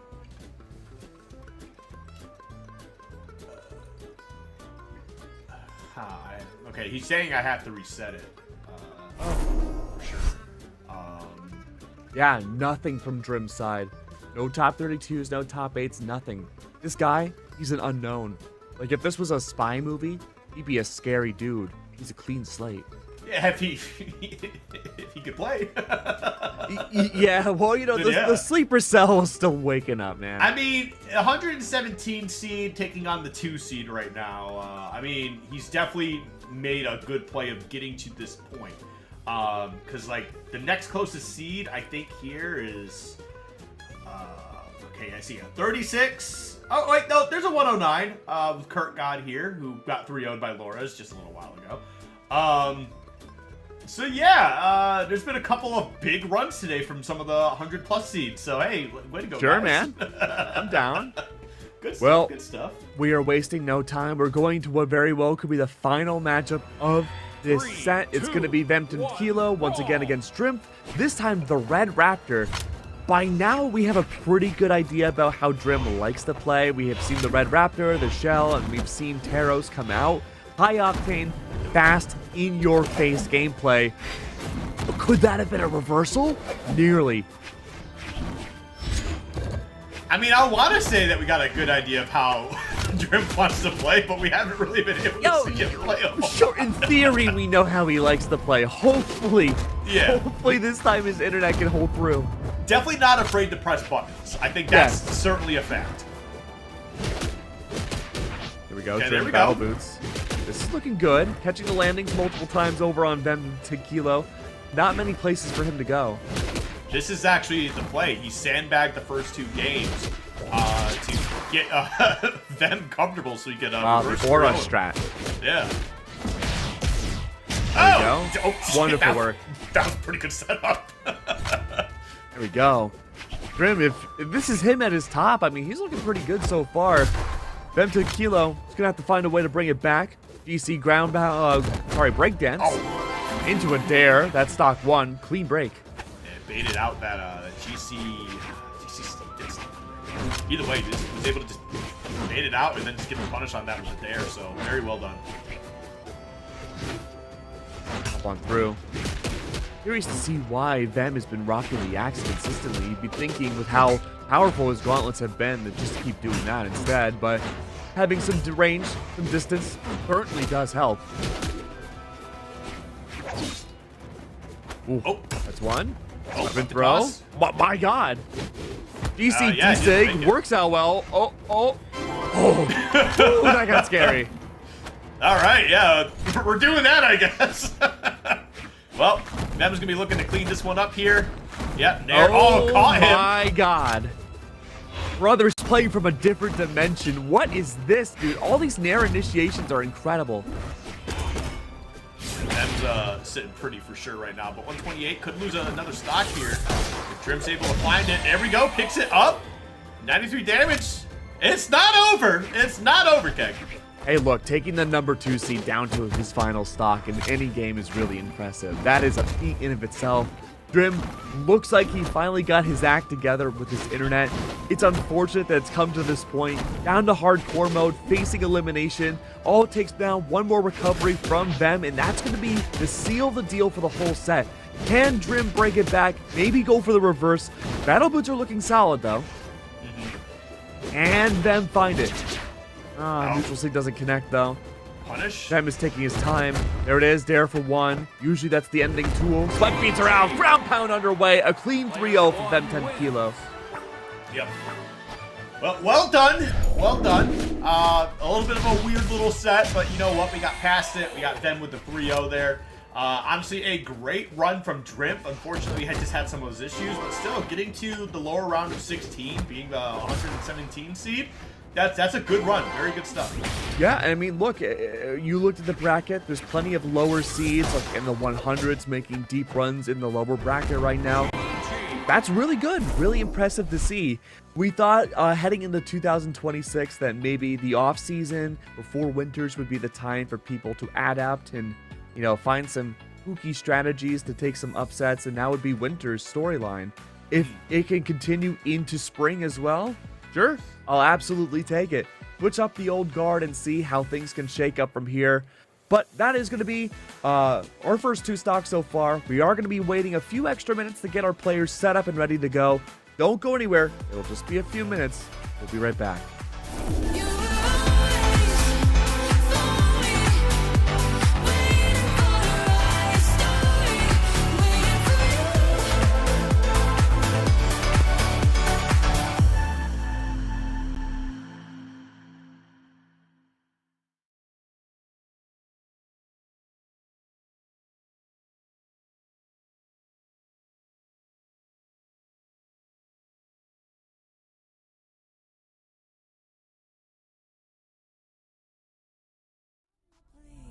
Trying to get back to you.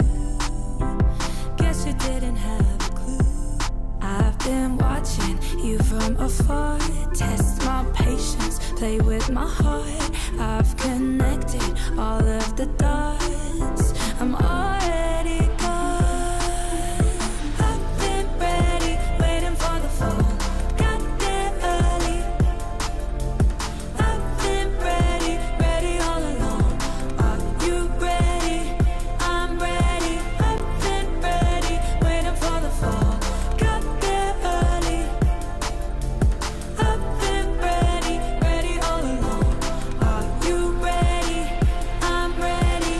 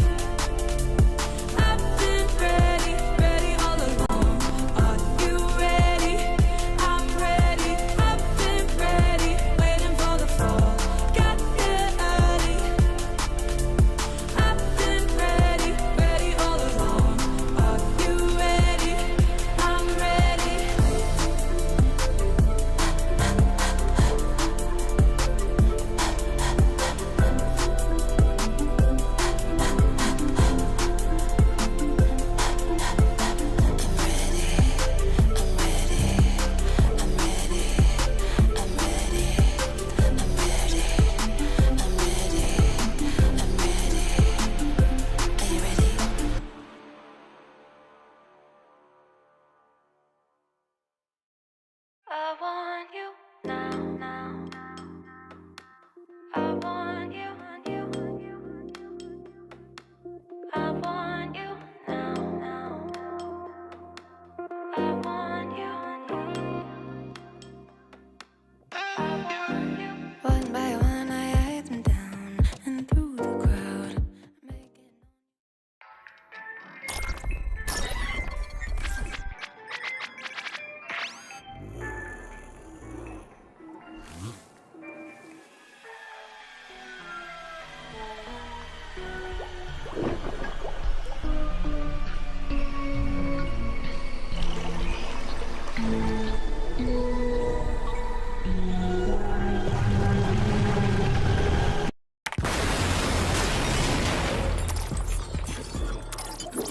Congratulations! You've been infected! No spam filter can stop me! You bring fists, I bring corruption!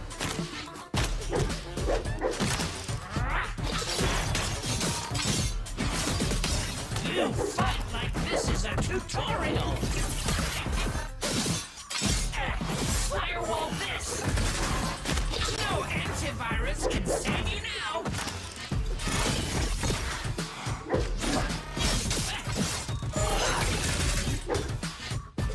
Shots fired! Downloading your defense in 3, 2, 1.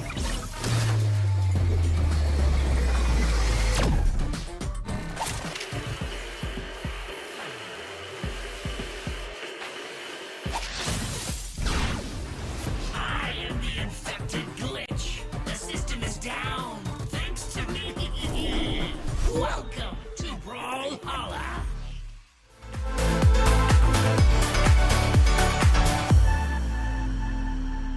Hey everybody, welcome back. We got some more Brawlhalla South America action coming at you right now. And why am I off center, dude? Wick, do your job.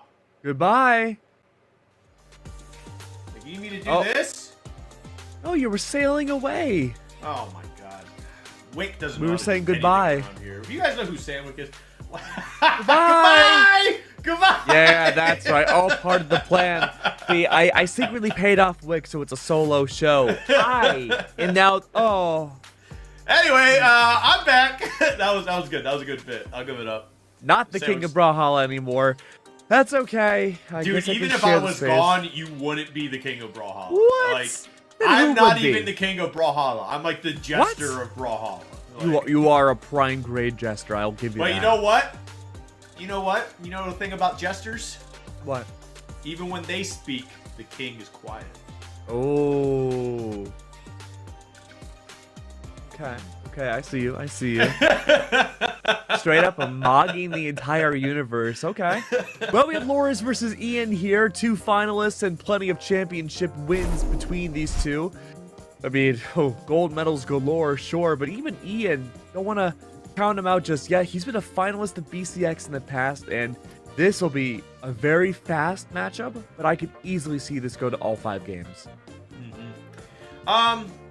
Maybe. It's not looking good. the 8-1, yes, but considering how many upsets and considering both these players are in the lower bracket, I'm going to give Ian the benefit of the doubt and say this at least goes to game 5. I mean, technically, all 9 of those games could be game 5s. That's true.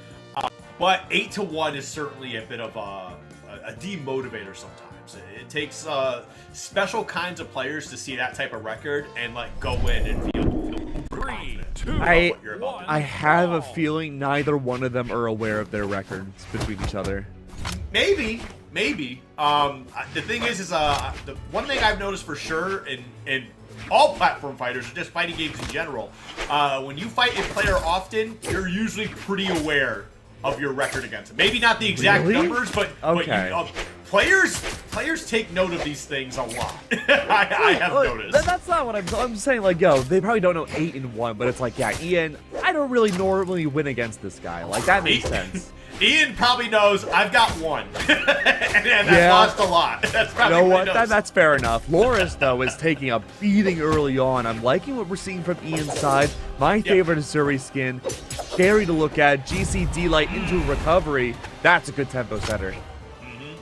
That was very nice. Very nice, very well done. And hopefully, you know what, this is a type of situation where Ian just kind of, you know, turns on the pedal to the metal. That's like two different things that's kind of added together. But either way, turns up the heat and just starts really making a play here to get another set done over Lores. But Lores is not going to make it easy, man. This is Lores. That's true. Lores. And historically, Kaya has just been a championship-winning legend so many different times over. Having the spear is going to be tough in a matchup like this, considering you just have the grounded control and how aggressive Ian is.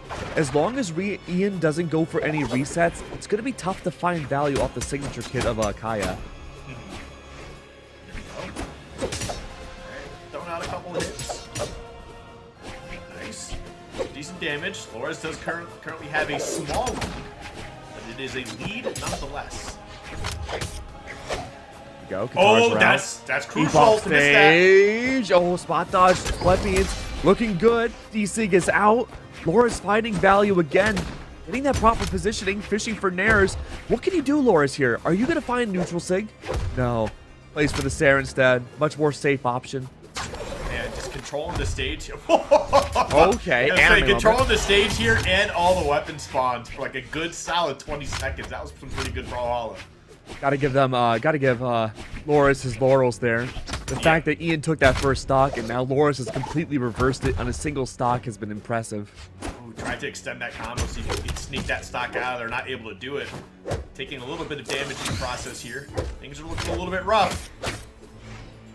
Ian plays a massive game of chicken. There it is. Recovery's out. Ian almost clutching it up. 60 damage difference. Nice. But here we go. We got that spear in hand. And a pretty good combo tool for Lores. Hasn't really dropped anything as long as he's able to find an opening here. 75 damage now. So far, Lores was relatively flawless up until now. Ian has clutched it up, brought it to an even game. Lores is trying to find value off of the spear early on. A break early! Double pogo, allowing game one to go in Lores' favor. Not by much, to be honest. Yep. Honestly, well done by Lores. Just staying confident throughout the entire thing. Ian definitely started off pretty hot, though. Definitely knows, I don't know if he's watching the stream or has it in the background, but definitely probably heard what I said and said, hey, I'll show you something, and then didn't show me anything. I mean, look, homie came in with a good game plan. Started with the spear for most of the stock, ended with the bow. I'm liking this. Nah, Ian's certainly fine. He's playing pretty good right now. Now, whether or not you're going to be able to take down Lores in the long run, it will be tough, but it's certainly not impossible because, I mean, as we know, he's got an 8-1 record. He's done it before. Again, started off the game pretty hot there. I think just trying to find a way to dance around that spear has been pretty tough. Lores is controlling a good amount of space. He's spacing his attacks very, very well in the process. There's been minimal punishments, so we're going to have to see how he kind of finagles his way around that. I love that word, finagling. Guitars are out once again. Lores without a weapon until the bow pickup. Haven't seen a lot of this though, but grounded gameplay should work well. Both of Kaya's weapons require a lot of resets in neutral to find that initiation point. Lores hasn't been the player to do that on the grounded game. He likes to react mostly with Sarres and nairs to keep Ian in the sky, and I can see why. Grounded Ian is a scary Ian. Whoa, what are you doing? Ian, deep, that could have been scary. Lores couldn't find the follow through off of the ground pound, goes for the safer option. Both come back afloat. That was... Okay, Ian, you're going insane, brother. You don't have to prove anything to me. I believe in you now. I'm sorry for anything I said. DCN light into a dare. Continues the streak going.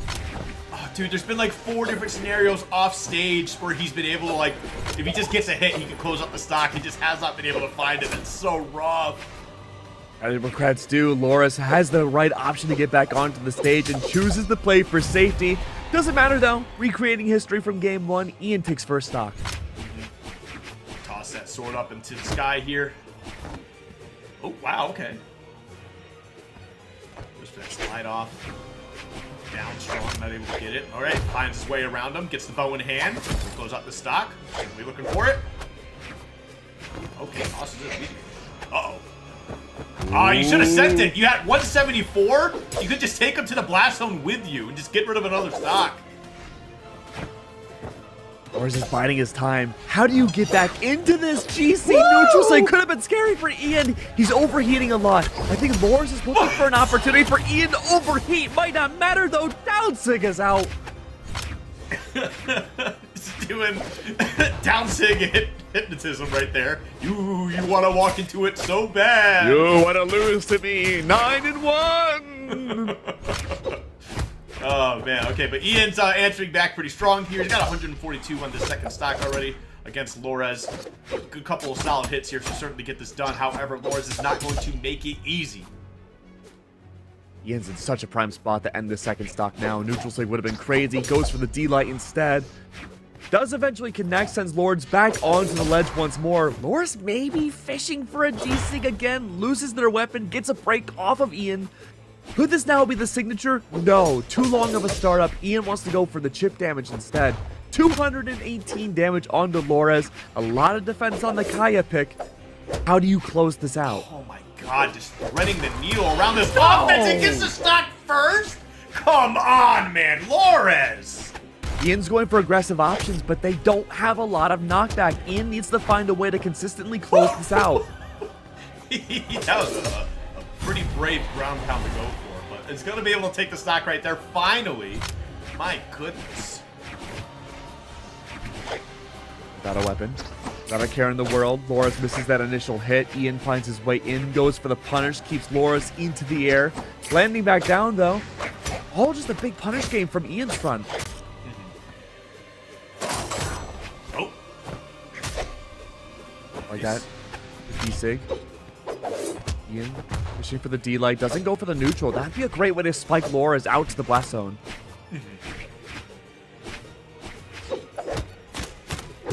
Dancing around right here. Loras trying to make a stand once again. Is that going to be That enough? should be No, it. goes for the weapon toss. Is going to miss it. He makes it back. Another ground pound, and that'll get it done as Loras goes up 2-0. Loving how Loras is playing off stage. Ian has a lot of great ideas, but unfortunately where he falls short is he gets the chip damage, but he's not finding a consistent way to actually end these stocks. Yep. There was plenty of opportunities in these last two games, Skip, where Ian probably could have won had he been able to achieve, say, a bar recovery, a neutral sig with sword on the ledge. A lot of different options that we're not seeing. No, I think you're absolutely right. I think part of it is just the fact that Loras has such a crazy clutch factor. Yeah. And yeah. I think we're just seeing that over and over and over again. I mean, who knows? Maybe Ian has something else in the back pocket here, but we're right back to the same stage, same characters. So, I mean, we know he can do it because he is hanging around. It's just unfortunate. Just closing out the stocks seems to be so tough. Yeah, that's really the fault of the Azuri kit. You have to go for some theatrics, and we saw the GC neutral sig attempt to do so to get something cheeky off of Loras early. That tells me Ian's well aware about the faults of the Azuri kit in these last two matches. He's going to go for more aggressive options like that guitar recovery. Okay, here we go. No weapon in hand though. Could be an early stock. You're gonna be an aggressive. Whoa! Double nair, wonderful work. Dude, I mean, Laura's got a haircut in that side sig. Like that was so close. Both these players are being so magnetic to each other. Ian constantly pressuring Loras offstage, ensuring that really the only thing Loras can do is fight for survival. Wow. Okay. Great initiation right there. Punish. Oh, he's looking for it. Wow. Way too late on letting that recovery rip. Oh my god, you had such a big lead, and now it's almost disappeared. Tossing a weapon, gets a reversal. Ian gonna be able to strike first here. Thank goodness. Looking good. Ian just barely holding on, but this has been the same story beat we have seen every single game in this set, Skip. Ian always takes the first stock. Loras clutches up in the second and takes a monstrous lead, sending Ian down to his last. And that recovery's gonna be able to take it. Like, dude, yeah, the clutch factor is way too strong, man. Like, Loras is just absolutely bonkers. Ian has to be so careful on the second stock. He cannot allow himself to be usurped again by Loras keeping that second and him losing one. Okay. Nice. There it is. Okay. Finally, Yep, it connects. Ian playing for the weapon star.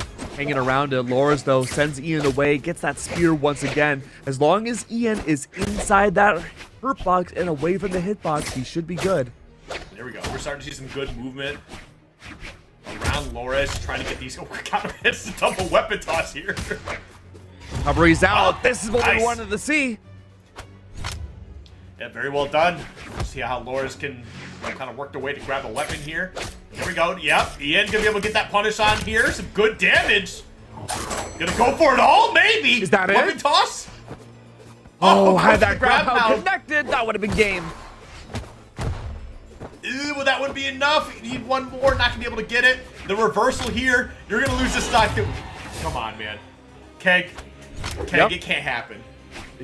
It might. It Loras can't is happen, playing on dude. hardcore mode. Any Ian. hit, any signature from Ian should spell the end of this game. No, recovery does Ian, it. please don't let it Ooh, now. happen. Ian, my guy. The clutch factor for Loras is strong, but you're stronger. You have to win this out. Make it not a 3-0.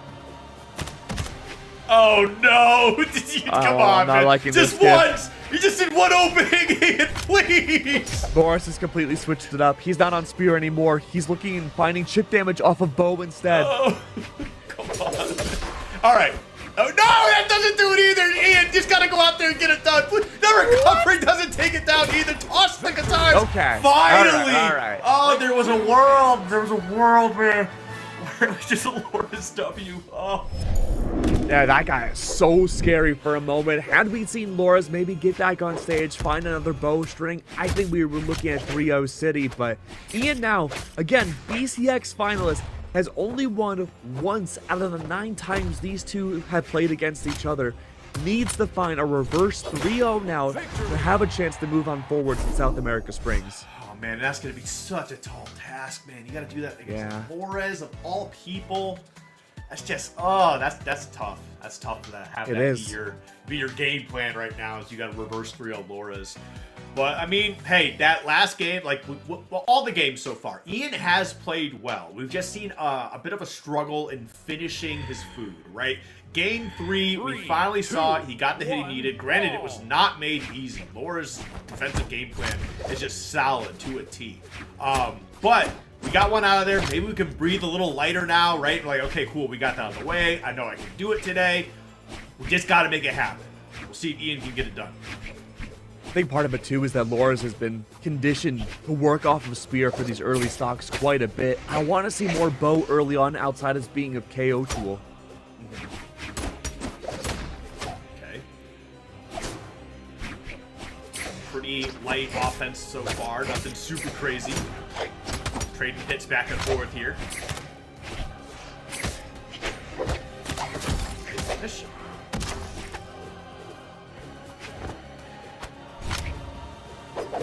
Like so far, Ian tries to go for the ledge guard. That doesn't work. Loras is playing it safe. Nice. Every single match so far, Ian has always gotten the first knock off of Loras. Ian's movement in the past like 20 seconds or so has been phenomenal too. Okay, there we go. Reversal into the weapon toss. Not going to find that. I'd doesn't connect. Ooh. Try to go for a different option. Catch Ian off guard. That doesn't work. Sweat beads are out. No punish from Ian. Oh! Down Sig. Sending Ian away. Spear throw doesn't connect. Sweat beads are out. And same with Ian. No connection. Woo! What a reversal. Yep, very well done. 163 though. Should be able to close out the stock relatively easy, but I mean, we'll see. All right. I like that. I thought he was going to drop the combo for a bit. Just wasn't going to find the confirmation, but was able to get it done. Ian fishing piranha in the sea, waiting for Loras to come down into the water and have some sort of opening to get the taste of blood to come back forwards. But there we go. Loras keeping his distance, using that spear to hunt for the fish. He's doing such a phenomenal job biding his time. And Ian has been exclusively playing for punishes. I mean, it's not necessarily a bad game plan, but like when Loras is, you know, really good defensively, it's really hard to find those openings. Like, I will say that plan has been working less and less as the games have gone on, Skiff. Loras is taking a wealth of damage compared to Ian. Oh, at least up until now. yeah, I think just messed up on that weapon pickup. Get some punish for it. Okay, there we go. It's a little early on that neutral sig. Needed to find a way to get Loras back on top. Couldn't go for the ledge guard, something that Ian has consistently struggled with. Finding the nairs and Sares, though, have been easy peasy lemon squeezy. Side stick again. Loras keeps trying to fish for it. Doesn't work out. Loras, go to the bow, my guy. I mean, he just wasn't able to get it. That's part of the problem. You had to work with what you had. Real low there. You got to be careful. Tried to find a ground pound. That doesn't work. Ian again looming above like a giant monster. Sarah's out. Loras maybe finding a ground pound opportunity. He's fishing for it. Gets the recovery instead. Easy break.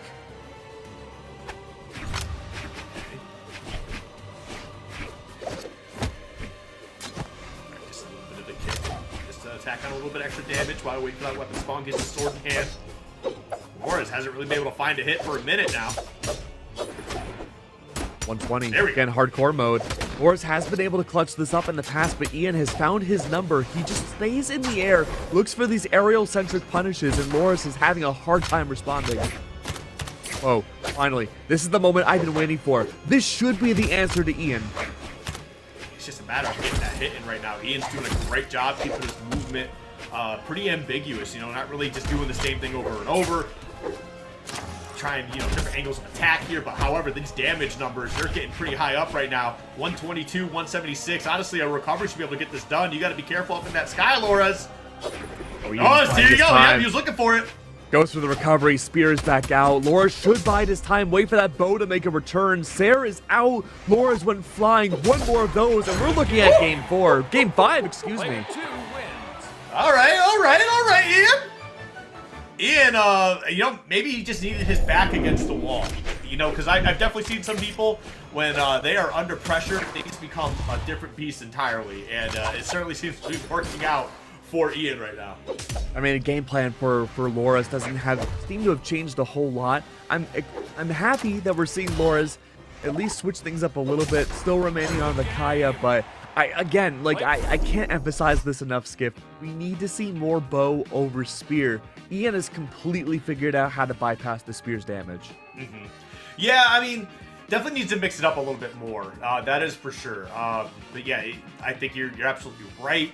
This spear is just Ian's kind of got a flow state around it right now. He knows his angles of attack around it.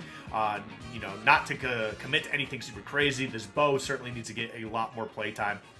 I think last game he just wasn't really able to get those bows in hand too often, right? There was a few times he kind of tossed them a little bit early, you know, trying to catch like a stock early or just trying to get like a bit of an extension. It just completely whiffed on those. So it is something that Loras is going to have to dial back maybe just a little bit. And then part of it's no fault through his own either. The Kaya that he's rocking only has 3 dexterity. We've seen Teros's earlier today with the same exact dex struggle to keep weapons after a few hits. I get that.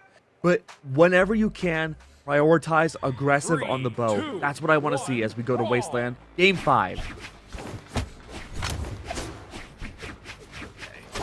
And right away, we got that spear in hand.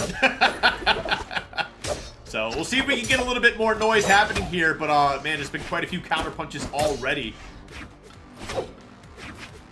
Yeah, Ian was sitting pretty, or not Ian, Loras was sitting pretty, but Ian has just been like really battling his way here. That's the thing, is like when you're down 3-0 and you get that first W, sometimes it's just a sigh of relief, but also like just that extra pressure is what you need to like really dial in.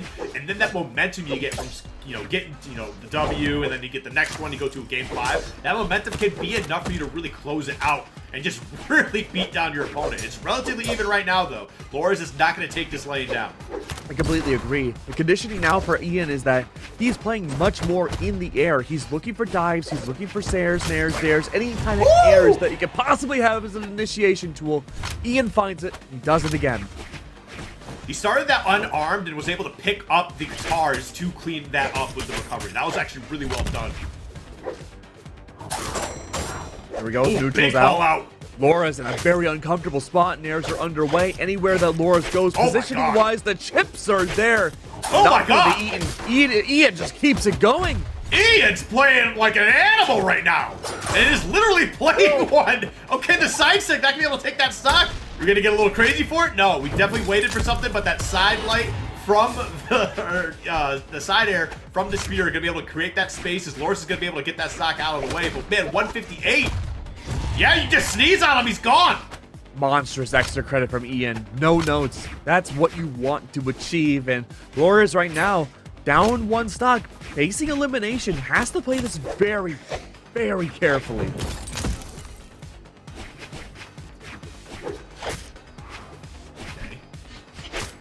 Oh man, dude, they're just dodging right in each other's faces. Oh my god.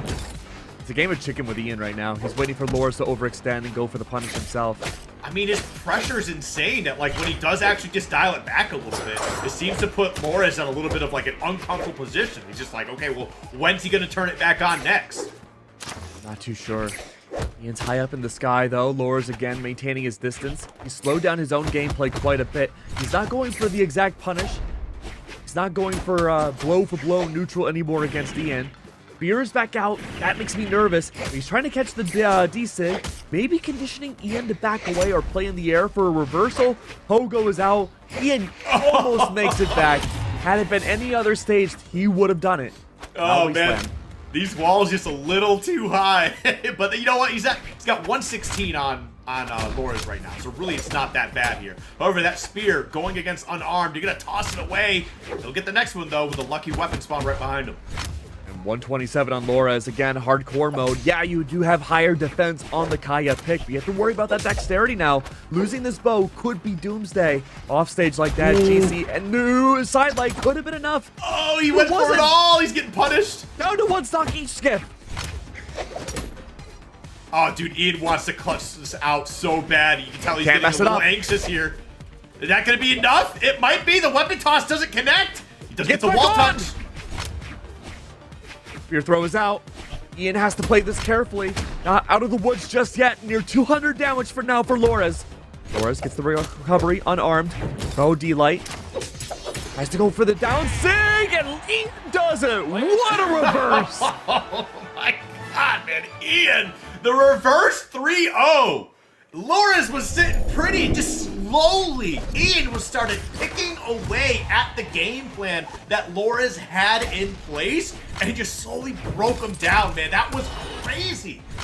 This was nuts, man. This was like beautiful as, like, I think as beautiful as reverse 3-0 as you could possibly get. Yeah, replay guy is eating good today. This was a magnificent series from Ian. Love how fast and high octane his Azuri gameplay was from the get-go. And even though we saw adaptations from Loris, it felt like the macro wasn't enough, you know, and that's not the takeaway from Loris. I think the adaptability from Ian was strong and sound, but the fact of the matter is that once that spear was solved, I was hoping maybe for some sort of legend swap or a change of base plan. What are you noticing, Skiff? The damage differential. Check it out. Look at it. It's wild. It was down to 1 for last game. It is 1 point this game. 1 point. 562 to 561, man. That's how close this last game was. Signature counts pretty similar on the accuracy. The light attacks, I think this is where things really started changing, because especially when you take the Qatars into consideration, how much he opened up those first 2 stocks, the accuracy at 62% there. Honestly, just picking him apart. And it's not to say that Loris just let it happen. Like, he did fight back this game, but Ian was just on another level, man. Getting those first 2 W's behind you, that's so much momentum to close this out, and he got it done, man. Gotta give it up to Ian. Absolutely correct, my friend. It was rough for a while, but I gotta say the Qatars were on point every which way. We have one more set for our block. We have Power in the lobby right now. He's gonna be facing up against a pretty ferocious opponent. We have Navarro coming back. Yeah. Oh, God. Well, we're gonna see how things work out here. We got Power, Navarro. We're gonna see how this all works out. But man, we've been spoiled today, man. The side streamers had some pretty damn good sets today. I've been really happy with South America just rocking the Qatars. It's been high octane.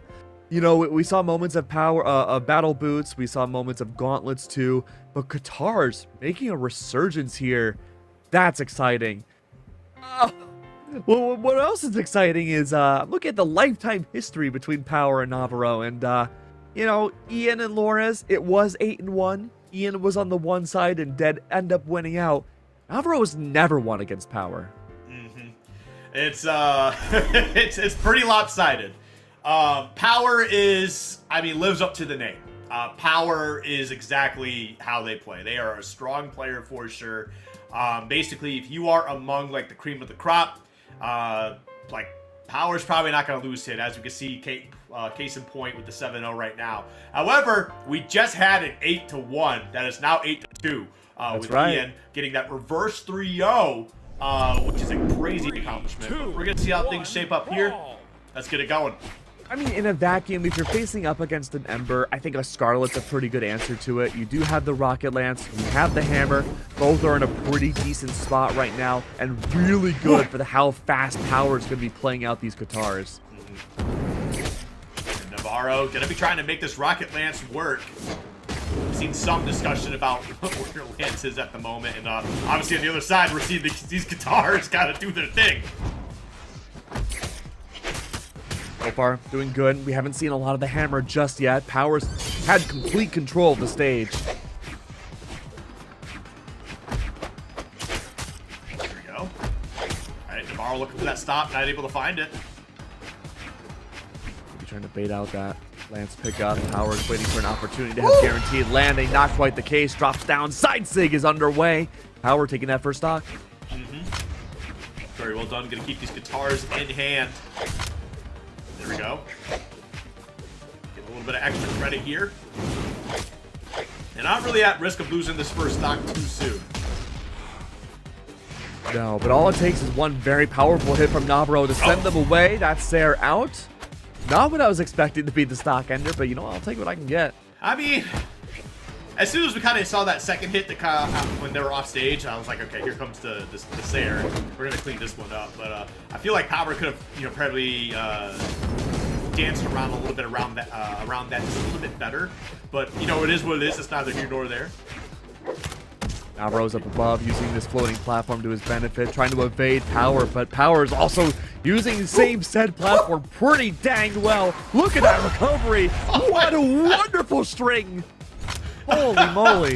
The bow combo immediately into the Katar combo, not dropping it at all. Just absolute amazing reaction and just keeping that going to close out that stock. That was beautiful. Gotta shake it off, man. Navarro's now down a full stock. You have the damage behind it to send Power away very quickly.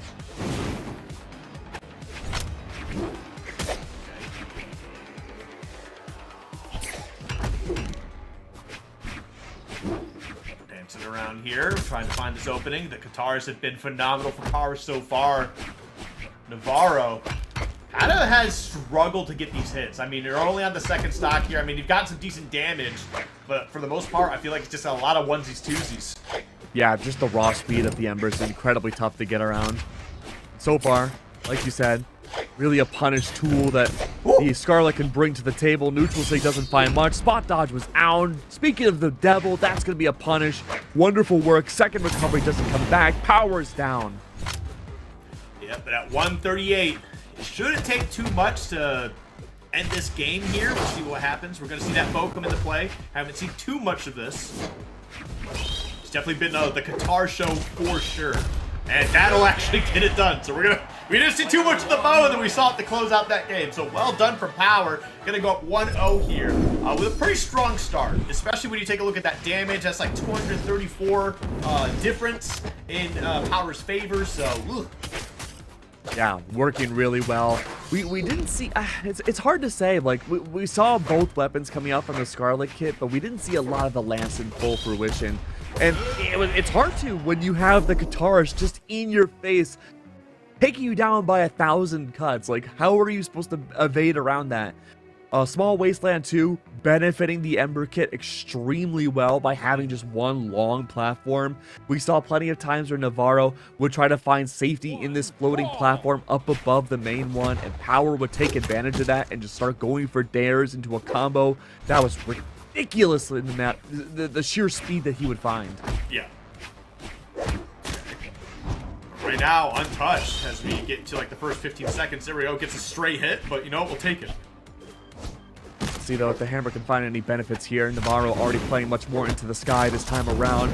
Power taking a wealth of damage off of Navarro early. Gets the reversal into the Sair. Side sig is out, but just cannot find a landing. It's more so to bait out Navarro to get back on stage. Okay. Ooh. Just barely dancing around this right now. A lot of these nairs getting thrown out. And honestly, Navarro's done a pretty solid job of kind of trying to even this up here. However, there goes that first stock at 150 with the side sig. That will get it done. Good start overall. Power just waiting for Navarro to land onto the ground. The floor quite literally feels like lava for this Scarlet. Especially when the guitars are out, dude. Okay. Ooh, wow. Threading the needle on that. My goodness. Yeah, getting really scary. Neutral sig again does not connect. I don't remember what the stats were for game 1. Have we seen Navarro connect a signature? I don't think so. Might have hit one like early on, but like it was like a straight hit, and it wasn't like I feel like at least one hammer neutral's connected. Yeah. I think you're right. It was fairly early on, but even then, Navarro losing a critical piece of their kit. I don't think we've seen a single Lance sig come out either. You're gonna have to play this very carefully with nothing but neutral, and unfortunately Power just having the raw speed and dexterity to get inside that hurt box. Navarro seemingly is out of options. I'm fully expecting a legend swap going to this next game. Yeah, I feel like if you're trying to play a strong hammer user, I feel like at this point you're just better off going Taros. Yeah, or Sentinel, given how strong Katars are. Just like, because like half the time you're going with this Rocket Lance and you're not really getting much going on with it. And then the rest of the time, like on Hammer, I mean, you're still getting pieced up by these Katars here. It just doesn't look good. Yeah, Power's giving very rough. absolutely no respect to Navarro in this matchup with the Scarlet. Okay, there we go. Good setup. Yeah, tried for a crazy call out there, not gonna get what wanted it. And there we go. Okay, on the backswing. There we go. That's what we were looking for. But is it too little, too late? 158 damage on their final stock for game 2. Power just needs literally anything on the guitars to call it a day. We'll see. I mean, 190 right now, you just look at it hard enough, it'll fall apart. Just like me. Well, thankfully these players have more constitution, so. Oh, that's good. I'm more of a Bill of Rights kind of guy. GC, Power Punch goes down. That doesn't connect. Great power through from Power in. Duo right now. I just want to see the legend swap. No? Yeah, really? A little shocking. I mean, level 100 Scarlet, I get it, but... no. All right, well, small world's end. I mean, we'll see what happens here. I'm not confident. This could benefit Navarro more, but I don't think the answer is a smaller blast zone. I think this is. I hate to say it. I think this will be an even faster match for Power. Maybe. I mean, we'll definitely see how things work out. Again, that's the best streak we've seen so far from Navarro, and it was just no weapon in hand. Yeah, that's truly unlucky. I just you know, in theory, I think Scarlet can be great for this matchup, but you're really having to rely on someone like Power, just not have the confidence to be inside your face the entire time. But yeah, it's looking a little bit rough here. Oh, I like that. Just knew that the air dodge was going to come out to play, and just waited to punish it. There we go. Weapon throws out. Guitars are picked up once again. Hammer needs to find a way to break up this neutral. Side sig is out. D-Light into the Sair. That's what I want to see. Navarro's off stage once more. Power. Yeah, no. Great game of chicken, forcing Navarro to just relegate that first stock. Yep. Damn, that was a little rough, but it is what it is. Yeah. I really don't see. It's really not that bad at the moment. Sure. But the thing is, though, is Navarro is like, not only is it just consistent damage, it's also bad. a consistent way of just finding a way to end these stocks. We really haven't seen it. Good lord, dude. Dude, that's so much extra credit. And you don't get the stock of that either. Yeah, it looks for the Nair, not going to find it. Yep, misses it again. There we go. There we go. There, that'll get it done. But man, 143. You're already at 143 on this stock. That's rough. I feel like win condition now has to be power cannot pick up Katars. Anything you can do for the weapon star.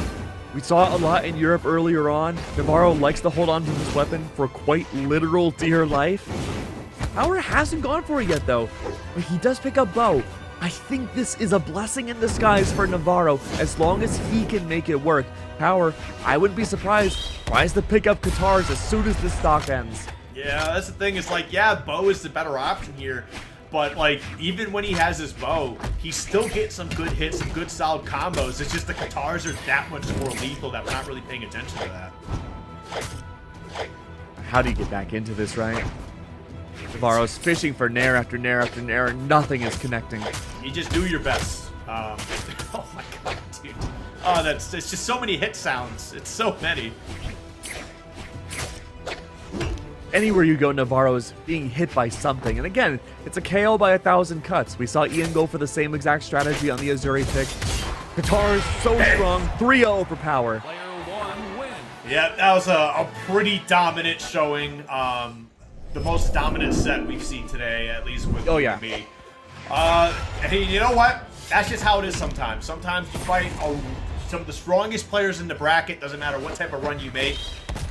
And they just kind of remind you, it's a good reminder that, you know, we all have a bit to go. We can all grow a little bit, we can all get better, but, you know, I think it's good to have these types of moments so you just know that the ceiling is, like, not yet there. Like, you still have a bit to go before you can start touching it. It's humbling. But, yeah, it's very humbling. It's very humbling. I think Navarro should walk away from this trying to learn as much as he can. I don't think he should feel bad about this at all, but, you know, I don't know what the mental's going to be like, but try to take the most positive outcome you can from this. Yeah, you really don't have much of another choice, and I gotta say, Power looking as hunky-dory as usual, finding so much success on those Katars. That seems to be what's defining South America so far for Springs. I believe that is our final set here. Yeah, it is. So, well, that's going to be it for us. We don't have too much else to say, at least I don't. Okay? Oh, yeah. I'm good to go for the break. I think this was fun to see South America. Thank you so much for bringing us on for 1v1s for Springs. And see you next weekend for 2v2 Springs. But we still have much more with other commentators on the side stream and on the main stream. So don't go anywhere. We'll be right back.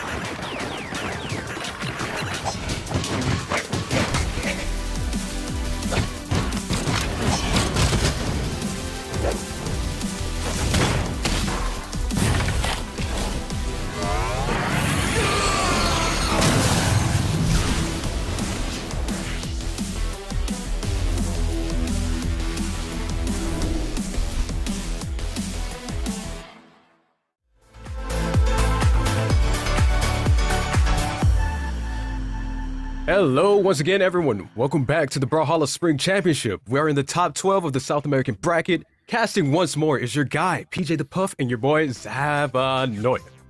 Are you ready to get back into the action, PJ? Yeah, I'm ready. You know, we're in South America, which was formerly known as the greatest region in Brawlhalla, but now with Marky Moo's dominance at BCX, who knows what region could be the best. But Brazil continues to do their own thing. They kind of have a similar meta read as EU and North America. It's not going to be anything too crazy like the more minor regions such as Southeast Asia and Middle East, but they definitely do have their own things going on. We saw Use win the previous Winter Championship on an Ember pick, so we'll have to see what goes on here today. But we have some great matches and some fan favorites. To start us off here, we have Power versus Can't. This is, of course, with the elimination side of things. If you want to follow along at home, you can hit exclamation point bracket to follow along with your favorite bracket. If you want to see what's going on in the winner side of things, you can go to STSalBH on Twitch or Brawlhalla, twitch.tv/Brawlhalla for more of the winner side action. But we're here now with Power versus Can't. How are you feeling about it, Zav? I'm feeling excited because I'm seeing we already have an Ember on the screen. I've been seeing a lot of Ember today, which I'm very intrigued because I feel like Ember is not too popular of a legend in North America. And I've been seeing it a lot in the EU and other regions. So, and as you said, Use did also win a tourney with Ember. So I'm very excited to see how far they have been able to push the Ember. Yeah, I definitely have to agree. I think that the Ember pick has been one that has kind of been getting more and more popular, at least within region. But at this point now, we're seeing it with, you know, the highest level of success with Use picking it. I'm not too sure what he's been playing, but I do expect to see some Hammer as well coming out from the South Americans. They have a lot of very strong Hammer players.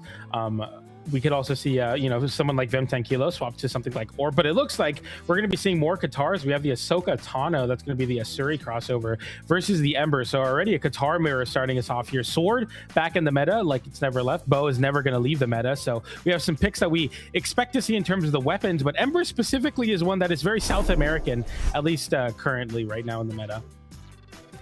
Yeah, and I'm wondering, does Dex change? Has that been affecting players when they decide to pick a legend nowadays? Because Ember does have a decent amount, so she wouldn't get disarmed too fast. Yeah, and that's going to be very important. You see that on the Assyria as well. I expect to see a legend like Wushang as well take a return back in the meta in the 2v2 space. But nonetheless, to give a little bit of perspective on this matchup, some context, Power and Ken have played 9 times in bracket before. Power has won all 9 times. So if you're a Kent fan, you're saying no one beats my boy 10 times in a row. If you're Power, it's another day in the office. And before I saw on the graphic, Kant did not have a top 8, so that is intriguing. Kant definitely wants to win this one. So far, it looks like we got a Katar Ditto going on. It got the read, but was not able to extend off of it. Yeah, and this Katar mirror, I think, is going to definitely lean into what South America is really good at doing, which is playing that very patient neutral. I think, you know, early on, South America was seen as like this hyper-aggressive region, but I think nowadays it's kind of like very, very neutral heavy, a lot of parry play, and I think that's what we expect to see in a Katar mirror, where you're already seeing them not really go for like extensions, like a jump down air for a half pipe, just kind of going for the confirmed hits and then resetting back to neutral. You see that from Power there. And like turnaround recovery, doesn't hit it, back to center stage, side air nair, waiting, hovering around that platform, back to center stage. Just very consistent play from Power, and this is what I expect for somebody that's beaten their opponent 9 times in a row already. They're going to be the first one to take first strike here and set in this elimination side set. Yeah, we had a Katar's Ditto, and it looks like Power was able to take the advantage for that one. Will Kant decide to play a little bit more sword into this matchup? It looks like we're going to see some sword play. Power holding stage. Kant's able to make it back. Keeps hitting neutral airs with that sword, but is that going to be enough to take the stock eventually? Got the side air, still putting up more damage. Got the down air into the GC recovery. What a way to take the stock. Now stocks are equalized. How are we feeling, PJ? I mean, that looks really good to me. I think Kant looking very solid on the sword so far, and we'll find that there. Finding 2 double, you know, a double down air, GCD light recovery, great confirm. Hard one to hit at that as well, having to be very aware of your ability to actually go for something like that. We see a side sig whiff there for Power. As Kant's forced on the right side of the stage, lands back to center stage, eats a D-light for it, has to approach a different way. We'll break in finally with a side light into D-light, but no extension. Once again, not really going for the half pipes. Power there, popping up, waiting for the dodge in, getting a recovery. Power very controlled here in a side sig. Okay, coast to coast on the Ember, and already Power, once again, I mean, he's won this 9 times in a row, only dropping 4 games in total to Kant. So, you know, this is somebody that is very, very solid here, and I think is looking to continue on the streak.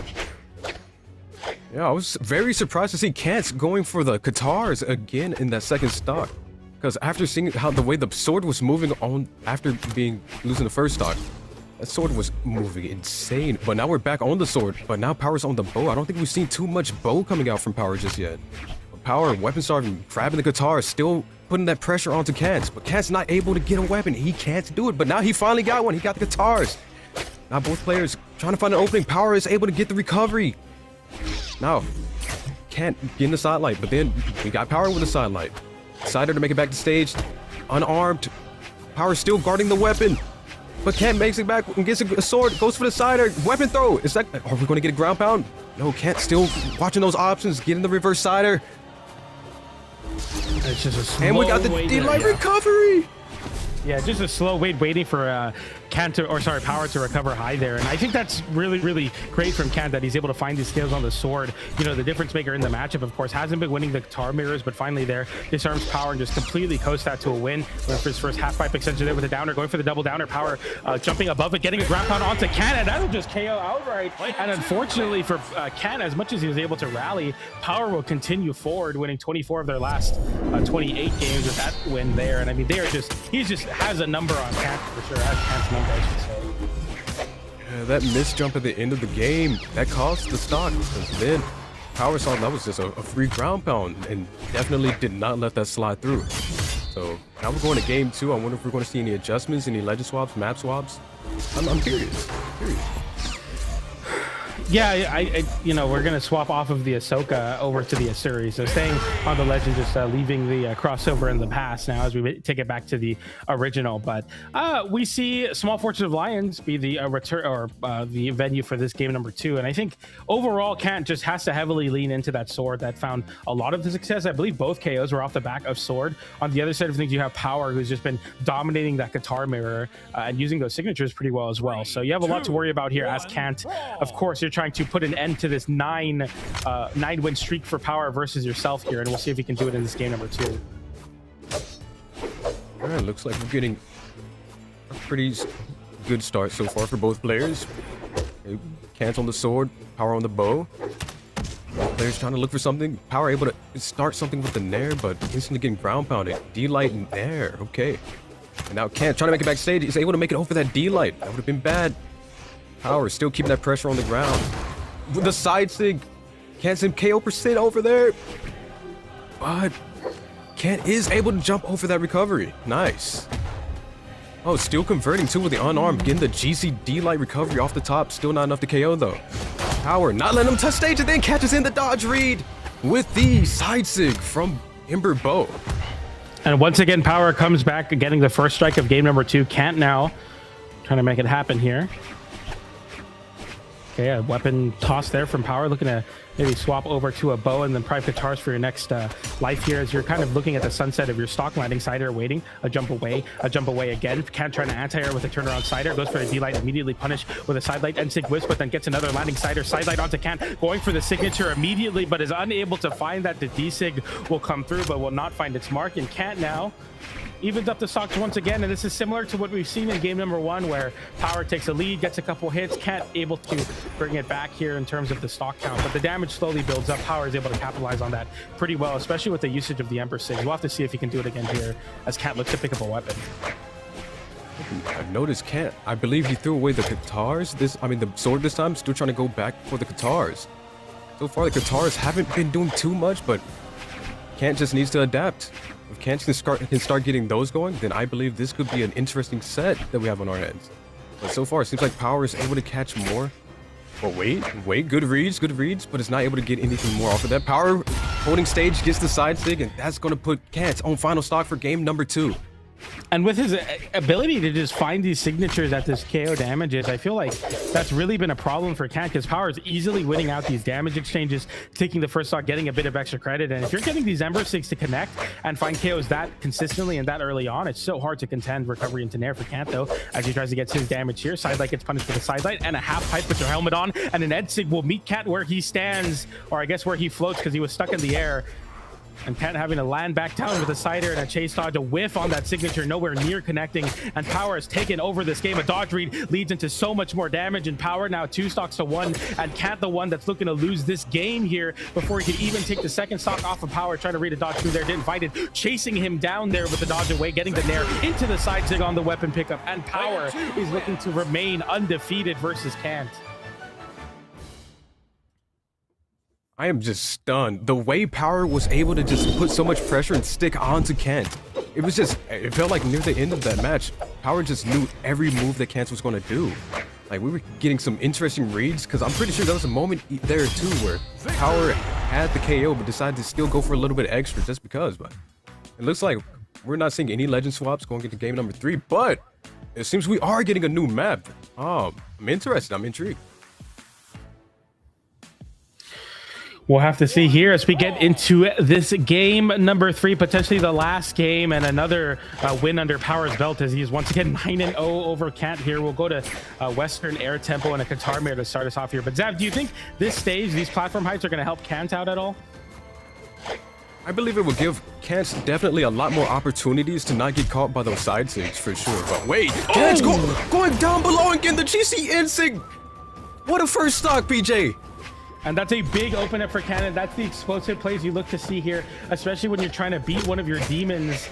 This is going to be very, very important that he capitalizes in a big way, gets it down to there on the Power. Power going to jump back with a bow online, landing a side air here and putting Kent back off stage, but he jumps back in. A dash jump there will catch Power in the air to air, and a little bit of a scramble towards the wall definitely favors the player with the guitars in hands, and especially one that has a stock lead. The ground pound coming in for Power. Kent trying to find a way to punish it. Will find a D-light and the recovery on Power getting stuck on that soft platform. A side light into side stick gets punished with a down air, and Kent now chasing forward here with that nair into the weapon toss. Power with the dodge barely, but the nair does send downward. Kent burning his chase dodge, but it doesn't even matter as he gets a side air and the chase dodge is back to victory. I should say burning his gravity counter. I thought he was looking to line up a N-sig, but he didn't even need a jump side air, closing out that stock, and Kent has taken over this game. He is not looking to stop anytime soon. The side stick swings from Power and it misses. A double downer. Kent waiting, doesn't even need it. A triple and a 3 stock for Kent as he answers back in emphatic fashion in game number 3. Wow, Kent's just there was nothing that Power could do that match apparently, because Kent was just so much pressure off stage with those guitars, showing us why Kent loves the Asuri pick. I see it now, I understand it now, and it seems like Kent might also understand Power. Let's see, because down 2, you need 2 games to win this set. Oh, woohoo! That is a big game win and a big chance and a big momentum build into getting a reverse 3-0 here. We see Power banning out Western Air Temple and then immediately banning out the other 2 biplat stages and saying, I do not want anything to do with any of those stages as we go over now into small worlds and no platforms to run to, no platforms to get caught on as well. But the lack of options go underneath the stage, and a longer wall will give you some time. But Power has found a lot of success off of, Qatar side sig, for example, on the Ember. And a stage like Small World's End will make it KO that much earlier. We'll have to see if Kent can keep up with that opportunity as he continues to look to hold forward here with these Qatars, and he's doing a pretty good job at doing so. Yeah, Kent's seemingly finding the download. Is getting so many conversions off of those Qatars now. But Power is still keeping it pretty close with the bow. Got the sidelight. Kent hovering in the air, touching the ground, grabbing the sword now. And we've seen the sword throughout this whole set. The sword from Kent has been absolutely phenomenal. But let's see if Kent's going to be able to take the lead. But Power with the sidelight in sig. Kent going high. Power also going high. Oh, and the GC is the GC side sig. Able to KO. So now we got Power in the lead in game number 4. Very important that he's able to find not only that follow-up off that sidelight into the N-sig. Doesn't KO, but Power, what he's so smart at doing, he jumps up high and forces Kent to burn options so that he's able to cover so much space with that GC side sig. Just the right option there, and could be a big opportunity for Power to really put an end on this set. You don't want Kent to run away with it, especially with that previous game on the guitars. A bit of a fastfall there with that nair, and now Power in a great spot to hold this wall towards Kent, getting the end light there, waiting, dodge up from Kent, not getting punished, shot down air, waiting, chase dodge backwards side light for Kent, getting a bit more damage, and he swaps over to the sword looking for a KO option. The recovery will not be it yet. A D-light side air towards the wall could work. Some signatures on the Asuri as well, but if you're going to look to find a D-light recovery, you're going to need to do it high in the air, or you're going to need to do a bit more damage. indeed. On this map, I believe we might be able to KO with recovery now, but already taking way too much damage. But can't finally able to find that D-Light recovery, making the stocks equal, but the damage definitely not. So definitely gonna have to do something amazing with these guitars here.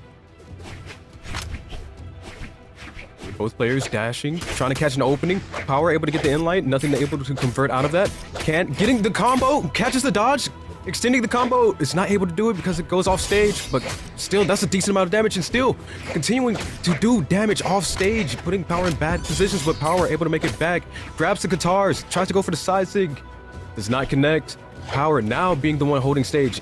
And this is a scary spot to be in if I'm Kent, because every time Power is holding stage, that side sig, that you just never know, but Power calling the bluff right there and going for the recovery is able to take the KO, leaving Kent possibly on the final stock. And this would be more of the same for a matchup like Power and Kent. If Power can get this win, Kent, you're going to try to make something happen here on these guitars. He goes for that deep down air, Power reversal with a side air. Kent in a bad spot with sweat beads, exclamation points coming out as well with the end light and the recovery as well. Side air, waiting. Kent going for that side light, getting immediately whiff punish, going for that signature. If that GC signature didn't come out from Kent and stalled him in place, he might have jumped right into the hands of Power's D-Sig. You have to be very careful about that. And down air coming out as well. Was really looking for anything. D-Light into recovery, not enough to KO. Chase dot, or not chase dot, sorry, sweat beads coming out for Kent, and is like trying to swat away Power at any opportunity, find a way to close out this stock with the thinnest of margins. But right now, Power's not giving him anything. Kent now putting on the pressure off stage, tries to go catch recovery up, but is not able to. Power with the GC D-Light trying to make it back to stage and get a little hit going on, but was not able to hit it. So now Kent was able to get the easy KO off the top. Now we got finals. We got Power on their last stock for this match, and Kent in deep red. Any sig from Ember would definitely do it, but Kent has to be able to avoid all these while still putting pressure and damage. Oh, we got side sig going the wrong way. Recovery coming in from Kent, and he gets a bit more damage for his troubles, but an air will continue those troubles. The weapon toss away. Kent now inviting the guitar mirror, and here it is, the down air here. Power having to jump, avoiding the side air, and whiff punishing with the recovery, and Power remains undefeated versus Kent. That's 10 sets in a row for Power where he has not lost to Kent, and today will not be it. Even after that game 3 domination on the guitar mirror for Kent, it just was not enough as Power moves forward in the bracket once again. Yeah, I mean, it definitely looked like Kent definitely preferred stages for the platform, because being able to recover high and make Power have to guess even more on the 50-50, just, it makes the difference. But since there was, Power knew that and also adjusted by making sure to keep those maps out of the rotation, we ended up going to a no plat map, and yeah, we saw the edge guard was elite. It was elite. Definitely was, and something that you can definitely look forward to potentially in the future, as you are unable to win here today. But of course, there's still opportunities to play in esports. There's going to be a lot of great community events, but also next weekend there's going to be that 2v2 space as well, and I'm sure Kent is going to be competing, because that is going to be a great opportunity to do so. However, that is going to be it for his run, as he falls at in top 16 through the elimination side of things. Salute to Kent, but Power will continue through here and power through the bracket. We continue on to our next match here, which, let me see if we know what match it's going to be. I know Sandwick told me, but who's listening to what Sandwick has to say? I have no idea who we're... Okay, we're going to be getting Ian versus Kaito. Okay, nice. Nice. All right, so it looks like Kaito 4-1 against Ian. I wonder if we're going to be able to see Ian take that to 4-2. Yeah, I mean, Ian's going to try to make that happen. In their most recent matchup, it was 3-1 in the favor of Kaito, which is at Brawlhalla 86. They did not play at Winter Championships. However, Ian did make a 5th place finish. That's why he's PR number 6 in South America, compared to the 9th place from Kaito, where a lot of players fell at 9th place that were very, very, common players in the top 8 of things, or at least having chances to do so. However, in terms of 2026, not very active. Besides the Winter Championships, where Ian got 5th, Kaito got 9th. So should be a close matchup. I don't think that the previous scoreline is going to prove much, especially because the last time they played was pre-dexterity changes. Ah, yeah, I'm interested to see how this one goes then. I'm sure the viewers are as well. Mm-hmm. I'm excited to see what legend picks we get for this. Now, Ian, I'm gonna be honest, is a player I'm not too familiar with, but I did go to BCX last year, and seeing Ian on main stage was insane. I had a great time watching Ian play, and ever since that day I've started to recognize. So I'm very excited to be able to cast a set with Ian. So that's nice. It looks like we got a Cassian and a Suri. Okay. I was gonna say Ian. I feel like I know for his Suri or his Sword Legends, and then on the other side of things, Kaito. I think somebody who is very, very strong in the with the Cassidy here. So although Ian did outplace Kaito in the last time in last tournament, Kaito still having the set advantage. I'm looking through this bracket here and trying to see where exactly Kaito was in the bracket for the previous one. I wanted to see who he had to play against. But nonetheless, we're going to be getting into our match between Kaito and Ian here as we start with game number 1 on Demon Island. I'm always curious about Cassie players. I feel like Cassie players at high level just have a different type of game sense compared to the normal person. Like, I'm very excited to see what we're going to witness. I feel like Cassidy players, they're either like a hammer only D-Light NSIG Cassidy, or they're a Cassidy player that denies that fact and tries playing blasters, loses, and then realizes they should be D-Light NSIGing more, and then they start winning. So we'll see that here as Kaito's already losing the damage exchange here on the blasters, and we'll see him swap over to a hammer, probably looking for D-Light NSIG if I had to guess. Ian still putting on the pressure, now has stage advantage. Kaito in deep red. Ian still pressuring, knocking him back off stage with a sidelight, but able to make it back to stage. Whoa, Nair into chase dodge recovery, reversing Ian, putting him into the disadvantage. But GC D-Light right in front of Ian, no. Ian able to capitalize off of that with a GC D-Light and just doing the recovery. That's stock. Ian in the lead.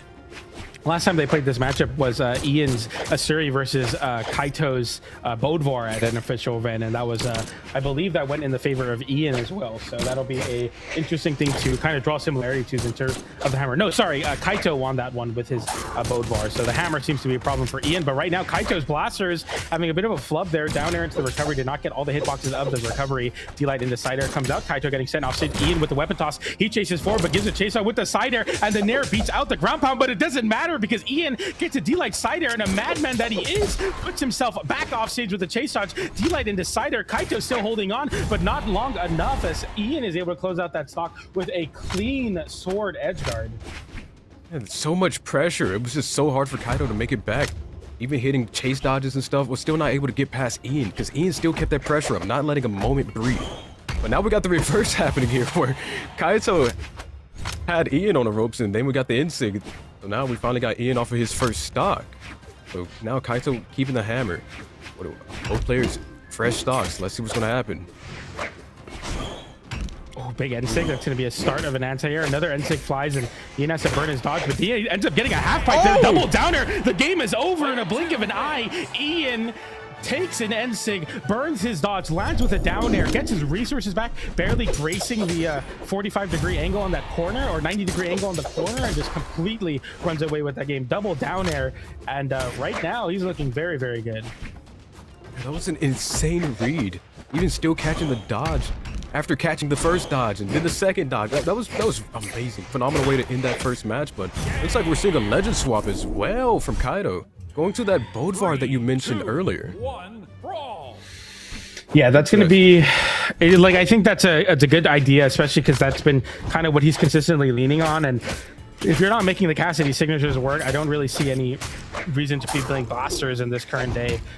We'll see Kaito struggle to respond versus Ian, and I have seen a lot of that signature this weekend, and they have not hit at all this entire tournament between regions. So I'm interested to see if those Bodvar 6 will continue to fly. D-Light into side air, Kaito in a bad spot. Ian not letting up GCN Light, and he almost zeros to KOs him. He takes a bit of damage on the hammer, from the hammer I should say, but even then Ian looks like a man possessed, nowhere near you know, a 4-1 scoreline in favor of Kaito right now. It looks like Ian is just completely dominating side air there. Kaito in a bad spot, has to wait for a late recovery. Sweat beats come out. Ian still getting in there, and Kaito still forced off stage, has to land back down with a side light, but ends up getting hit with a recovery anyway. Side light, D-light waiting for a recovery there, didn't find a weapon toss off the Nair. I mean, Ian is putting on a show right now. Kaito is scrambling to get any sort of rebuttal, because every time he even gets a hit in on Ian, Ian's hitting buttons again and getting his advantage take going once again. That's a big pickup there. GCD light into down air, and I can't even stop talking because Ian keeps hitting him. Ooh, that was a scary ground pound. Almost was able to get that stock off of Ian, but Ian's still going very strong with his first stock. Kaito in red. Is that going to be enough? The recovery not enough, but still waits in the air just to hit the Nair. Boom. Now we're on final stock for Kaito here in game number 2. I am shocked. Ian looking nowhere like a player that's lost to this guy before. It looks like he's had his number before the set even started. Landing side air there. Kaito trying to reversal there, does get so with a end light, then going off stage with a GCD light into side air to close out that, and definitely not over yet. We've seen what hammers can do. All tournament long cross regions as well. We'll see a pickup of the sword, landing side air. Kaito getting sent away a little bit here. Ian trying to inch forward, side light waiting, D light into down air, waiting again, going for that jump Nair, doesn't get it, but gets a D light into down air, and Kaito having to land back onto the stage with a side air, then goes for a GCD light, getting punished dearly as Ian gets another D light side air, and the game is over in a 2-stock once again, and Ian looks completely unstoppable right now. I am flabbergasted. You said the record was what? It's 1-4 in favor of Kaito, 2-6 in game. So Ian has already doubled the amount of games he's beaten Kaito in tournament, which is crazy because Ian is PR number 6, Kaito is PR number 12. So this is a player that is punching above his weight class in this matchup specifically, especially with a 3-1 at Brawlhalla 86, which happened a little bit last year before BCX. So this is quite an interesting development. Yeah, I mean, it's like I was noticing Ian was able to catch a lot of those reverse down airs on the guitars, extending so many combos, was able to just get so much off stage as well. And that is surprising into like a hammer matchup too. So I'm curious, how is Kaito going to adjust here? What maps are we banning? What legends are we picking? Looks like we're sticking to the Bodvar, which I thought the Bodvar is a great idea. Definitely a lot more consistent than the Cassidy, I believe. But looks like we're going to the same map. We're going same legends. I mean, hey, game. Let's get it. Let's get it. Game number 3. All right, here we go. We go into this. I'm just like, I don't even know what to say. I mean, it's hardly ever do you see this happen where a player loses versus someone so much and then is able to just do this. I mean, this is just looking nowhere like their previous sets against each other. I'm not sure what you do as Kaito. Yeah, we just gotta adjust, gotta adapt really quick too, because if Kaito doesn't adapt, this might be the last game. But so far, able to get some decent damage. Both players going back and forth. Recoveries after recoveries. Ian playing behind just a little bit. Kaito with a nice side air, throwing him off stage. He able to get the stage control. Great ground pound catching that dodge. That was an early dodge. First stock goes to Kaito.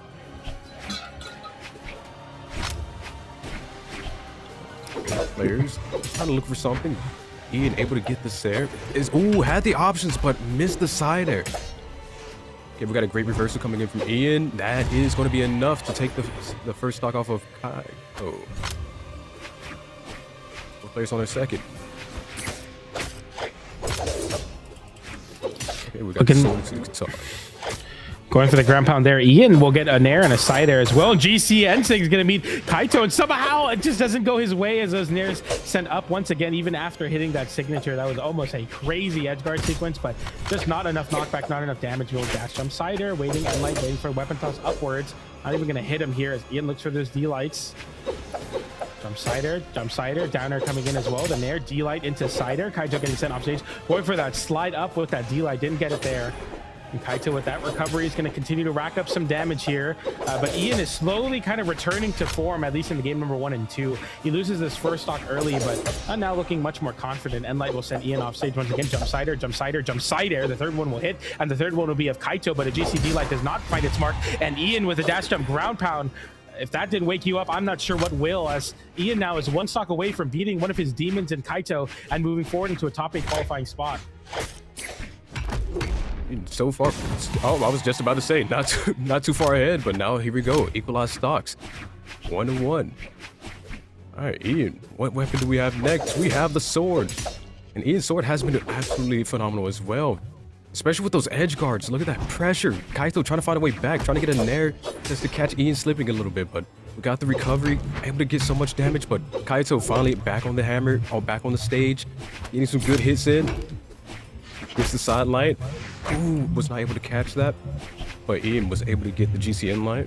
Now we both reset to neutral. Got the side air into the... We got the full conversion there with the recovery as well. Another recovery. Ian missing. Oh, that's the read. Ah, did not extend it. Decided to go for the recovery early. Sidelight will usher Kaito off stage. Another sidelight there.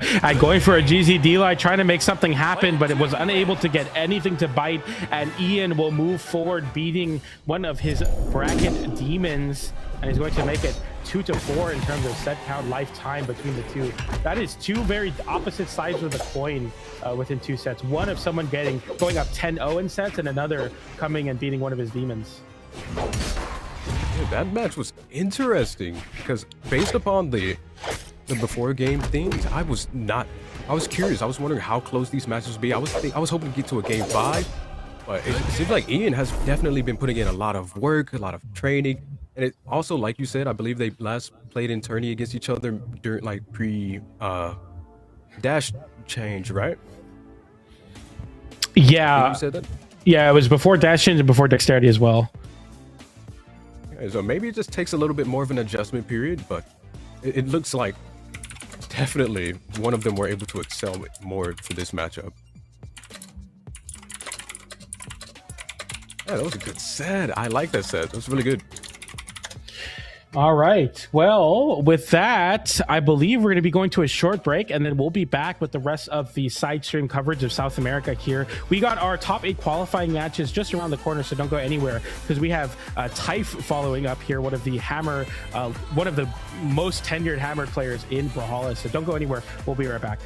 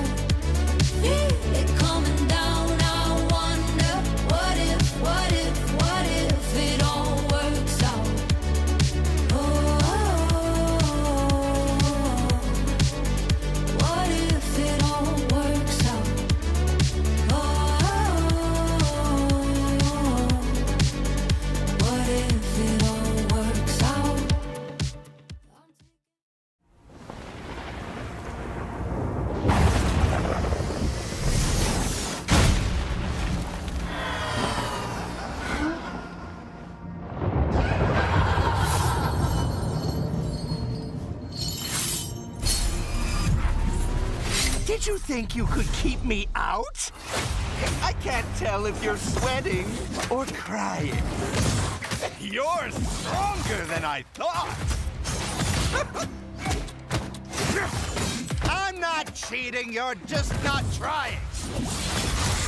You're so predictable. I'm Loki, and you're who again? Lord something? Very good, legend.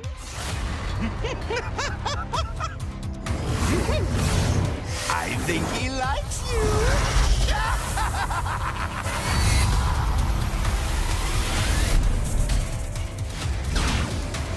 I'm finally here. Or am I? Welcome to Brawlhalla.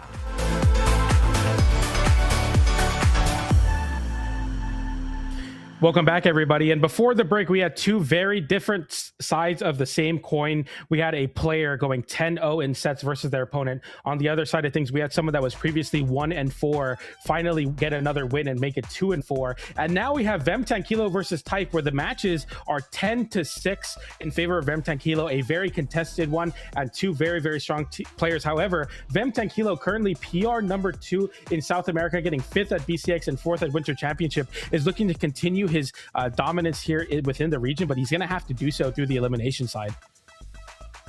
And it looks like they're getting right into it. No, we're getting straight into it. So now we're going to Demon Island. We got Cassidy versus Rayman. Now, when it comes to the Cassidy, I feel like Type is definitely the player I think about first. So I'm very excited, but it seems like, whoa, we're getting a strong start coming in from Vim with the gauntlets. Type has he is one of the most played hammer players in the history of Brawlhalla. He has multiple 100 level legends that could be level 300, for example, on hammer. So Type is somebody that you look for to get really, really strong placements on his hammer. On the other side of things, you have Cats here. And just to remind you, Type is your summer championship winner in South America in 2025. So you're looking down two players that have been at the highest of levels within their own region. Of course, we had Vmankilo winning Karateta as well, number 4 in Rio de Janeiro. You'll see this now as Vmankilo puts on a show on the gauntlets, and no matter how good you are at Brawlhalla, there are levels to Brawlhalla, and you'll see that here as Vmankilo is completely running through Type. Type trying to find some insigs, trying to find an answer to these gauntlets. These gauntlets are absolutely merciless.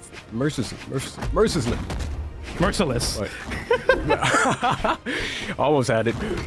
But talking about almost had it, looks like Vim almost has this stock in the bag. We've got the GCD line to the recovery. I've still not able to KO with that. Still putting pressure, but those gauntlets are just still going in. We got the disarm, we got the edge guard, the Sair missing. It's insane that you're trying to catch a landing. He's already looking to lose his second stock, and you barely disarmed the first gauntlets on Vmankilo. Now, as he cycles over to another pair, he's going to look to make the axe happen. And to remind everybody, he found his fame with Priya winning max mode last year. Now he's swapping over to the Petra, getting 5th at BCX and winning Karateta, and now playing this Rayman pick. A pick we don't really get to see a lot in 1v1s. We mostly see Dalsim in 2v2s. We see Bunny in North America, for example, getting a lot of success. But right now, it looks like this is the pick for him, wanting to swap off the orb after the nerfs. Decider will land for Type here as he has chances to try to come back in this game. I think they're going to have to be off the back on his hammer, the hammer that everyone knows him for. Indeed. Vim absolutely going in with the gauntlet still once more on this Rayman pick. A lot of playing. Type has to do a lot to bring this match back. We've got the edge guard. Type able to make it back. Both players dashing, trying to find an opening. We got the down air. That's going to disrupt it. But not too much heavy hitting going on just yet. But wait, we got a read there. Was not able to convert it. More stomp stairs. Seems like they're both just trying to find a big moment. Not too many little hits going in just now. But wait, the recovery. Now Type unarmed. Vim with the axe in hand. Acer could do it. But Acer coming in from Type, going for the ground pound, just trying to get the stock, but goes for the insect. That is not enough to KO just yet. But another one, that will be enough. So now we're down to even stocks, but definitely not even damage. You know what I love about Typh is that he's willing to show that he plays Cassidy for the hammer. There's no need to even mess around on these blasters, because right now he knows that the hammer is going to be his key to success in coming back versus Vem, but that end light will put an end to that and lock the door shut as Vmankilo takes game number 1. All right, so it seems like Typh is definitely going to have to find a way to adjust to the pressure of those gauntlets, because those gauntlets were just sticky like glue. If Typh can find a way to win more in neutral and just get some more heavy hits in, I believe we could be seeing a different match in game number 2. So just a little bit of reference here on a player like Typh. He's coming in with 1,214 hours on hammer alone. Once again, he is a hammer specialist. He has 3.58 million XP on Bodvar, but on the other side of things, his blasters are his 4th most played with 562 hours. So this is a player who has thousands of hours of experience with both of these weapons, and we'll see this now as the blasters continue to put on a show versus Vmankilo. I always want to give Typh his flowers because he is low-key like one of the most historically interesting players in Brawlhalla with just this many raw hours on a singular weapon. You'll see Vmankilo trying his best to inch in versus these blasters. The downers will not connect. Typh won't get his weapon toss either, but he has a slight, or he's at least keeping the damage a little bit more even than the previous game. That's an immediate disarm on the side of the Rayman as you are lower in the dexterity, at least not high dexterity. At that, D-Light and Decider will send Vmankilo off stage once again, and we go to Typh having a very confident start here. That's going to be a signature. No weapon toss connection, but still a great spot to be in. Recovery does not connect, avoiding that side air though, so you don't even get punished for your mistake. Typh opting to stay on the blasters. Oh, well, never mind. We're going back to the hammer. And the hammer has been putting in a lot of work at this stock so far. So let's see. And we got the reverse insig that is able to KO off the top, leading Typh into the lead. So now, we got Vim unarmed right now. Going for the side stick with the axe, is able to throw Typh off stage and gets the recovery off the top that is able to KO. We're back to even. And we'll see this now. Okay. Yeah, I was just going to say, like, it feels like I lost my train of thought completely. You can go ahead. I completely lost. Oh, wait. Well, maybe Typh lost his train of thought too because he's in a bad spot right now. 2 down 6 connect there, and he goes for a GC. The Nair does make him back to the stage. Somehow me and Typh connected on the same brain cell. Both lost our train of thought, but we both picked it up, and he picks up that 3-piece. D-Light side air off that extension on the recovery, and Typh now looking down Vmankilo stock with the chance to just go up 2 stocks to 1 very cleanly here. Yeah, man, the insig to KO. It seems like we're going to see a lot of that insig this set, for sure. Very good anti-air, and also just really good at KOing in bad spots as well. Oh, we got the inlight into the side sig. That's a Cassidy. Oh, wait. Okay, we got the Nair, able to disrupt that. Thought we were going to get a little bit more going off. Try to go for the GC sidelight read going to the left, but it's not able to get it. Typh going for a raw side sig, trying to catch a landing. And we did catch a stomp there into the down air. Typh so far looking really nice this match, but still not too far ahead. But oh, that was. We're making it back to stage. Weapon throw to disrupt. Side sig. That's not going to connect. Weapon throw. Exhausting option. Exhausted recovery makes it back on stage. Nice. And then we got the unarmed. Wait, no. Haymaker, yeah, Ensig there. We're going to see another signature fly, and that Halasa will find its mark once again. And Typh leans into the Cassidy pick, does not swap, and gets it done there. That's going to be your Summer 2025 champion, looking to take out the 5th place finisher at BCX. The highest placing South American in the 1v1 space in BCX. We'll see this now as we get into game number 3 back on Demon Island. The South Americans have a home, and the home is Demon Island. They like the no platforms. Either they're really crazy on like tri-plats or they like the no plats, and we'll see this here on Demon Island. 3, 2, 1, and yeah, I mean, Typh responds very, very confidently here now, and we'll see if Vmankilo can make something shake here on this run back of game 3. These two are playing at such a high level that I am mesmerized, especially seeing all the options they go for unarmed. Oh wait, we got the D-Sig into the side air. Is that going to be enough? Going for the recovery off the wall. Bringing Typh closer, but still going for the pressure with the down air. Typh trying to get a reversal there with that down air unarmed. If that would have hit, that would have been very bad. But wait. Okay, no, Typh makes it back to stage. And is able to get a stomp into the down air. Ooh, nice combo from Typh coming in. Are we going to be able to equalize the damage soon? Looks like we got it. Oh, ooh, the recovery into the stop, into the Sair. Game is looking very even now, but now we're on the blasters and the GC instinct catching Vim going back to stage. That will be the first stock going to Type. Yeah, and Type once again showing his confidence on a pick like Cassidy. Sidelight getting sent off stage is Vmankilo, who's stuck on the wall right now. Dashing forward is Type getting a side stick. We'll check the dash, D-Light into Cider again, and now we're at that damage where things get a little bit tricky here, trying to cover the immediate recovery back to stage with that turnaround. Instinct did not find a GC side stick, and Vmankilo is trying to make something happen, but nothing is really sticking as a GC side stick punishes Vmankilo once again, and now he's scouring for a KO. The Gauntlet's online, looking for the recovery there, didn't find it. Side stick coming in, recovery does close out that stock, so Vmankilo will equalize the stock count, but man, it is looking close.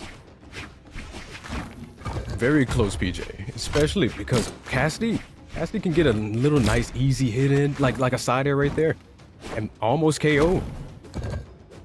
Wait, okay. Hype returning back to stage, grabbing that hammer, but Vim aggressing very strongly. But the Insig, how many times have we seen that Insig KO, PJ? I mean, that's, you know what, dude, Sav, that's exactly why you're playing Cassidy, man. I'm telling you, like, we've seen it KO. I think that's either 3 or 4 now in the set. So that's going to be, like, of the 6 sets, or sorry, the, 5 stocks you've taken so far, 4 or 3 of them have been from that N-Sig. So it's a lot, man. It's what you're leaning into for sure. Ooh, great GC sideline to the recovery, equalizing the game. Yeah, for sure. And we see that immediately as we give flowers to Type and that N-Sig. We see Vmankilo completely blow open a stock with those gauntlets.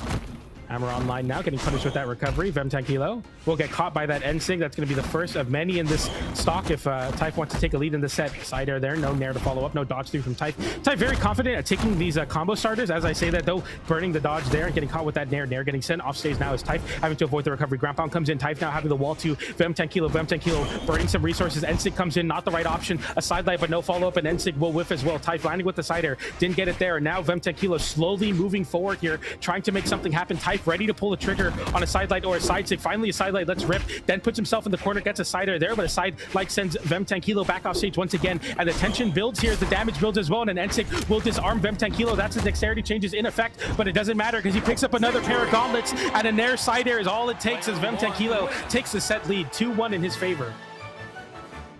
Win a game 4. Oh, these two are so back and forth with each other that I can never predict who's going to win it. Yeah, I mean, it's so hard to really say. I mean, especially with how quickly Type had a lead early on, and then Vmankilo took basically 2 unanswered stocks. Type didn't really have any options in that last stock, even hitting that N-Sig to disarm. Vmankilo is outputting insane amounts of damage on these gauntlets. All right, game number 4 going back to Demon Island. Looks like we're seeing no swaps, so let's get right back to it. Hey, first off, starting off, we got Type on the blasters, Vim with the axe. Both players trying to find an opening. Able to catch a down air. And then resetting the neutral. Just getting a nice little hit in just to let him know that he can do that. But then we got the axe going for the ground pound, trying to catch a read. But it's still putting the pressure off stage. Oh, trying to go for the ground pound, but then the nair was able to interrupt. Weapon throw does not hit. Both players resetting back on stage, trying to find an opening. Oh, I love that punish on that N-Light. He dashes all the way through, turnaround D-Light into side air. He gets another one there as well, and Type on this hammer is looking very solid into the heavy weapon mirror here. Side light into Nair comes in, that landing side air for Vmankilo as he swaps over to a pair of gauntlets and looks to close it out there. Does get it with the GC side light, baits the dodge in, gets the recovery. Vmankilo answers back emphatically as Type gets a bit of a rally in that last part of that first stock, but unable to do much. Nair to GC N-Light as well. Type with the blasters online, looking to create some space for teammate, and will do so with the D-Light. Does not get, maybe a misinput there, getting a signature instead of potentially one of those dash jump recoveries that confirm, or a jump side air. We'll see this now where Vem just having this extra credit and having this these gauntlets to work for can definitely try to find a way to trade a stock off stage. You have to be so careful as Type here will swap to a hammer for some security. Yeah, we have Vim taking Type off stage, but was not able to get that ground pound to take the stock. But GC side sig, holding it a little bit to get that. The other variant was able to get the recovery coming back to stage to KO. Type own what I believe is tourney stock. Am I right? Yeah, this would be tourney stock. Vmankilo up 2 stocks to 1. And right now, Vmankilo, I mean, this is a player that might not have as much time playing the game. Type has half of the hours that Vmankilo has total on Hammer alone, but right now it doesn't look like that time and that experience means much to Vmankilo, as he's the 5th place finisher at BCX, and he looks to not end his top 8 streak here. Down air into Nair, into the recovery off the weapon toss, and a 3 stocks comes in, and Vmankilo says, you are a thing of the past. I am the now. I am PR number 2, and I will fight for my place in top 8. And Vmankilo does just that, moving forward in the bracket. What a finisher. Like, that was a little bit of everything that Type just got hit with to end that. But hey, it looks like we're seeing Vmankilo advancing. Wow. I'm stunned. That was a crazy way to finish that. I didn't really feel like that's how game 5 would have went. I expected to see a lot closer, but we see the damage here, 579 delta, 152. That's 52% of accuracy and 63 hits. Vmankilo hit more hits than Type throughout that game. So that's going to be a very big indicator that it is a complete one-way game for sure. And 100% accuracy on those SIGs coming in from Vim. Insane. Making every one of them count. Yeah, and that's exactly what you're going to need in order to beat somebody of Type's caliber, one of the most tenured Hammer players in all of Brawlhalla. As we look at Vmankilo and Type, which previously at officials were 3-3, and now the favor going to the side of Vmankilo, if I'm not mistaken.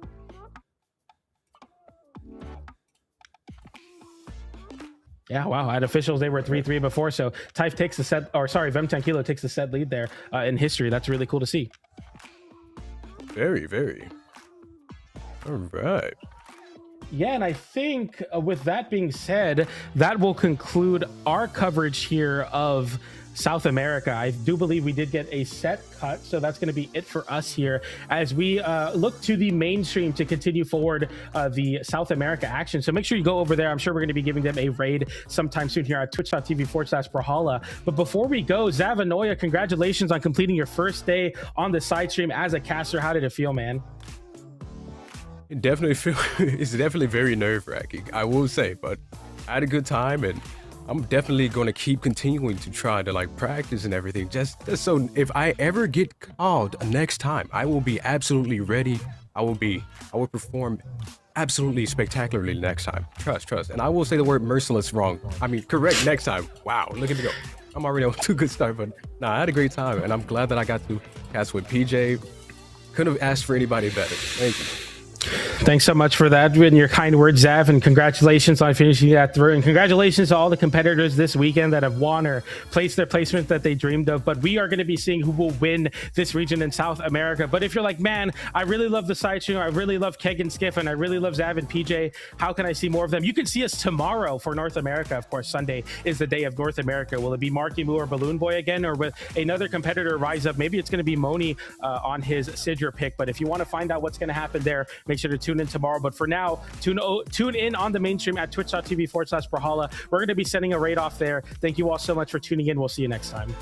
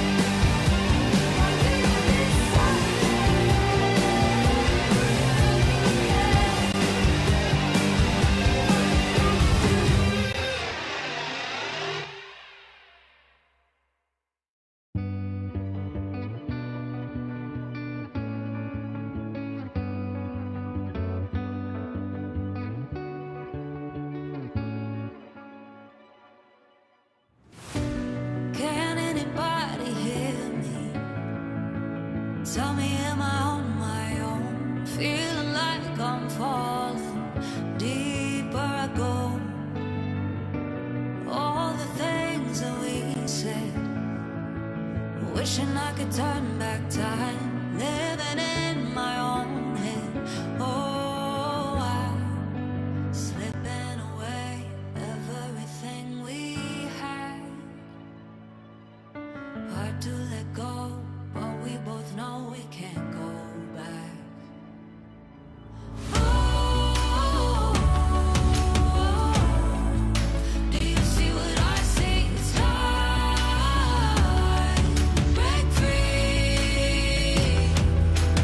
Ashes to dust, all that remains. What's left of us and all our mistakes. Oh, do you see? Oh,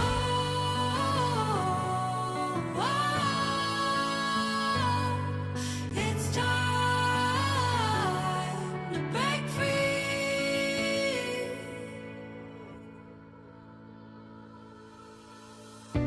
We're burning out, getting so tired.